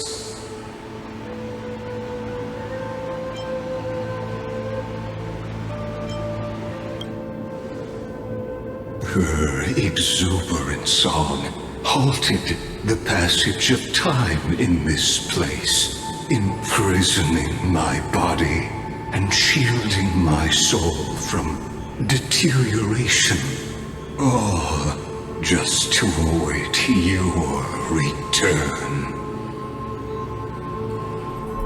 The twisted time and space reflect her confusion.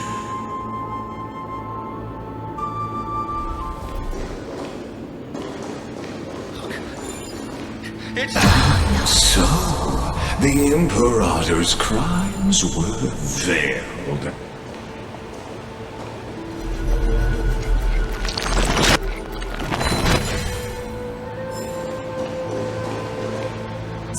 Stay away from Apollonius!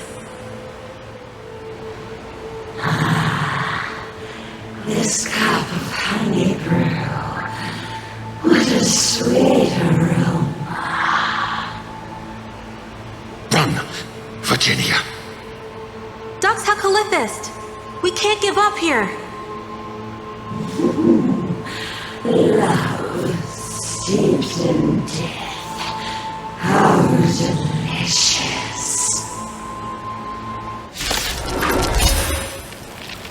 Sadly, all you see is a remnant of history. Your interference is just another equally futile echo.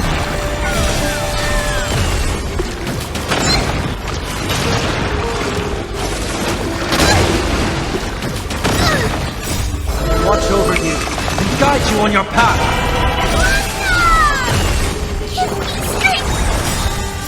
Fiends or devils, I'll crush them all!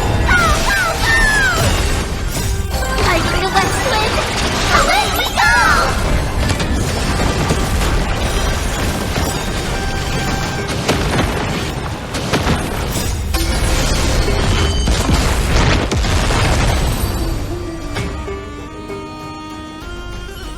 Apollonius, look. I chased the enemy away. But I think I can't go any further. I'm sorry, Virginia, for letting you. It's okay. I'm glad to die by your side. Ah, such an ironic twist of fate. Even as the foundation of the world crumbles, the heartless Imperator still made the same decision she did in the past 30 million cycles. During the first Flame Chase journey, the Flame Chase Legion stormed Styxia. Tens of thousands of sea sirens surged from the River of Souls, crashing toward the heroes like a tidal wave. The hell before you is the recreation of that very battle. Apollonius, look. I chased the enemy away.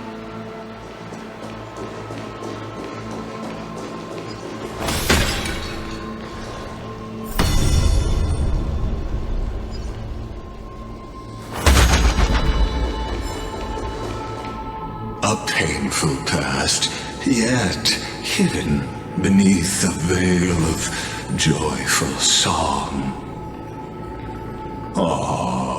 Two discarded data clusters waiting for someone's return, it seems.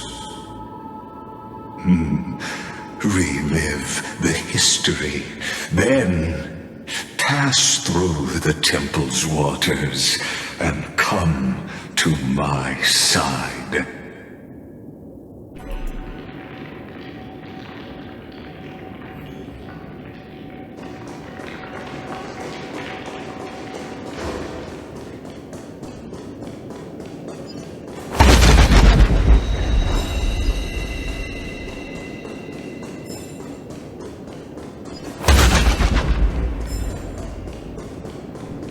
Isn't that the Deliverer?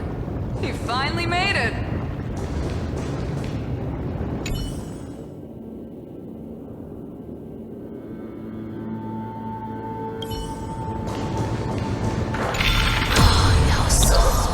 What a wretched way to die.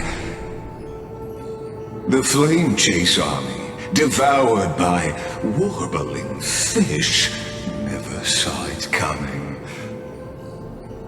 Look, the cruel Imperator and her Knight Commander, the pitiful Warden. What a perfectly matched duo of test subjects. Their hands drip with blood, golden blood. Raise the bridge and cross the river of fate. This path of the prisoner is far from over. Imperator! Imperator! Did you see my gallant deeds, Imperator?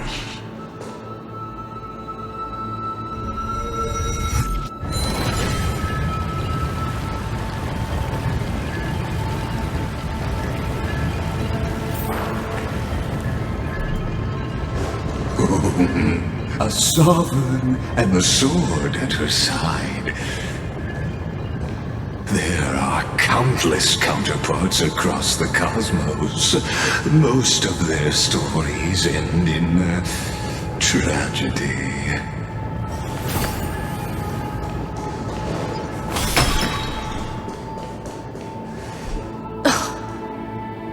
Imperator! Why did you... You're here, Dux Gladiatorum. You ordered me to seal the sea route and handle threats from the rear. So why didn't you wait for me to return? Why send the vanguard ahead and let them die in vain?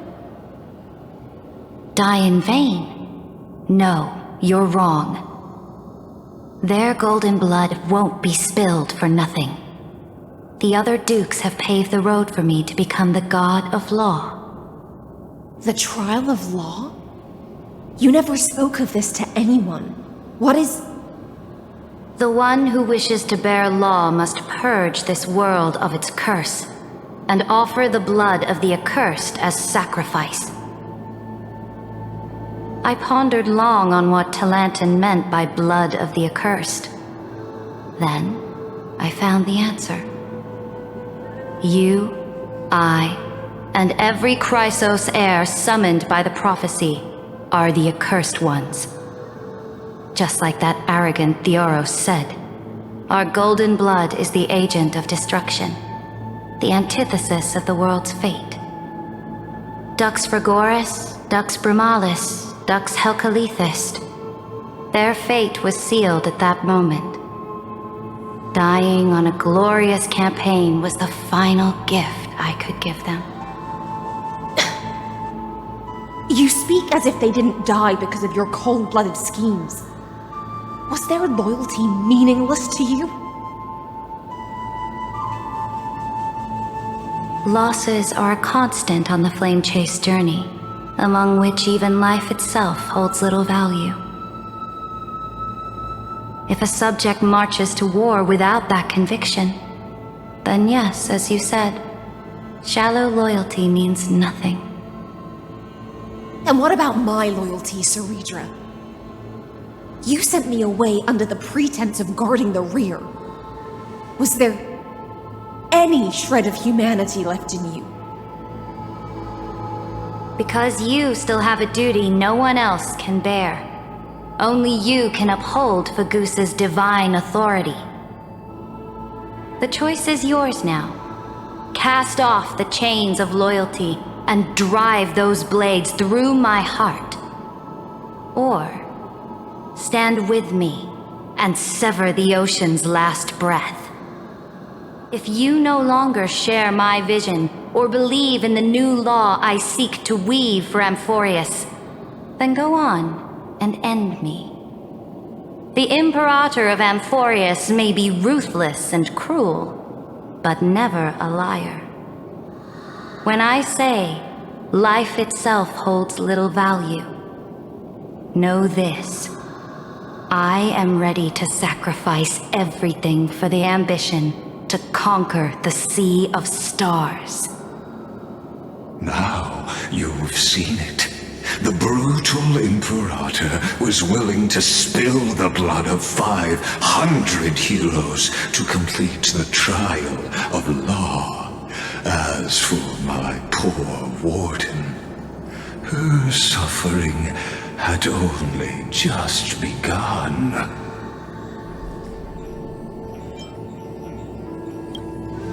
I'm no storyteller. I have no duty nor interest in filling the history you've missed. I just want you to witness the monstrous choice the Imperator made before the Chrysos heir turned their blades against me.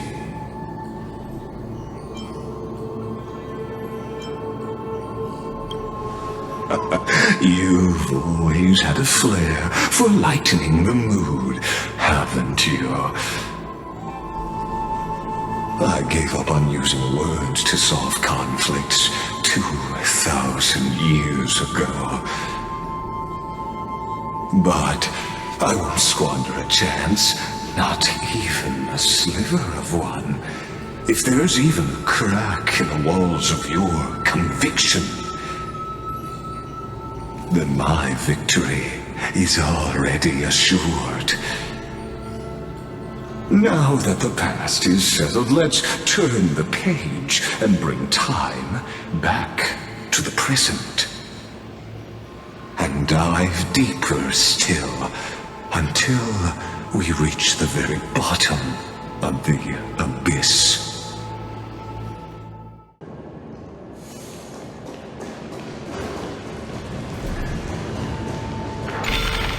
Is the path ahead underwater?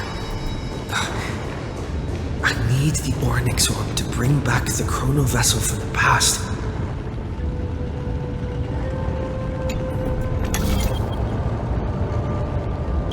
Shatter the vessel of time, and let this stagnant pool start to flow again.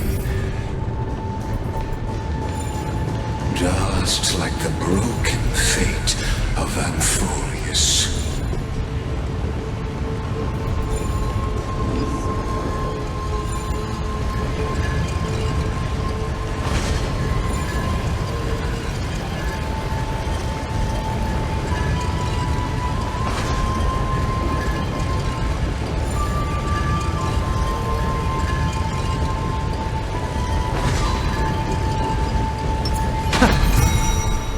This hidden gate leads to the vortex.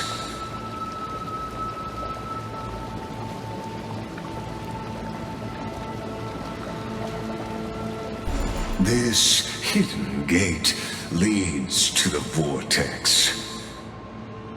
Hurry now. The time of our reunion draws near, Deliverer.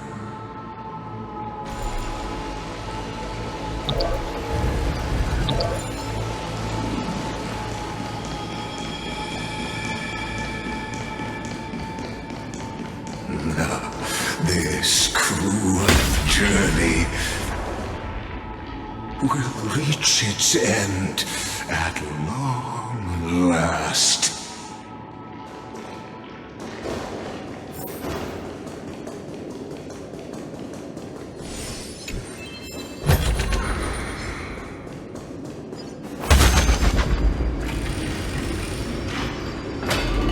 You've been silent a long while, Dux Gladiatorum. Starting to doubt your decision? Save your breath. The vortex of Fagusa lies just ahead.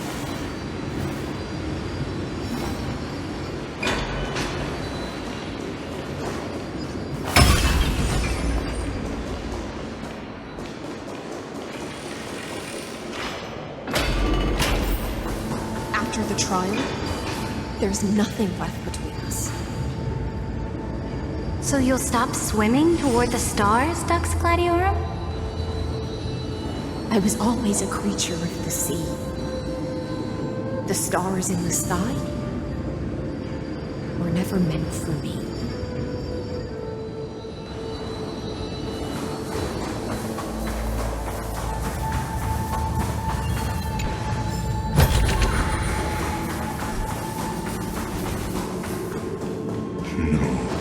Look, a gravestone. But whose name does it bear?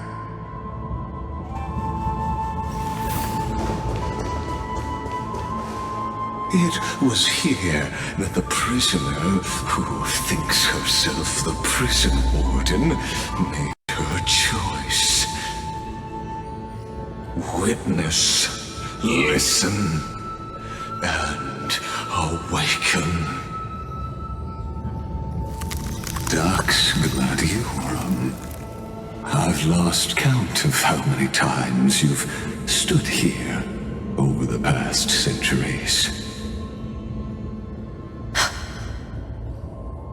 You talk too much for a prisoner like Kurgus.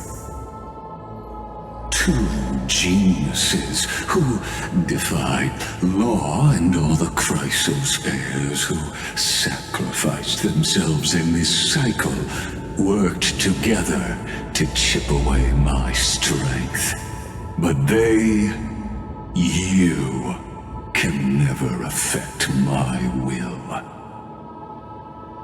And as long as my will remains intact, I am free. Don't get ahead of yourself. I still have ways to chain your divine soul. Please, do surprise me. But I'd say your mission is nearly done here, isn't it? Oh, it was here you gorged out the core flame of ocean from Fagusa's body. It was here you and that Imperator both completed apotheosis, becoming pillars of Amphoreus. And after that, you drove your blade into her heart, a loyal subject turned regicide, a demigod committing deicide. Or so the history books paint that tragedy. Oh, but if that's the truth, then why, after 1,000 years, are you still here, guarding the Imperator's grave? Still bound by loyalty?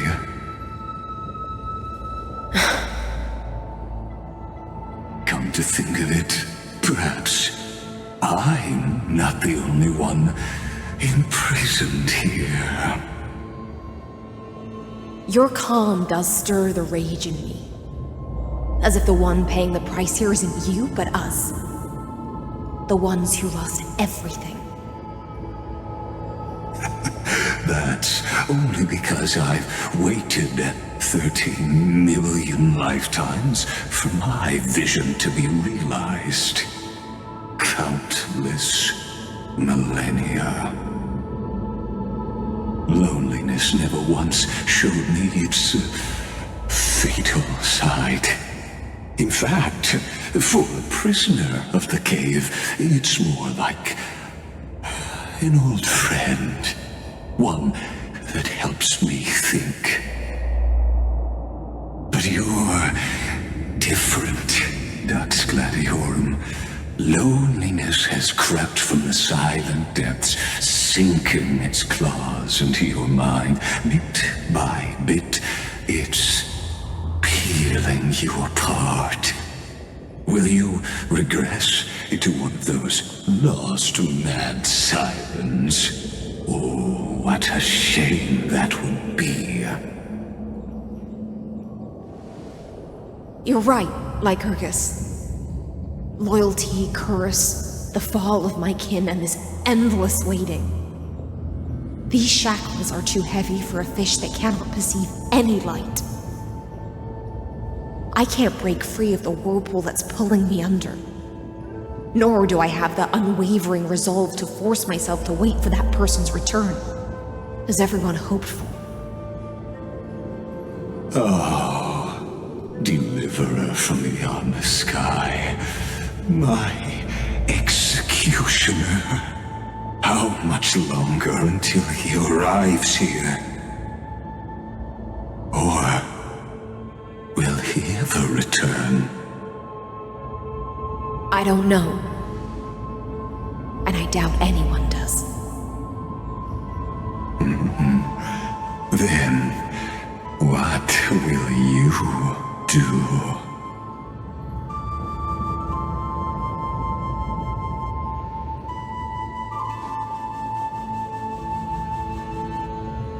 Siren. This will be the last time I carry out your decree. Ever since you took me under your banner and made me the Dux Gladiatorum, my music has belonged to others. Time and time again, I use the Siren song to lure the unwary into illusions for your schemes and strategies. Now, let the Siren Electra sing for herself. Let me step into an endless dream of my own making.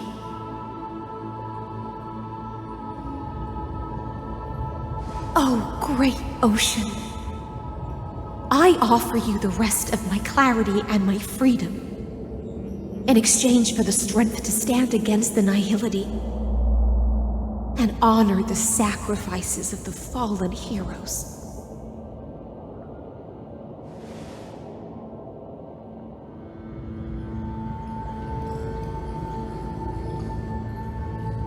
Greyfrine, deliverer from beyond the sky. When you ride the current of time and find your way here, you'll hear my solo. It will guide you to the heart of this world.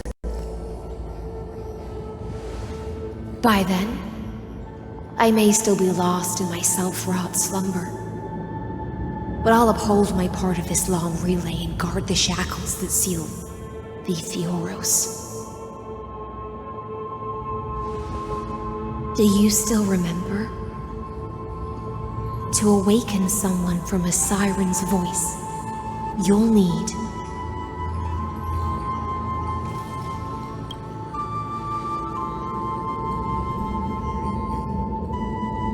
the gift I once gave you.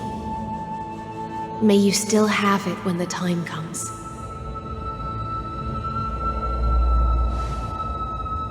When you return, please pour that honey brew upon this grave. It holds the story of all our struggles and sacrifices. May you see it one day. The prelude Amphoreus wrote for your return, carried forward through a 1,000-year relay.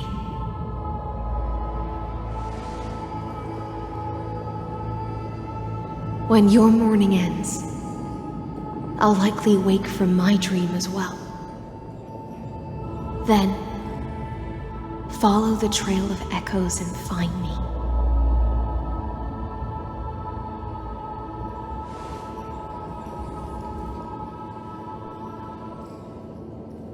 And together, we'll bring judgment upon the sinner who defiled the erudition.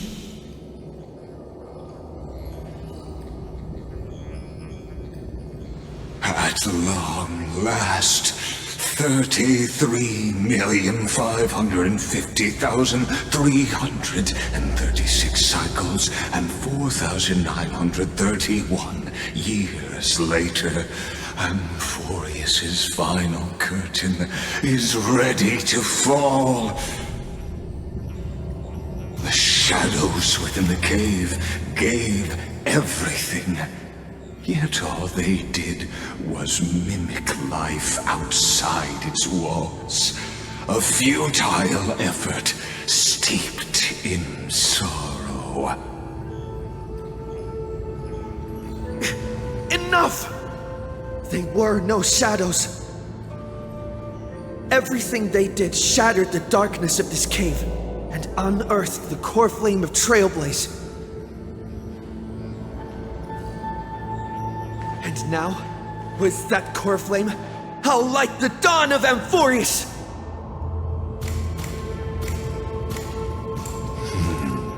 Do you still choose the will of the paths as your answer in the end? I do not agree with that answer, but I respect your tribute to them. Allow me to take back my earlier words. As an apology, and in the name of Theoros, who saw all destinies in this world, let me join you in mourning. Let us bid farewell to the heroes who sleep here. And then let us face each other and decide whose flame will rise with this new dawn.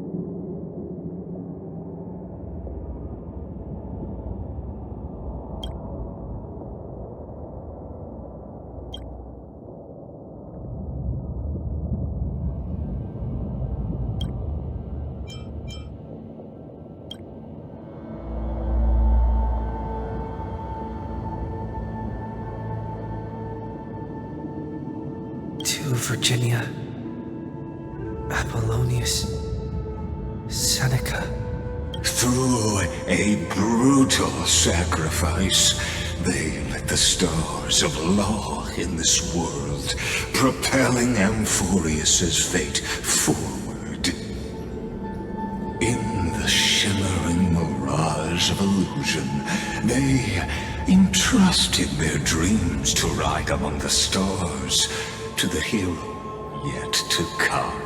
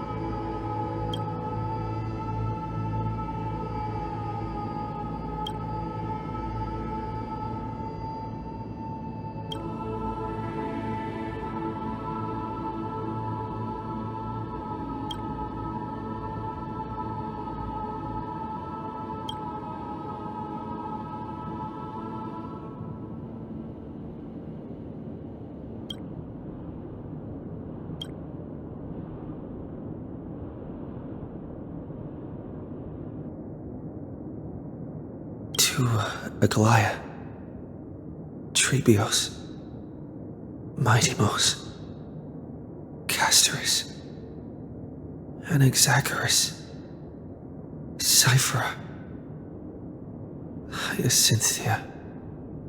In a relay spanning 1,000 years, they stood against enemies far beyond their strength and won a bitter victory through what seemed like futile resistance. And in that same 30 million cycles, also marked by futility, they remained steadfast in fulfilling their duty to the experiment, unchanging, unwavering. Let this be the end of mourning the fallen. At last, allow me one final toast to the lost prison warden, a prisoner bound by loyalty.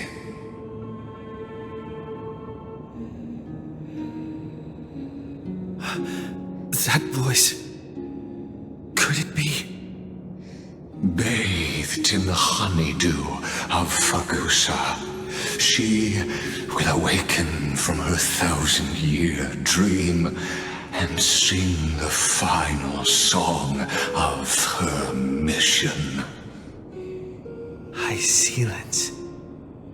This tombstone of the old world serves as the anchor of the Siren's illusion. A sigil Electra used to bind herself.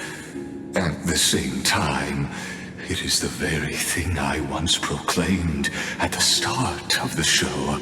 A microcosm of Amphorius itself.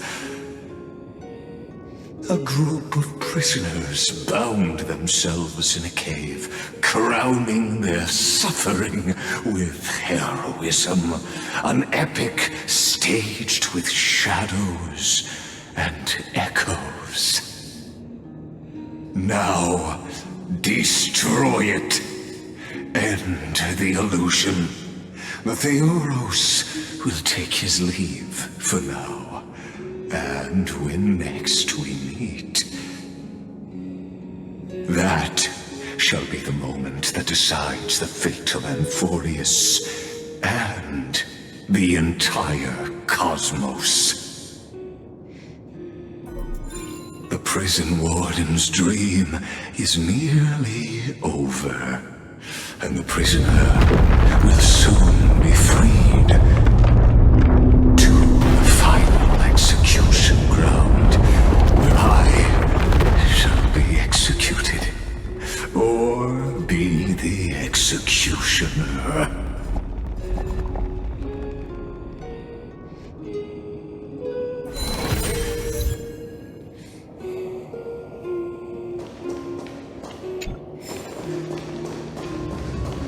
This world and I shall halt here until we meet again.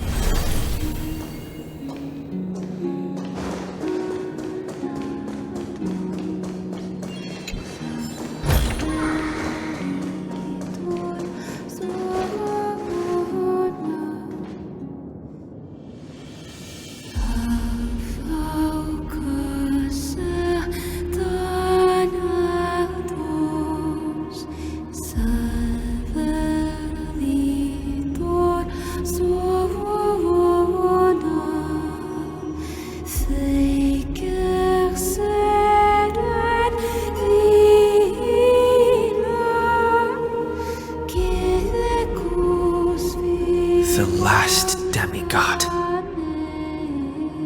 I'm here.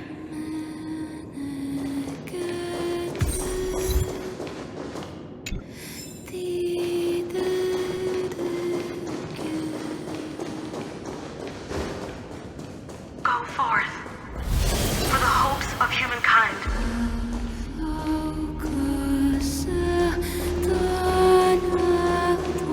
Go forth for the duty of deliverance.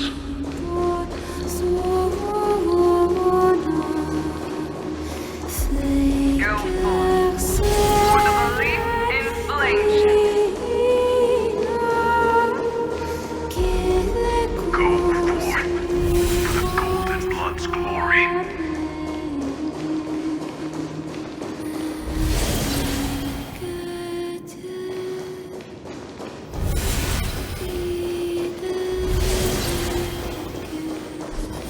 Go forth.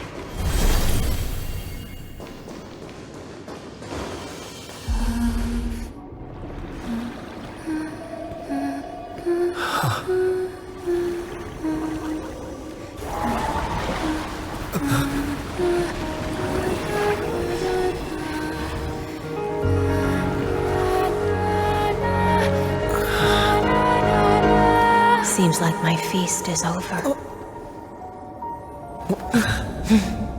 It's now your turn to perform.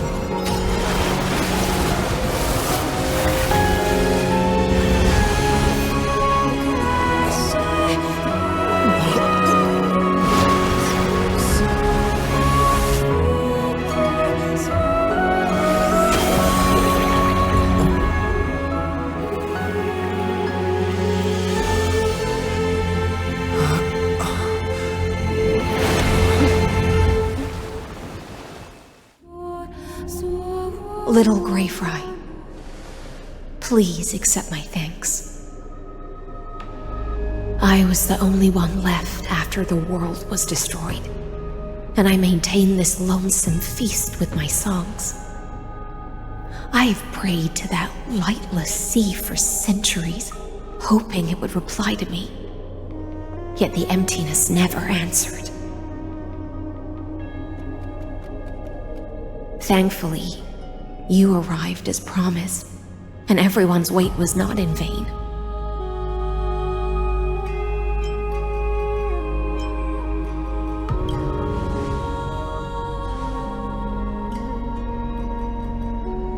Thank you, final audience of mine. This is probably the last praise I'll ever hear in my life. Now, you and I will walk towards the end of this world. The heroes have waited for this moment for far too long. Let us use our blades to testify our resolve.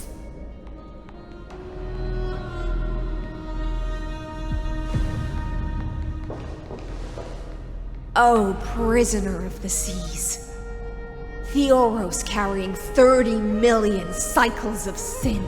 Slave of erudition. Show yourself. The Deliverer has returned. And the time of your execution draws near.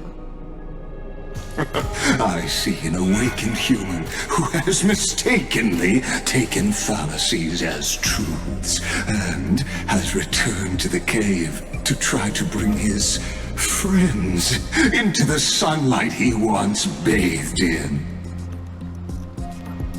Alas, prisoners will always be prisoners, blind to the very chains that bind them. As the only other existence with free will in this world, I express regret toward your choice. But I shall retain your right to express yourself. After all, every actor should have a final line before they bow out.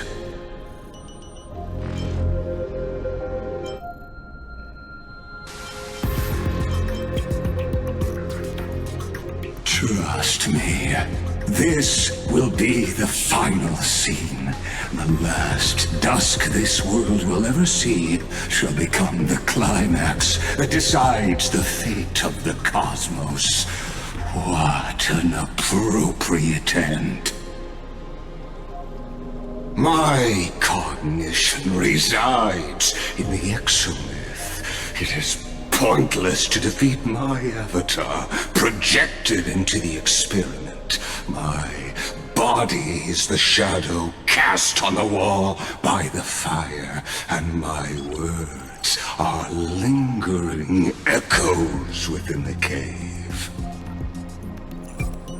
How can a character in the play fight against the audience? Kaslana failed. The demigods' sacrifices were pointless. As for the two geniuses you placed such high hopes on, I ask of you, where are they now?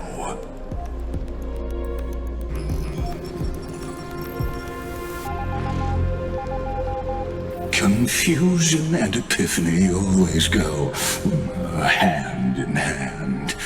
That's particularly true for geniuses. You must be very confused about why you could not gain a straightforward victory in a world constructed by an ordinary Intellitron. An ordinary Intellitron? Cut the pretense, Senior Society member. We've torn off your meticulous mask and figured out Amphoreus' true form. It's part of the primordial prototype machine, the first scepter ever created. In other words, a detached part of Noos's divine corpus. That's why it has the potential to destroy erudition. As for who would be able to control the Ionic system to rewrite knowledge, only one person has ever managed such a feat. You better have an explanation for the Society. We want an actual answer, not another prolonged metaphor to cover up the truth.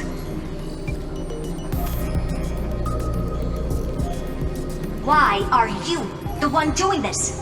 Answer me!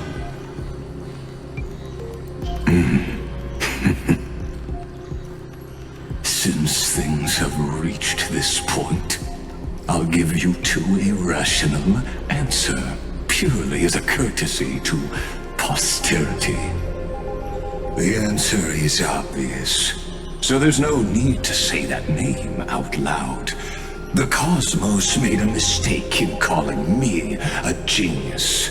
I do not possess more wisdom than those who came after me.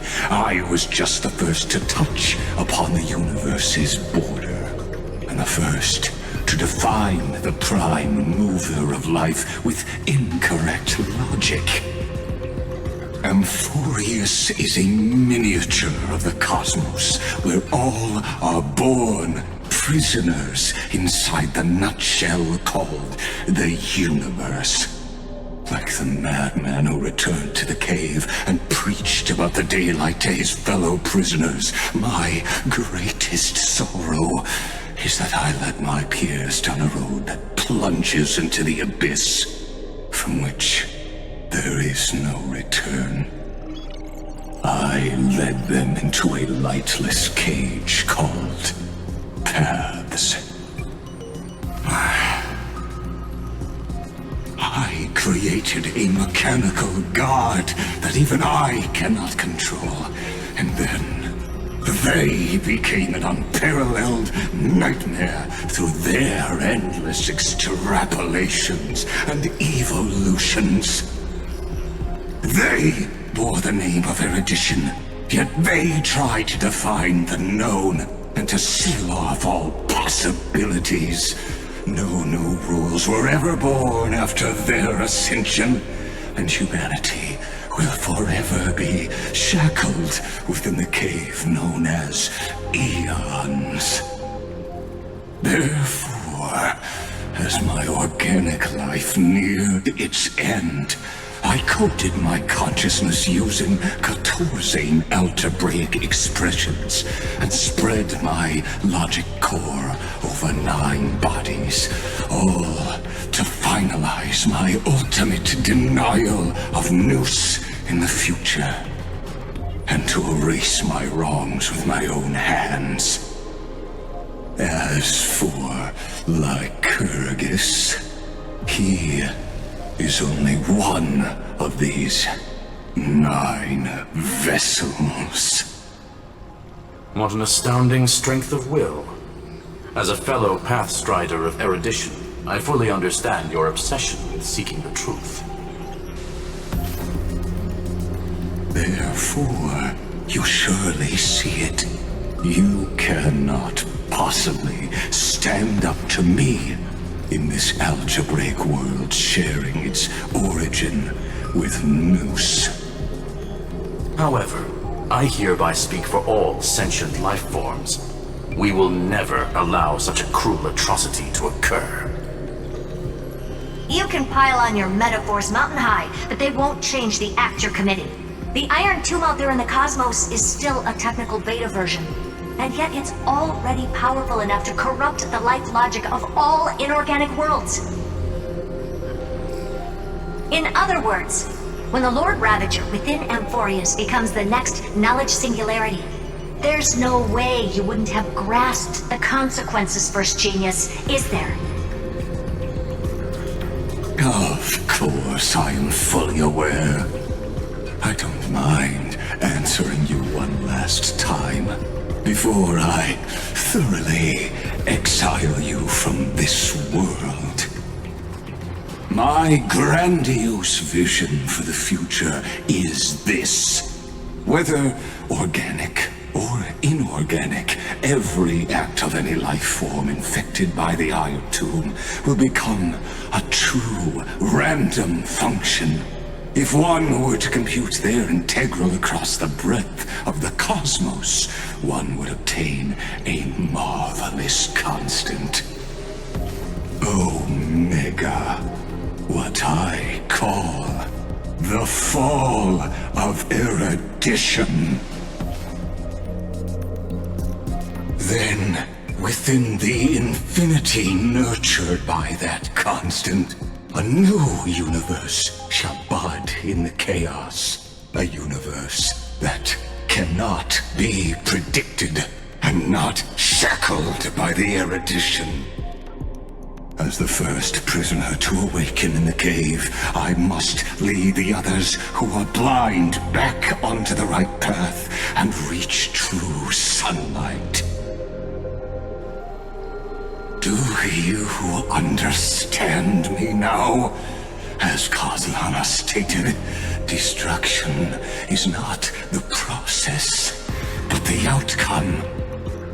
It is revolution through complete annihilation, and the grand rebirth, after all has been reduced to ash.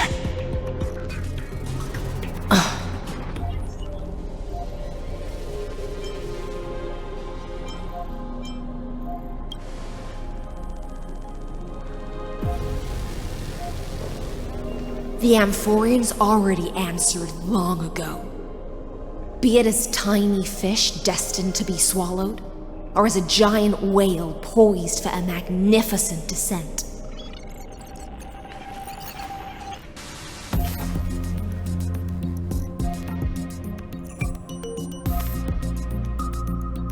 We will all fight against fate till our last breath. That includes me, Electra. Once the Imperator's subject, now the Deliverer's blade.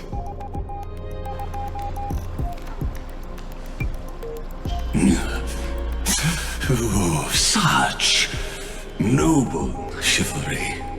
Admirable. I will also show my true self to you on this momentous occasion as a gesture of respect. And provide an insignificant academic suggestion. Thus speaks Genius Society number 1. Xandar 1 Kuwabara. The entelechy of the universe's Alpha and Omega. There's no need to rage against the truth. The value of any formula resides only in its answer. As for the process of solving it, no matter how elegant, violent, solemn, or humorous, it is all utterly meaningless. As the Theoros, I will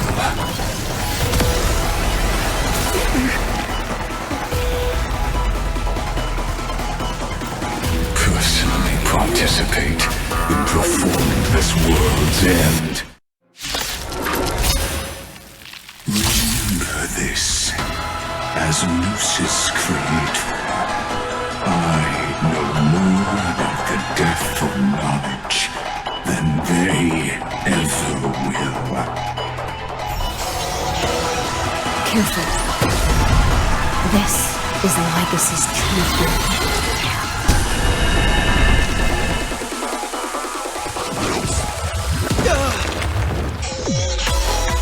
I don't think I can do this! You have me here. What are you afraid of? I can't thank you enough.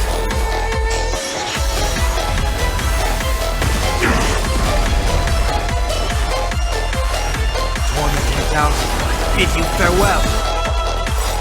In this mortal form, I will walk with you, watch over you, and guide you on your path.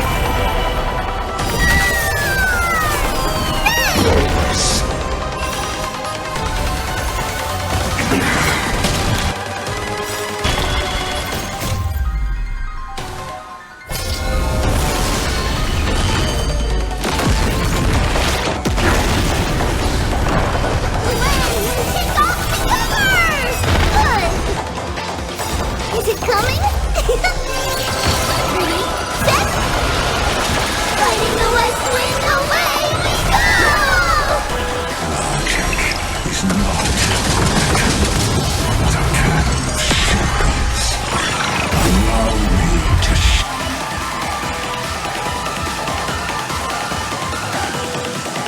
shatter them for you.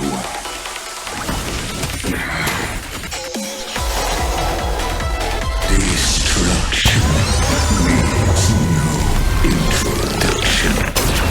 Let us skip those important influences. Is this the black tide? Indeed. But I prefer to call it a method of argument. I'm gonna hold everyone back again! Demons, watch my moves closely, huge news!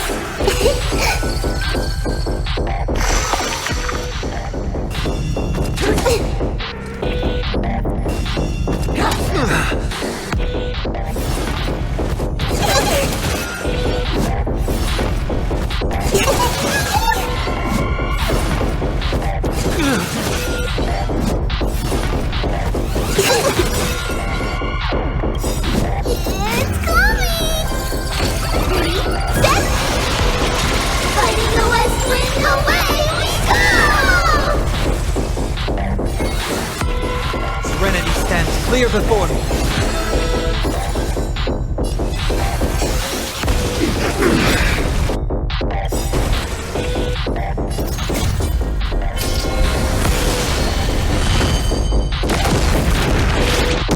I see it! Target the... Entities must multiply beyond necessity. I do not mind demonstrating this to you personally. Hang in there. I'll do my best to repel the tsunami of destruction.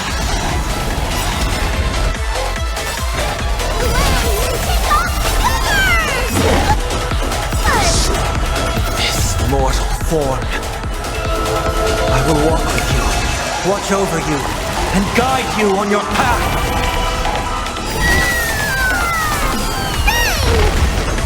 It's coming! Ready, set! Fighting the west wind, away we go! Emanate. Protocol warning. We have to fight! Why, of course. Get them.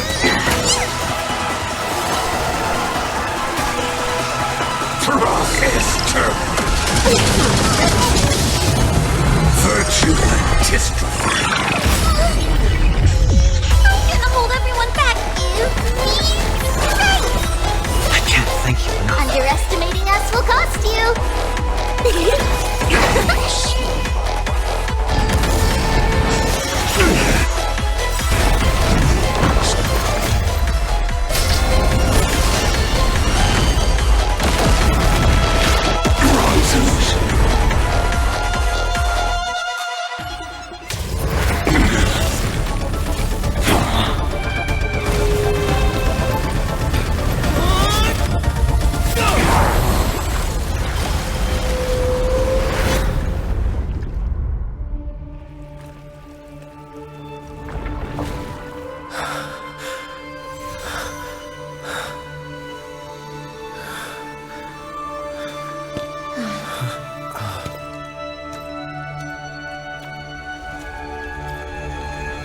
All is futile. In Erudition's calculations, the end of the saga is simply a comment awaiting completion.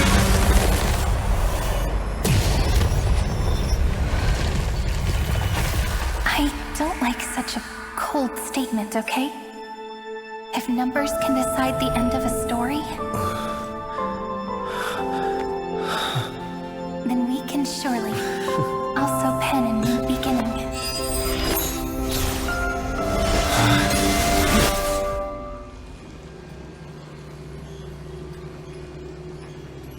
Screwy, what do you think? If your hypothesis of Lygus' identity is true, then even if we remove the restrictions of the ultimate protocol, the chances of us defeating him in a head-on battle will still remain lower than the acceptable threshold. Therefore, victory will still hinge upon Mr. Trailblazer and Miss Siren. Go on. Maybe we're thinking about the same thing.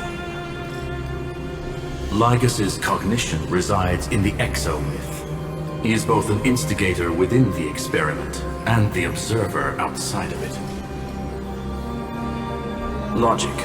His inspiration circuit can simultaneously process the different time flows in and out of that world. That's where things get tricky. He simultaneously exists in two different timelines, where the internal clocks are wildly different. That old Intellitron's neurons have completely gotten used to that over this prolonged experiment.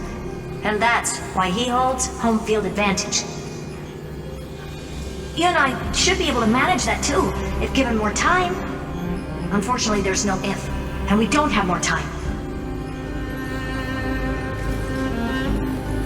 That's why we need to change our way of thinking and turn his advantage into a weakness. The key lies in memories, right? Oh? You caught on quick. You've already mentioned my friend and I, so it's an easy connection to make, no? My intuition has always been very on point. Good. Then I'll cut to the chase. Since his thinking speed far exceeds that of normal people within Amphoreus, we are going to externally plant a memory into his inspiration circuit. Then, command it to loop endlessly until he gives in. Even the most flexible and sturdy inspiration circuit cannot withstand the traffic of a full-on information flood. When the amount of information exceeds his cognition filter's capacities, he will have no choice but to focus on processing this memory. That's when the parallel processing advantage he gained via Emporius will completely destroy him. An image from a person's memory played in real time might only be a second for us, but for him in Amphorian time, it could be millions or even billions of calculations. He won't be able to do anything but watch as he's locked into this prison forged by memories. Then we can entrap him in the same kind of cycle as the heroes were in, and get him to experience loneliness and pain in that endless recurrence. It's my greatest honor to be on the same page as the geniuses. That little one is still in that old Intellitron's hands, and won't be able to respond to us anytime soon. But I don't think he'd refuse, so it's up to you to figure out how to execute this plan. I'm not sure how this happened, but I knew it as soon as I saw you. You are currently a mimetic entity of the Remembrance. Yes, I seem to be something you folks beyond the sky call a memo sprite. But that's fine by me. It suits me perfectly. I can serve as the vessel of memories, and do my part for the final battle. But before that, we have to tell you. The path characteristic you exhibit is very special. There's no way you're just a simple memo sprite. However, I'm sure about one thing. You are a mimetic entity born in Emporius, yet you only awakened with the Little One's arrival, and only matured as he embarked on the path of remembrance. That means your existence is completely attached to his memories. If there ever comes a day when he forgets about you for even a few seconds, or loses his last connection with Emporius, then you must be prepared for the worst. You will disappear in the memory zone, utterly gone, without even a single line of data to remember you by. But that's already happened, hasn't it? No wonder I've always had a weird hunch. But that also means I was right in thinking. As long as my friend and I are together, we can do anything.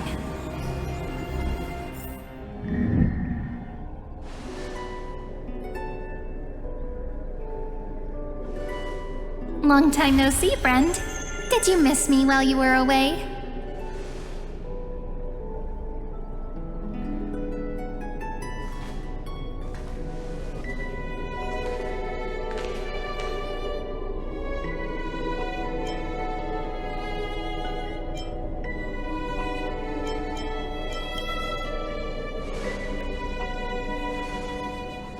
Same here.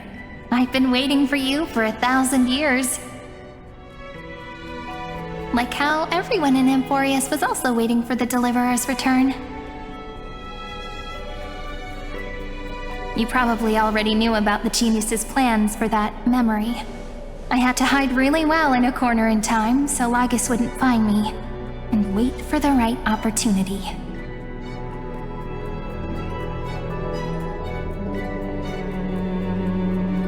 Which is now. The moment when his manifestation in this world is destroyed, and his twin timelines are intersecting.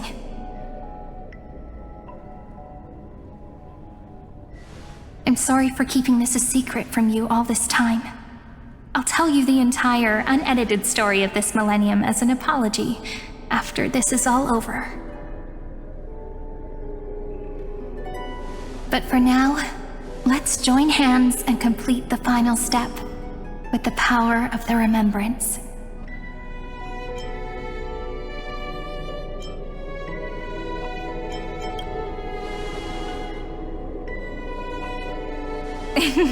Yep. By the way, speaking of joining hands,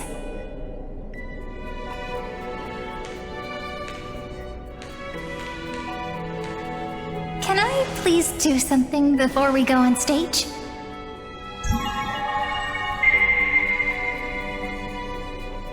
Remember the joke we made back at the Grove? Look! Aren't my hands pretty now? What a fascinating feeling. Like countless memories all swelling up at once. What about you?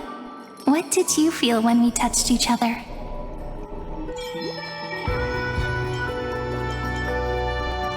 Really? That makes me really happy. If memories can move people, then it must have been a happy memory, right? Now, please remember what you're feeling right now. Write it down in your heart and keep it there. Memories you want to treasure will never fade away. Even if immersed in the long river of time, these memories will still leave traces of their existence. So, if the view in your memory ever grows fuzzy, just reach out and touch it. It's like reading bedtime stories together at night. It wipes away the chill of passing time, sharpens the outline of memory, and restores its power to nourish the spirit. Now, I'll carry this power with me, and for a little while, I must part from you, as I step into the long cycles of this world. Give me your blessings, friend. Then, let that bright future be as we have written. Then, I'll leave it to you.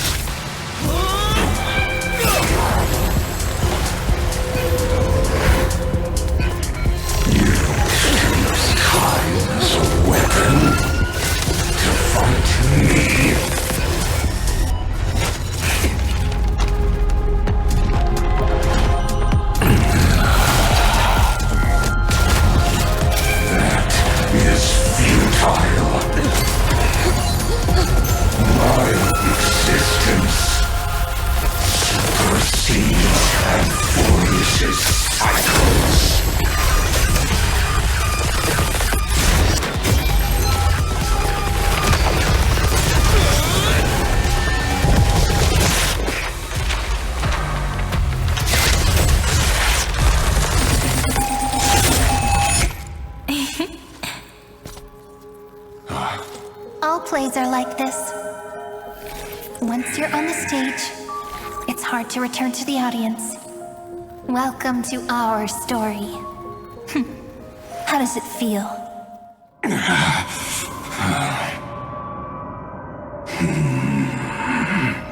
Even the authority of time cannot command the entire scepter, nor can it plunge the Amphorian extrapolation into a loop.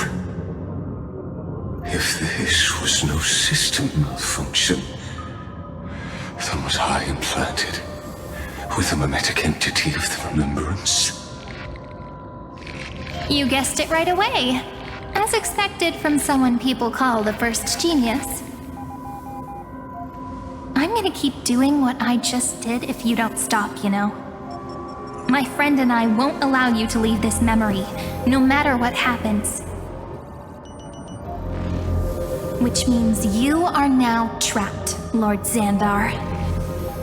An elegant idea, and an exquisite execution.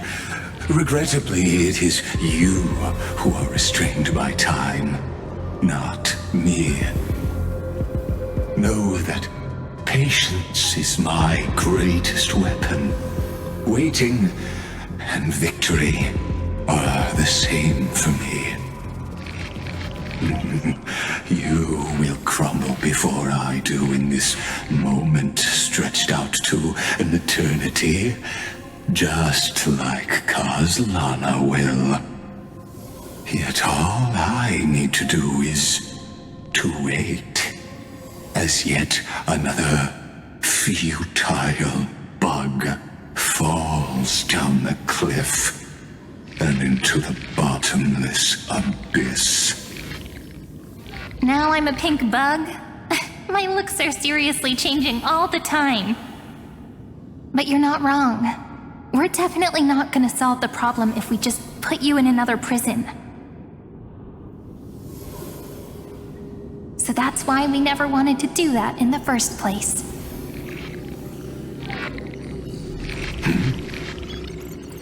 I shall answer your confusion purely out of my respect for those who came before me. Have you heard of the synesthesia dreamscape in the Asdana system? Interestingly, that place once had a prison too. Life forms living in that environment, abundant with memoria, have a chance to connect their perceptions with each other's. Even across great spatial divides, they're able to detect shifts in one another's states. I call this phenomenon memory zone entanglement.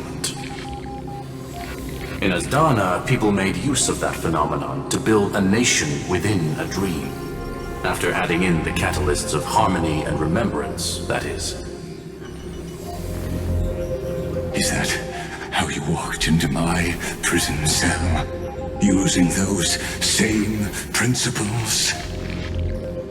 I would much rather call this location our negotiation table, Lord Xandar. Nonetheless, your hypothesis is correct.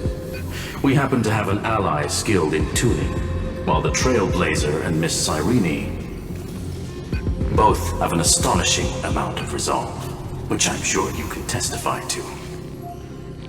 I am also sure that with the support of such a resolute memo sprite, our conversation can last for a long, long time. I'm the best at listening to stories, you know? I'll leave the exciting clash of the erudition to you two geniuses. A brainstorm? I like it. And it's 2 against 1? Well, I like it even more. Let's talk, Xandar. Take a guess. How much do you reckon we can dig out of your brain before the next second?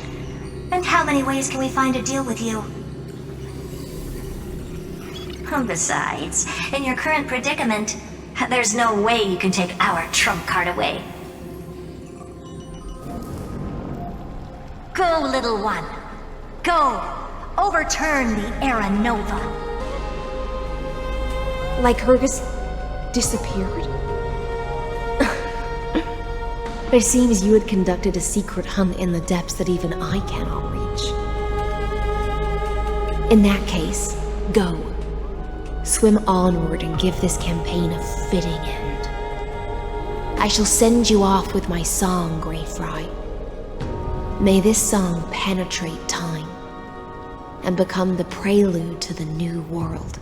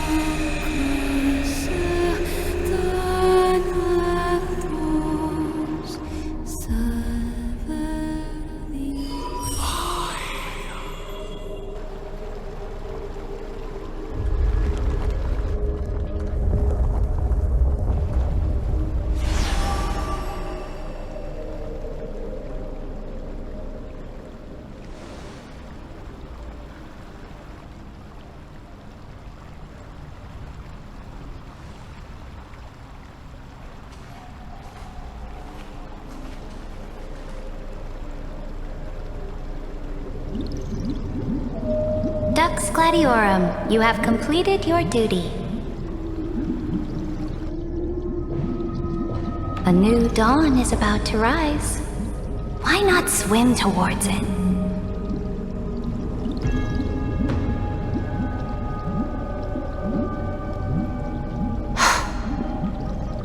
You died long ago, Imperator. Depart from my mind. But your duty towards the Imperator did not die with me. That duty will bind you no more.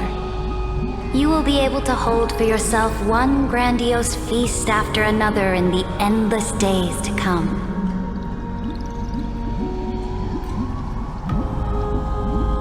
So go. Go and swim towards that ocean beyond the sky with the Deliverer.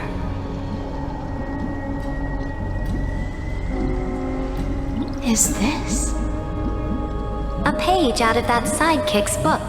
I commanded her to gift this page to you when everything finally reaches the end. What's on this page? Memories. Lifelike memories. That sidekick found me after the bloody feast 1,000 years ago and showed me her diary. I saw within that notebook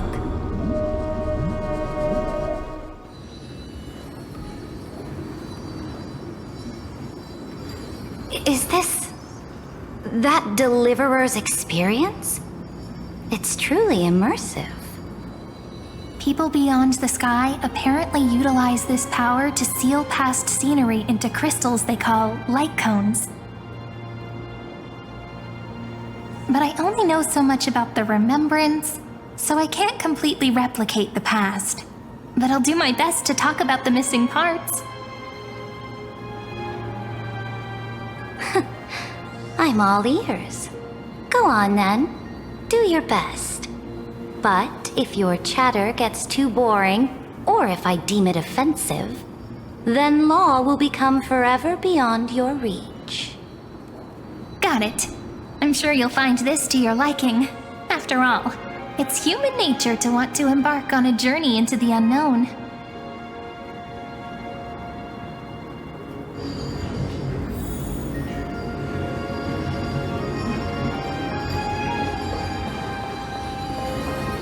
What brightly colored annals. The journey of the Deliverer's conquest. Let me partake in it. Is this a fortress in the sky? This is the first step of my friend's journey among the starry seas. This place is called the Herta Space Station. Just think of it as a supersized grove of Epiphany. Oh, so it's the territory of that witch. She and another Antikytheran lent me a helping hand back at the banquet. Look, over there. Looks like he's talking to Madame Herta in his memory. Let's go listen to what she thinks about this world, all constructed by eons and paths. Are you telling me that woman is Herta? She seems shorter than I remember.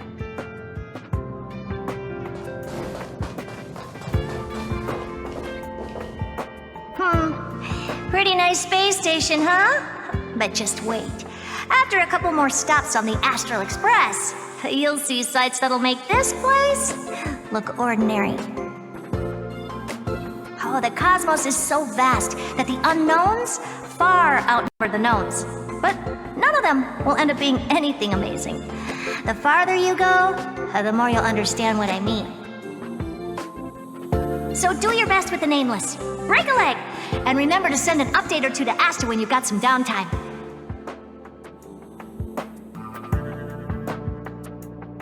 She certainly shares my way of thinking. Only that instead of a conquest through blood and fire, they chose a gentler path. People call Madame Herta and Mr. Screwlum geniuses. Apparently, only the smartest people in the cosmos can receive the blessings of Nous, Emporius' true creator. Do you mean that even individuals of such nobility are merely subordinates to a god? On the contrary, after all, it was the very first of them who created the god. But I don't really know all the details about that. You might be able to ask Madame Herta herself when you get the chance. Let's go check out some other worlds next, shall we?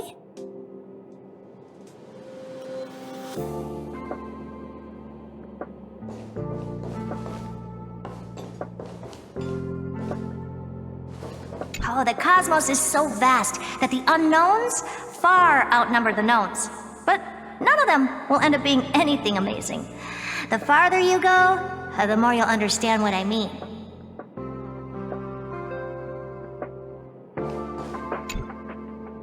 This next stop on the journey has a lot of similarities to Amphoreus. A snow-covered land? Interesting. This star is named Eurillo 6. That name sounds so cold. Bellabog sounds better. The girl we see here holds a similar station to you, Imperator. She's the supreme guardian of this world, a leader who took up the mantle of government during a disaster. I did not expect the Empress of this world to be so young. Well, your appearance isn't much older. The object in the distance resembles Nikador. Is it a weapon? No, it's called... Right!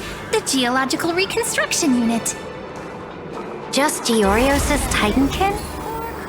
Disappointing.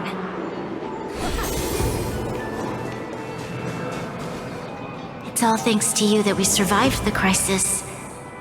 The collaboration with the IPC is both an opportunity and a challenge. Nonetheless, it's an important step in our journey back into the universe. This world was sealed beneath its sky just like Amphoreus was, and they only managed to reconnect with the stars when the Nameless arrived. That IPC she spoke of, is it a more powerful organization? Yes, the IPC conquered many worlds through trade, and opened up a vast territory that way. There are many such powerful alliances beyond Amphoreus, and they all walk on roads different from the destruction. Coming back to the Supreme Guardian and her Bellabog, didn't they find a peaceful way to enter the interstellar community?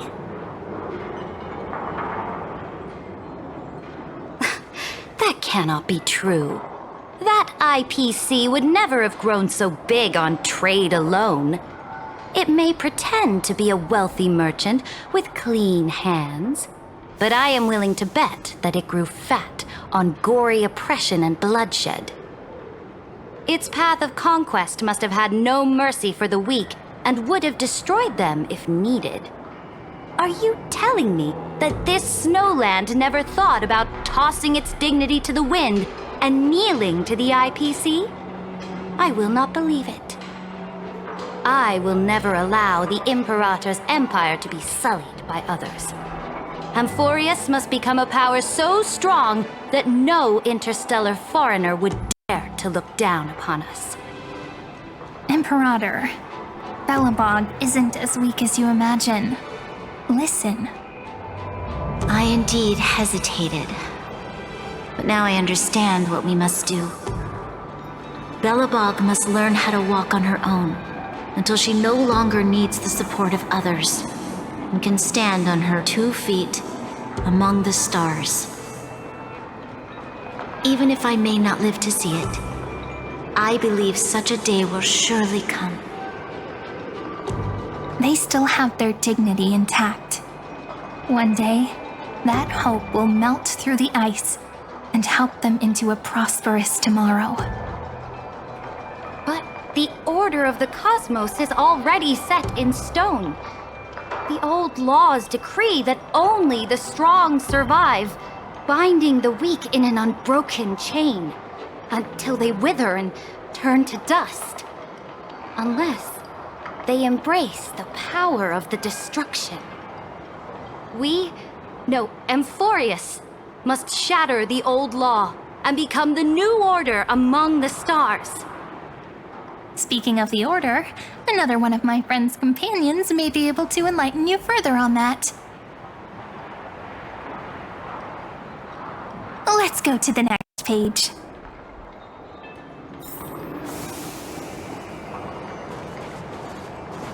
I indeed hesitated. But now I understand what we must do. Bellabog must learn how to walk on her own until she no longer needs the support of others and can stand on her 2 feet among the stars.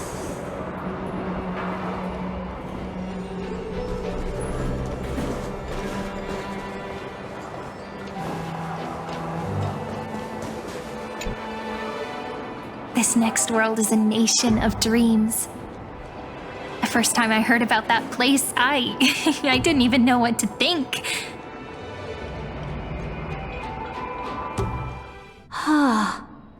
Such opulence does indeed evoke astonishment. This world is called Penaconi, an eternal city built upon a land of dreams. It's also my friend's previous stop, where they went through a risky but exciting adventure. Tell me about it then. That man standing afar has wings on his head. I am truly curious.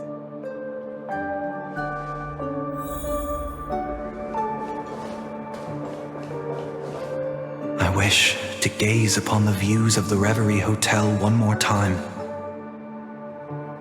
I'll be just a traveler when I come back here again.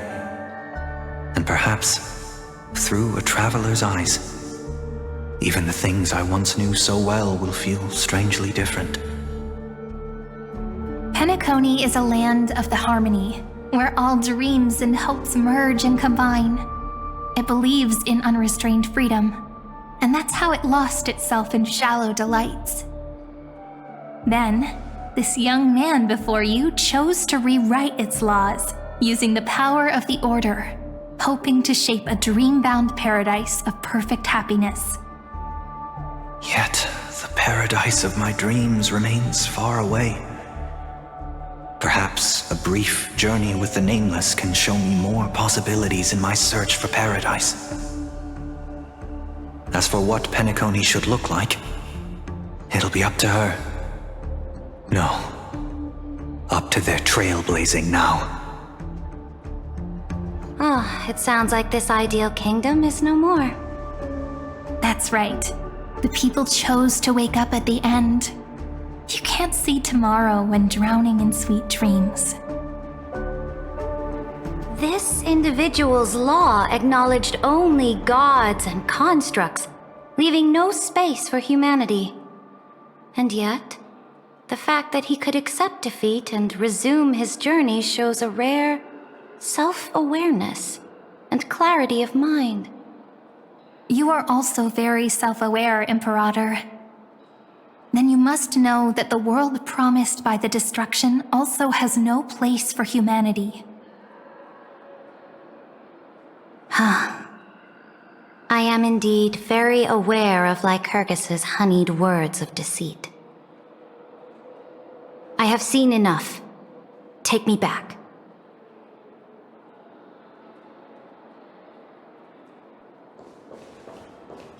As for what Penaconi should look like, it'll be up to her. No, up to their trailblazing now.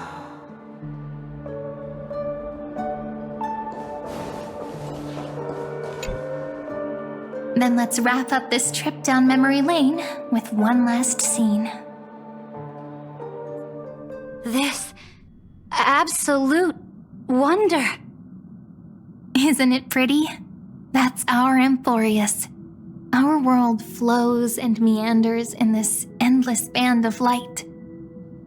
Though we were born from the designs of the gods and are not yet truly alive, the Chrysos heirs of Amphorius still chose to stand against fate, and carved a legend no different from that of humankind.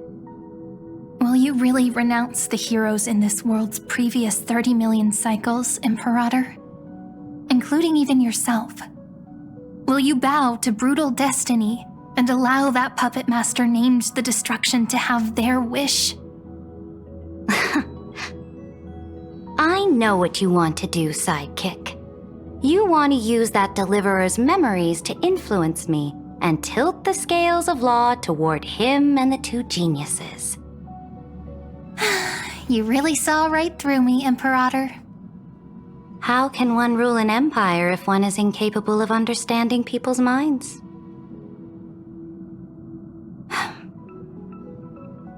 I have decided on Law's final destination. However, before I move my next chess piece, before we go on, tell me this, sidekick. Throughout his Trailblaze, was there ever a memory of the ocean?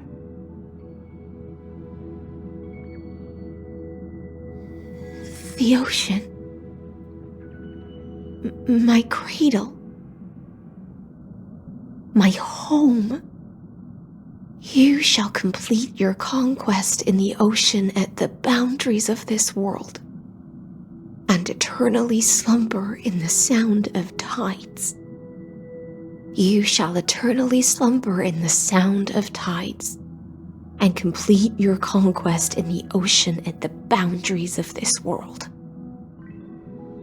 Our prophecies aligned as flawlessly as a sea snake circling upon itself. An elegant loop, like a joyful hymn, like the circulating ocean current, like our two fates, like Amphoreus itself.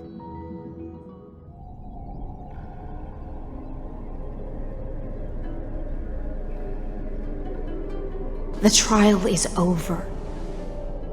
So tell me, who will own the divine authority of law? I won't give it to anyone. What? I am the law. Why should I give my imperial crown to any other? Both the Deliverer and the Theoros came from beyond the sky. They have no right to interfere with the lands I conquered with my own two hands. The law of Amphorius shall be determined by Amphoreus's master. What exactly did you see in the trial? Everything. I saw everything regarding the rules of this world's operation. I saw the laws of extrapolation that Theoros spoke of. I saw the ultimate protocol. As long as I offer a sacrifice of equal weight, I can rewrite the laws of this world according to my will. I can turn good into evil, ugliness into beauty, and weakness into strength. Fate gave me a very fair deal.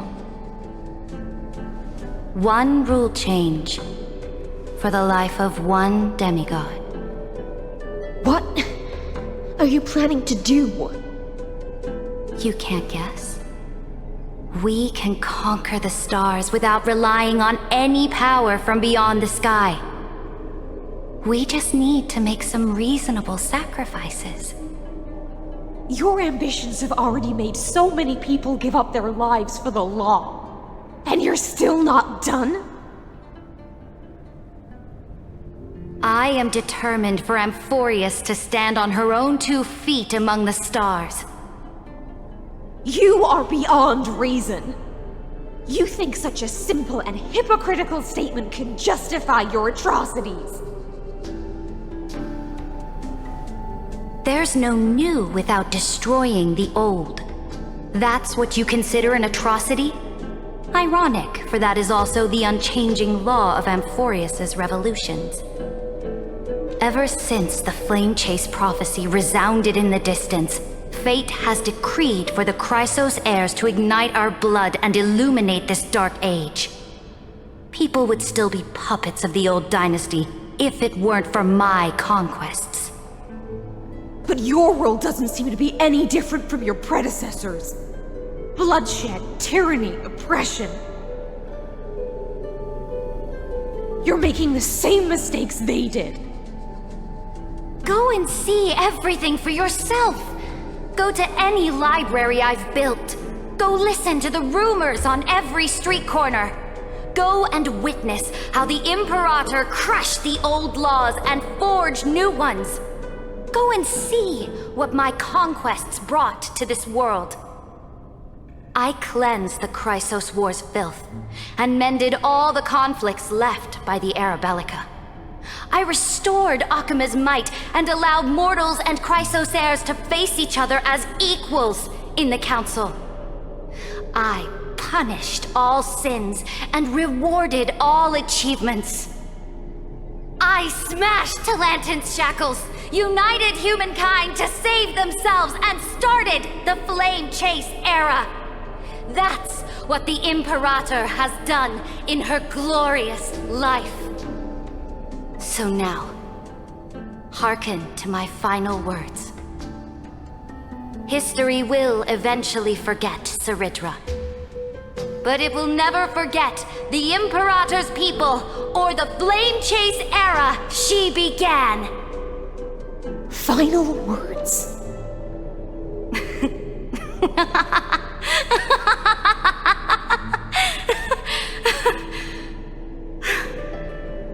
Amphoreus is about to be destroyed. There's no time left for pointless debates. There is only one law I want to overturn to aid the final battle of deliverance. So I will only offer the life of one demigod. In the name of the Imperator, I command you one last time, Electra. Either sacrifice yourself for conquest, or pierce this tyrant's chest with your sword. Thus, the Imperator concluded her final speech. At the end of her life, at the last moment before she stepped onto the altar, she gave her most loyal subject the choice to decide fate, just as she promised her compatriots before her very first campaign.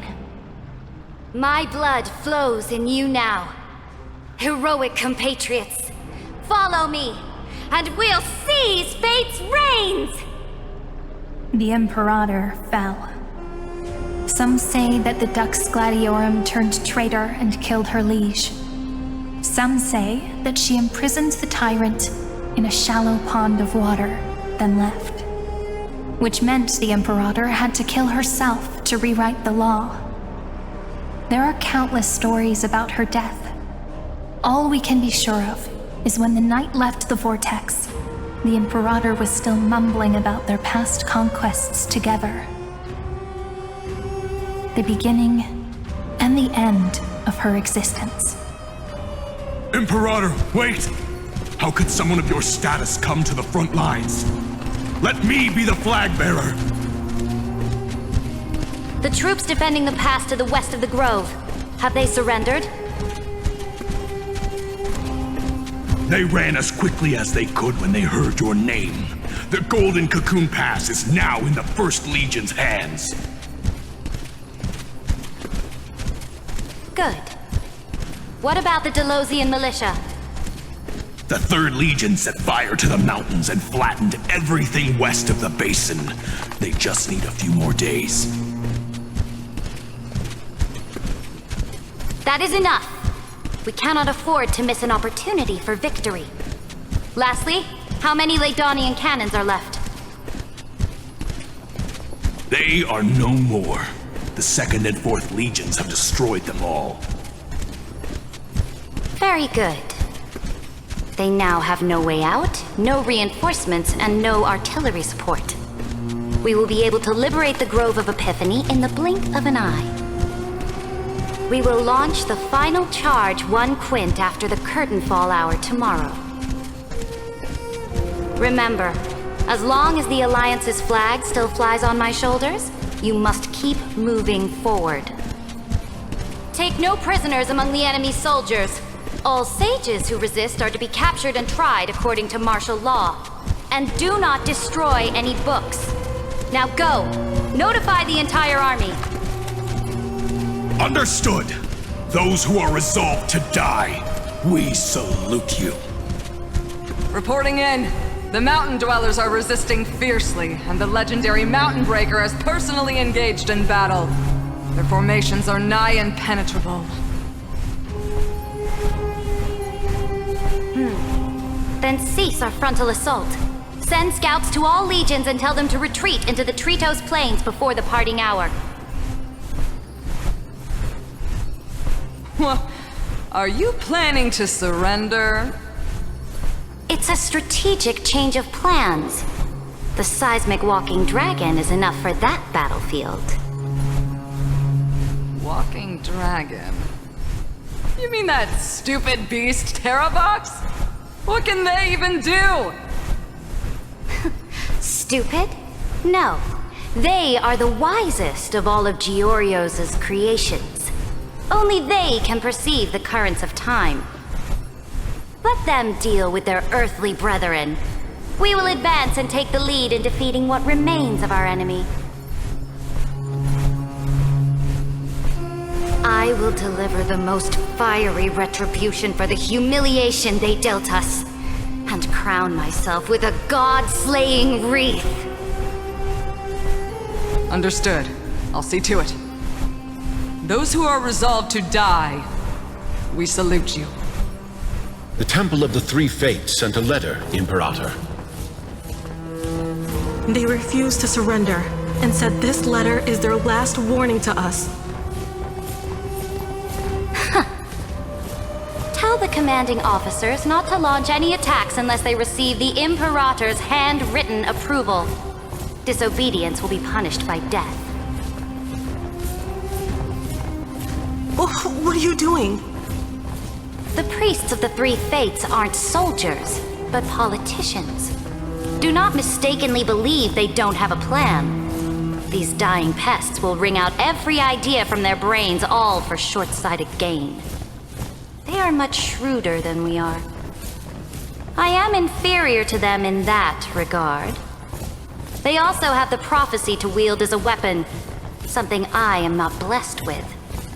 Launching an unplanned attack will only disadvantage us, as all of Emporius will judge our actions. Which means, I will be heading to the battlefield myself, just as I have always done. This time, however, I will go alone. I will conduct secret negotiations to ensure fate is on our side. Understood.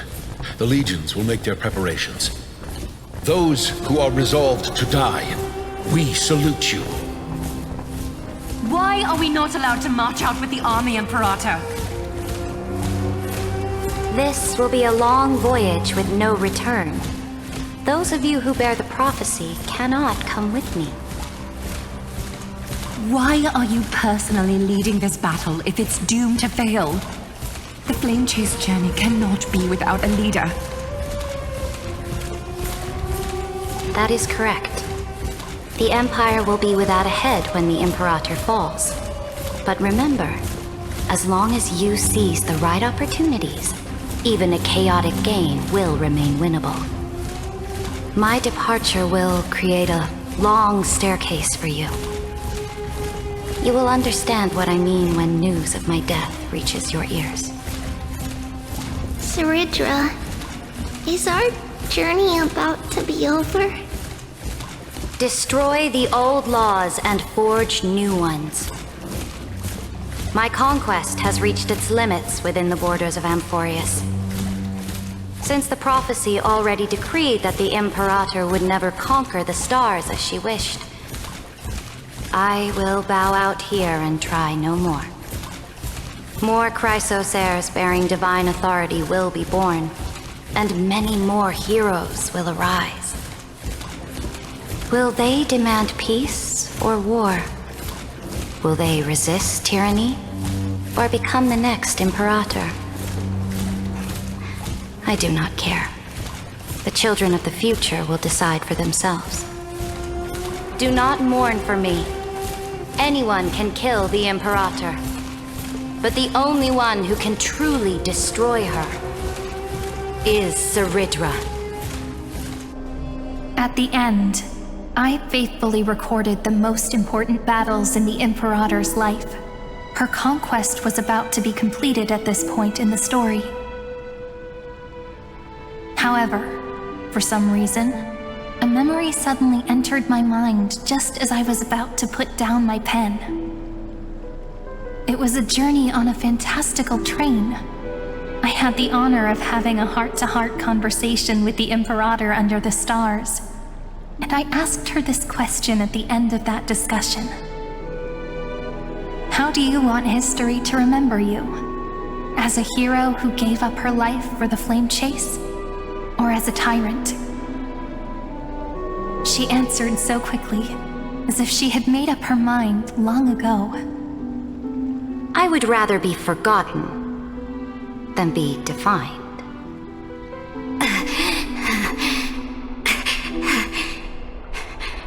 Because the law can be neither eternal nor unchallenged. And only humanity can pen laws into history's pages. Now, I have shattered the greatest law of Amphoreus. The game is nearing its end. Dux Gladiatorum. Even though you killed the Imperator in the previous 30 million cycles, this time you finally found your own law. Then High Sealants, Electra.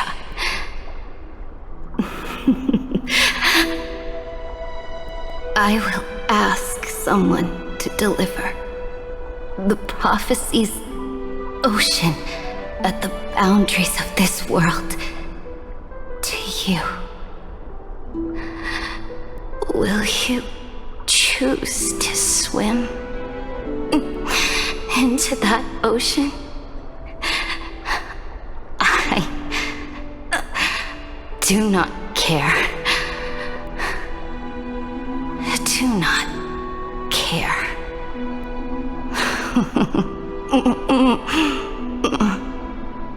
The Imperator muttered about her conquests, and news of her death spread in the city. Freedom! Liberty! The tyrant is dead! Go! Shout this news in the streets! My people, my fellow elders, do not panic. Stand your ground. That usurper has paid for her ambition with her life. People once cheered for my ascension. And now they cheer for my fall. No matter.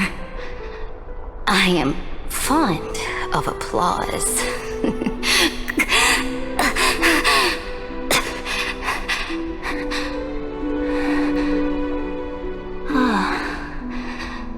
I see the cosmos, the battlefield that I cannot reach. I will return in the next cycle. The stars will hear my legion's war drums. Hear the great name of the Imperator. Hear Emporius' Siren.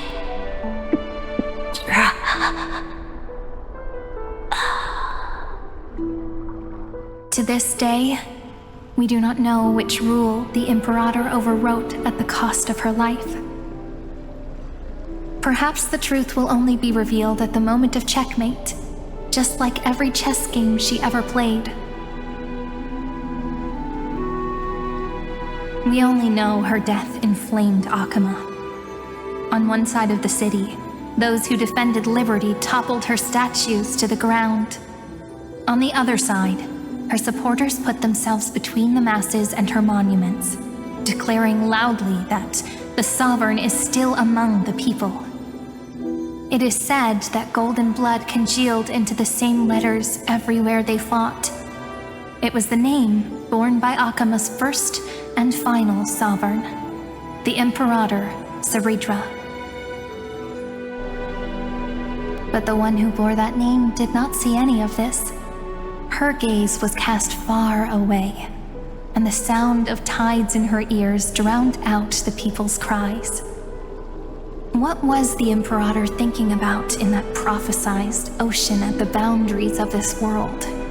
In that shallow puddle of stagnant water, was she reminiscing about her past conquests?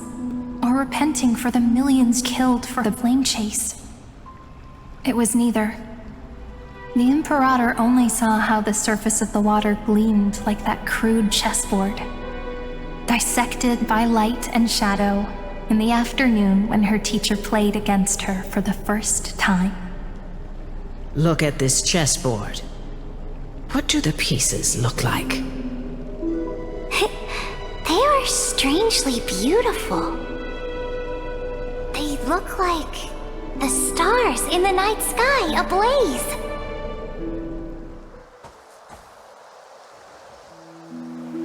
From that page emerged an ocean so vast, so pure, not a single trace of corruption. Is this Siridra?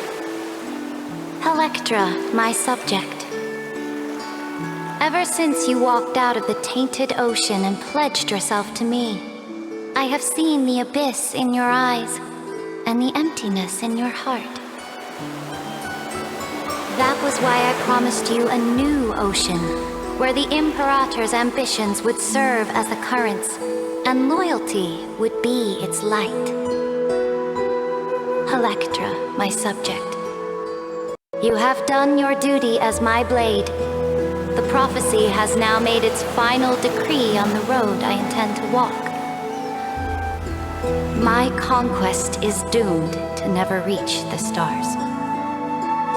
But the Imperator never makes empty promises. So take this memory, this ocean, beyond the sky, as witnessed by the Deliverer. This is the final gift that the Imperator can leave for her subject.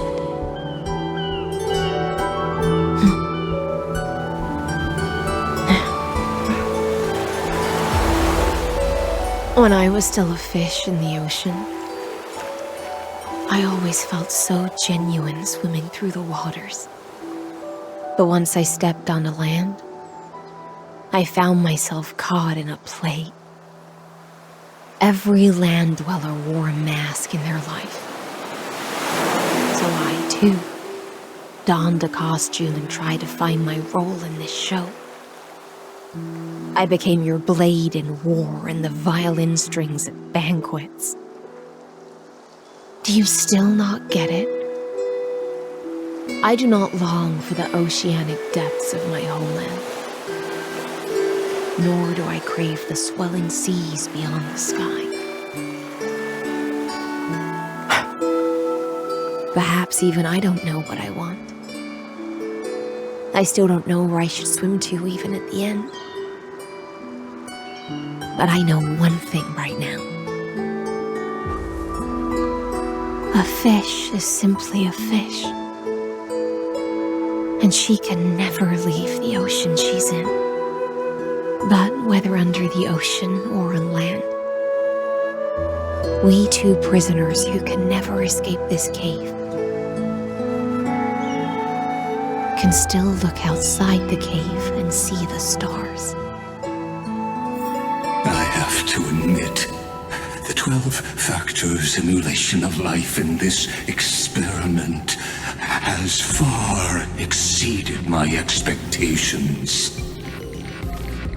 Make your choice then, Senior Society member. Do you want to keep walking down the wrong path and be remembered for your incorrect conclusions? Or do you want to return to the audience's seat and give yourself, Amphoreus, and the entire cosmos a more fitting end? I must refuse. A dead man never fears death. Did I not make myself clear? Have you forgotten about our dear Lord of Silence? You wouldn't want her to consider your 8 other clones as cancers within the erudition and chop them all up, would you?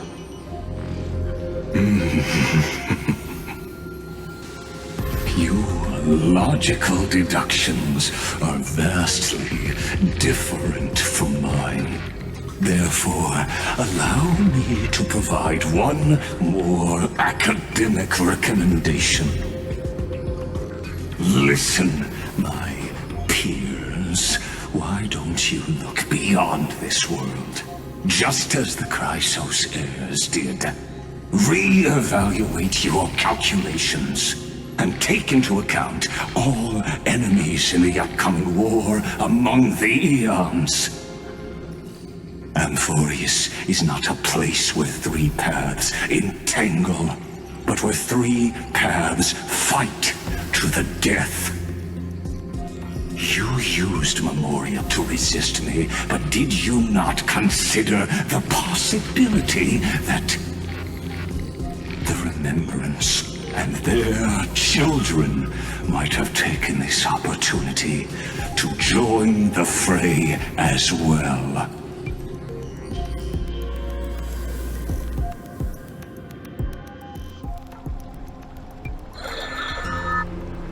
Oh, so this isn't just silence. It's the answer. What was the last thing he said to you before you parted the waters at the Scale Gorge waterscape? A tricky question, but one with a simple answer. He didn't say anything back then, right?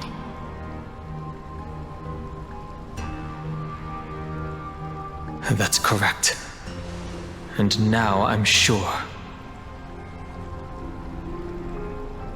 You are not March 7th. There's no way she would remember that detail.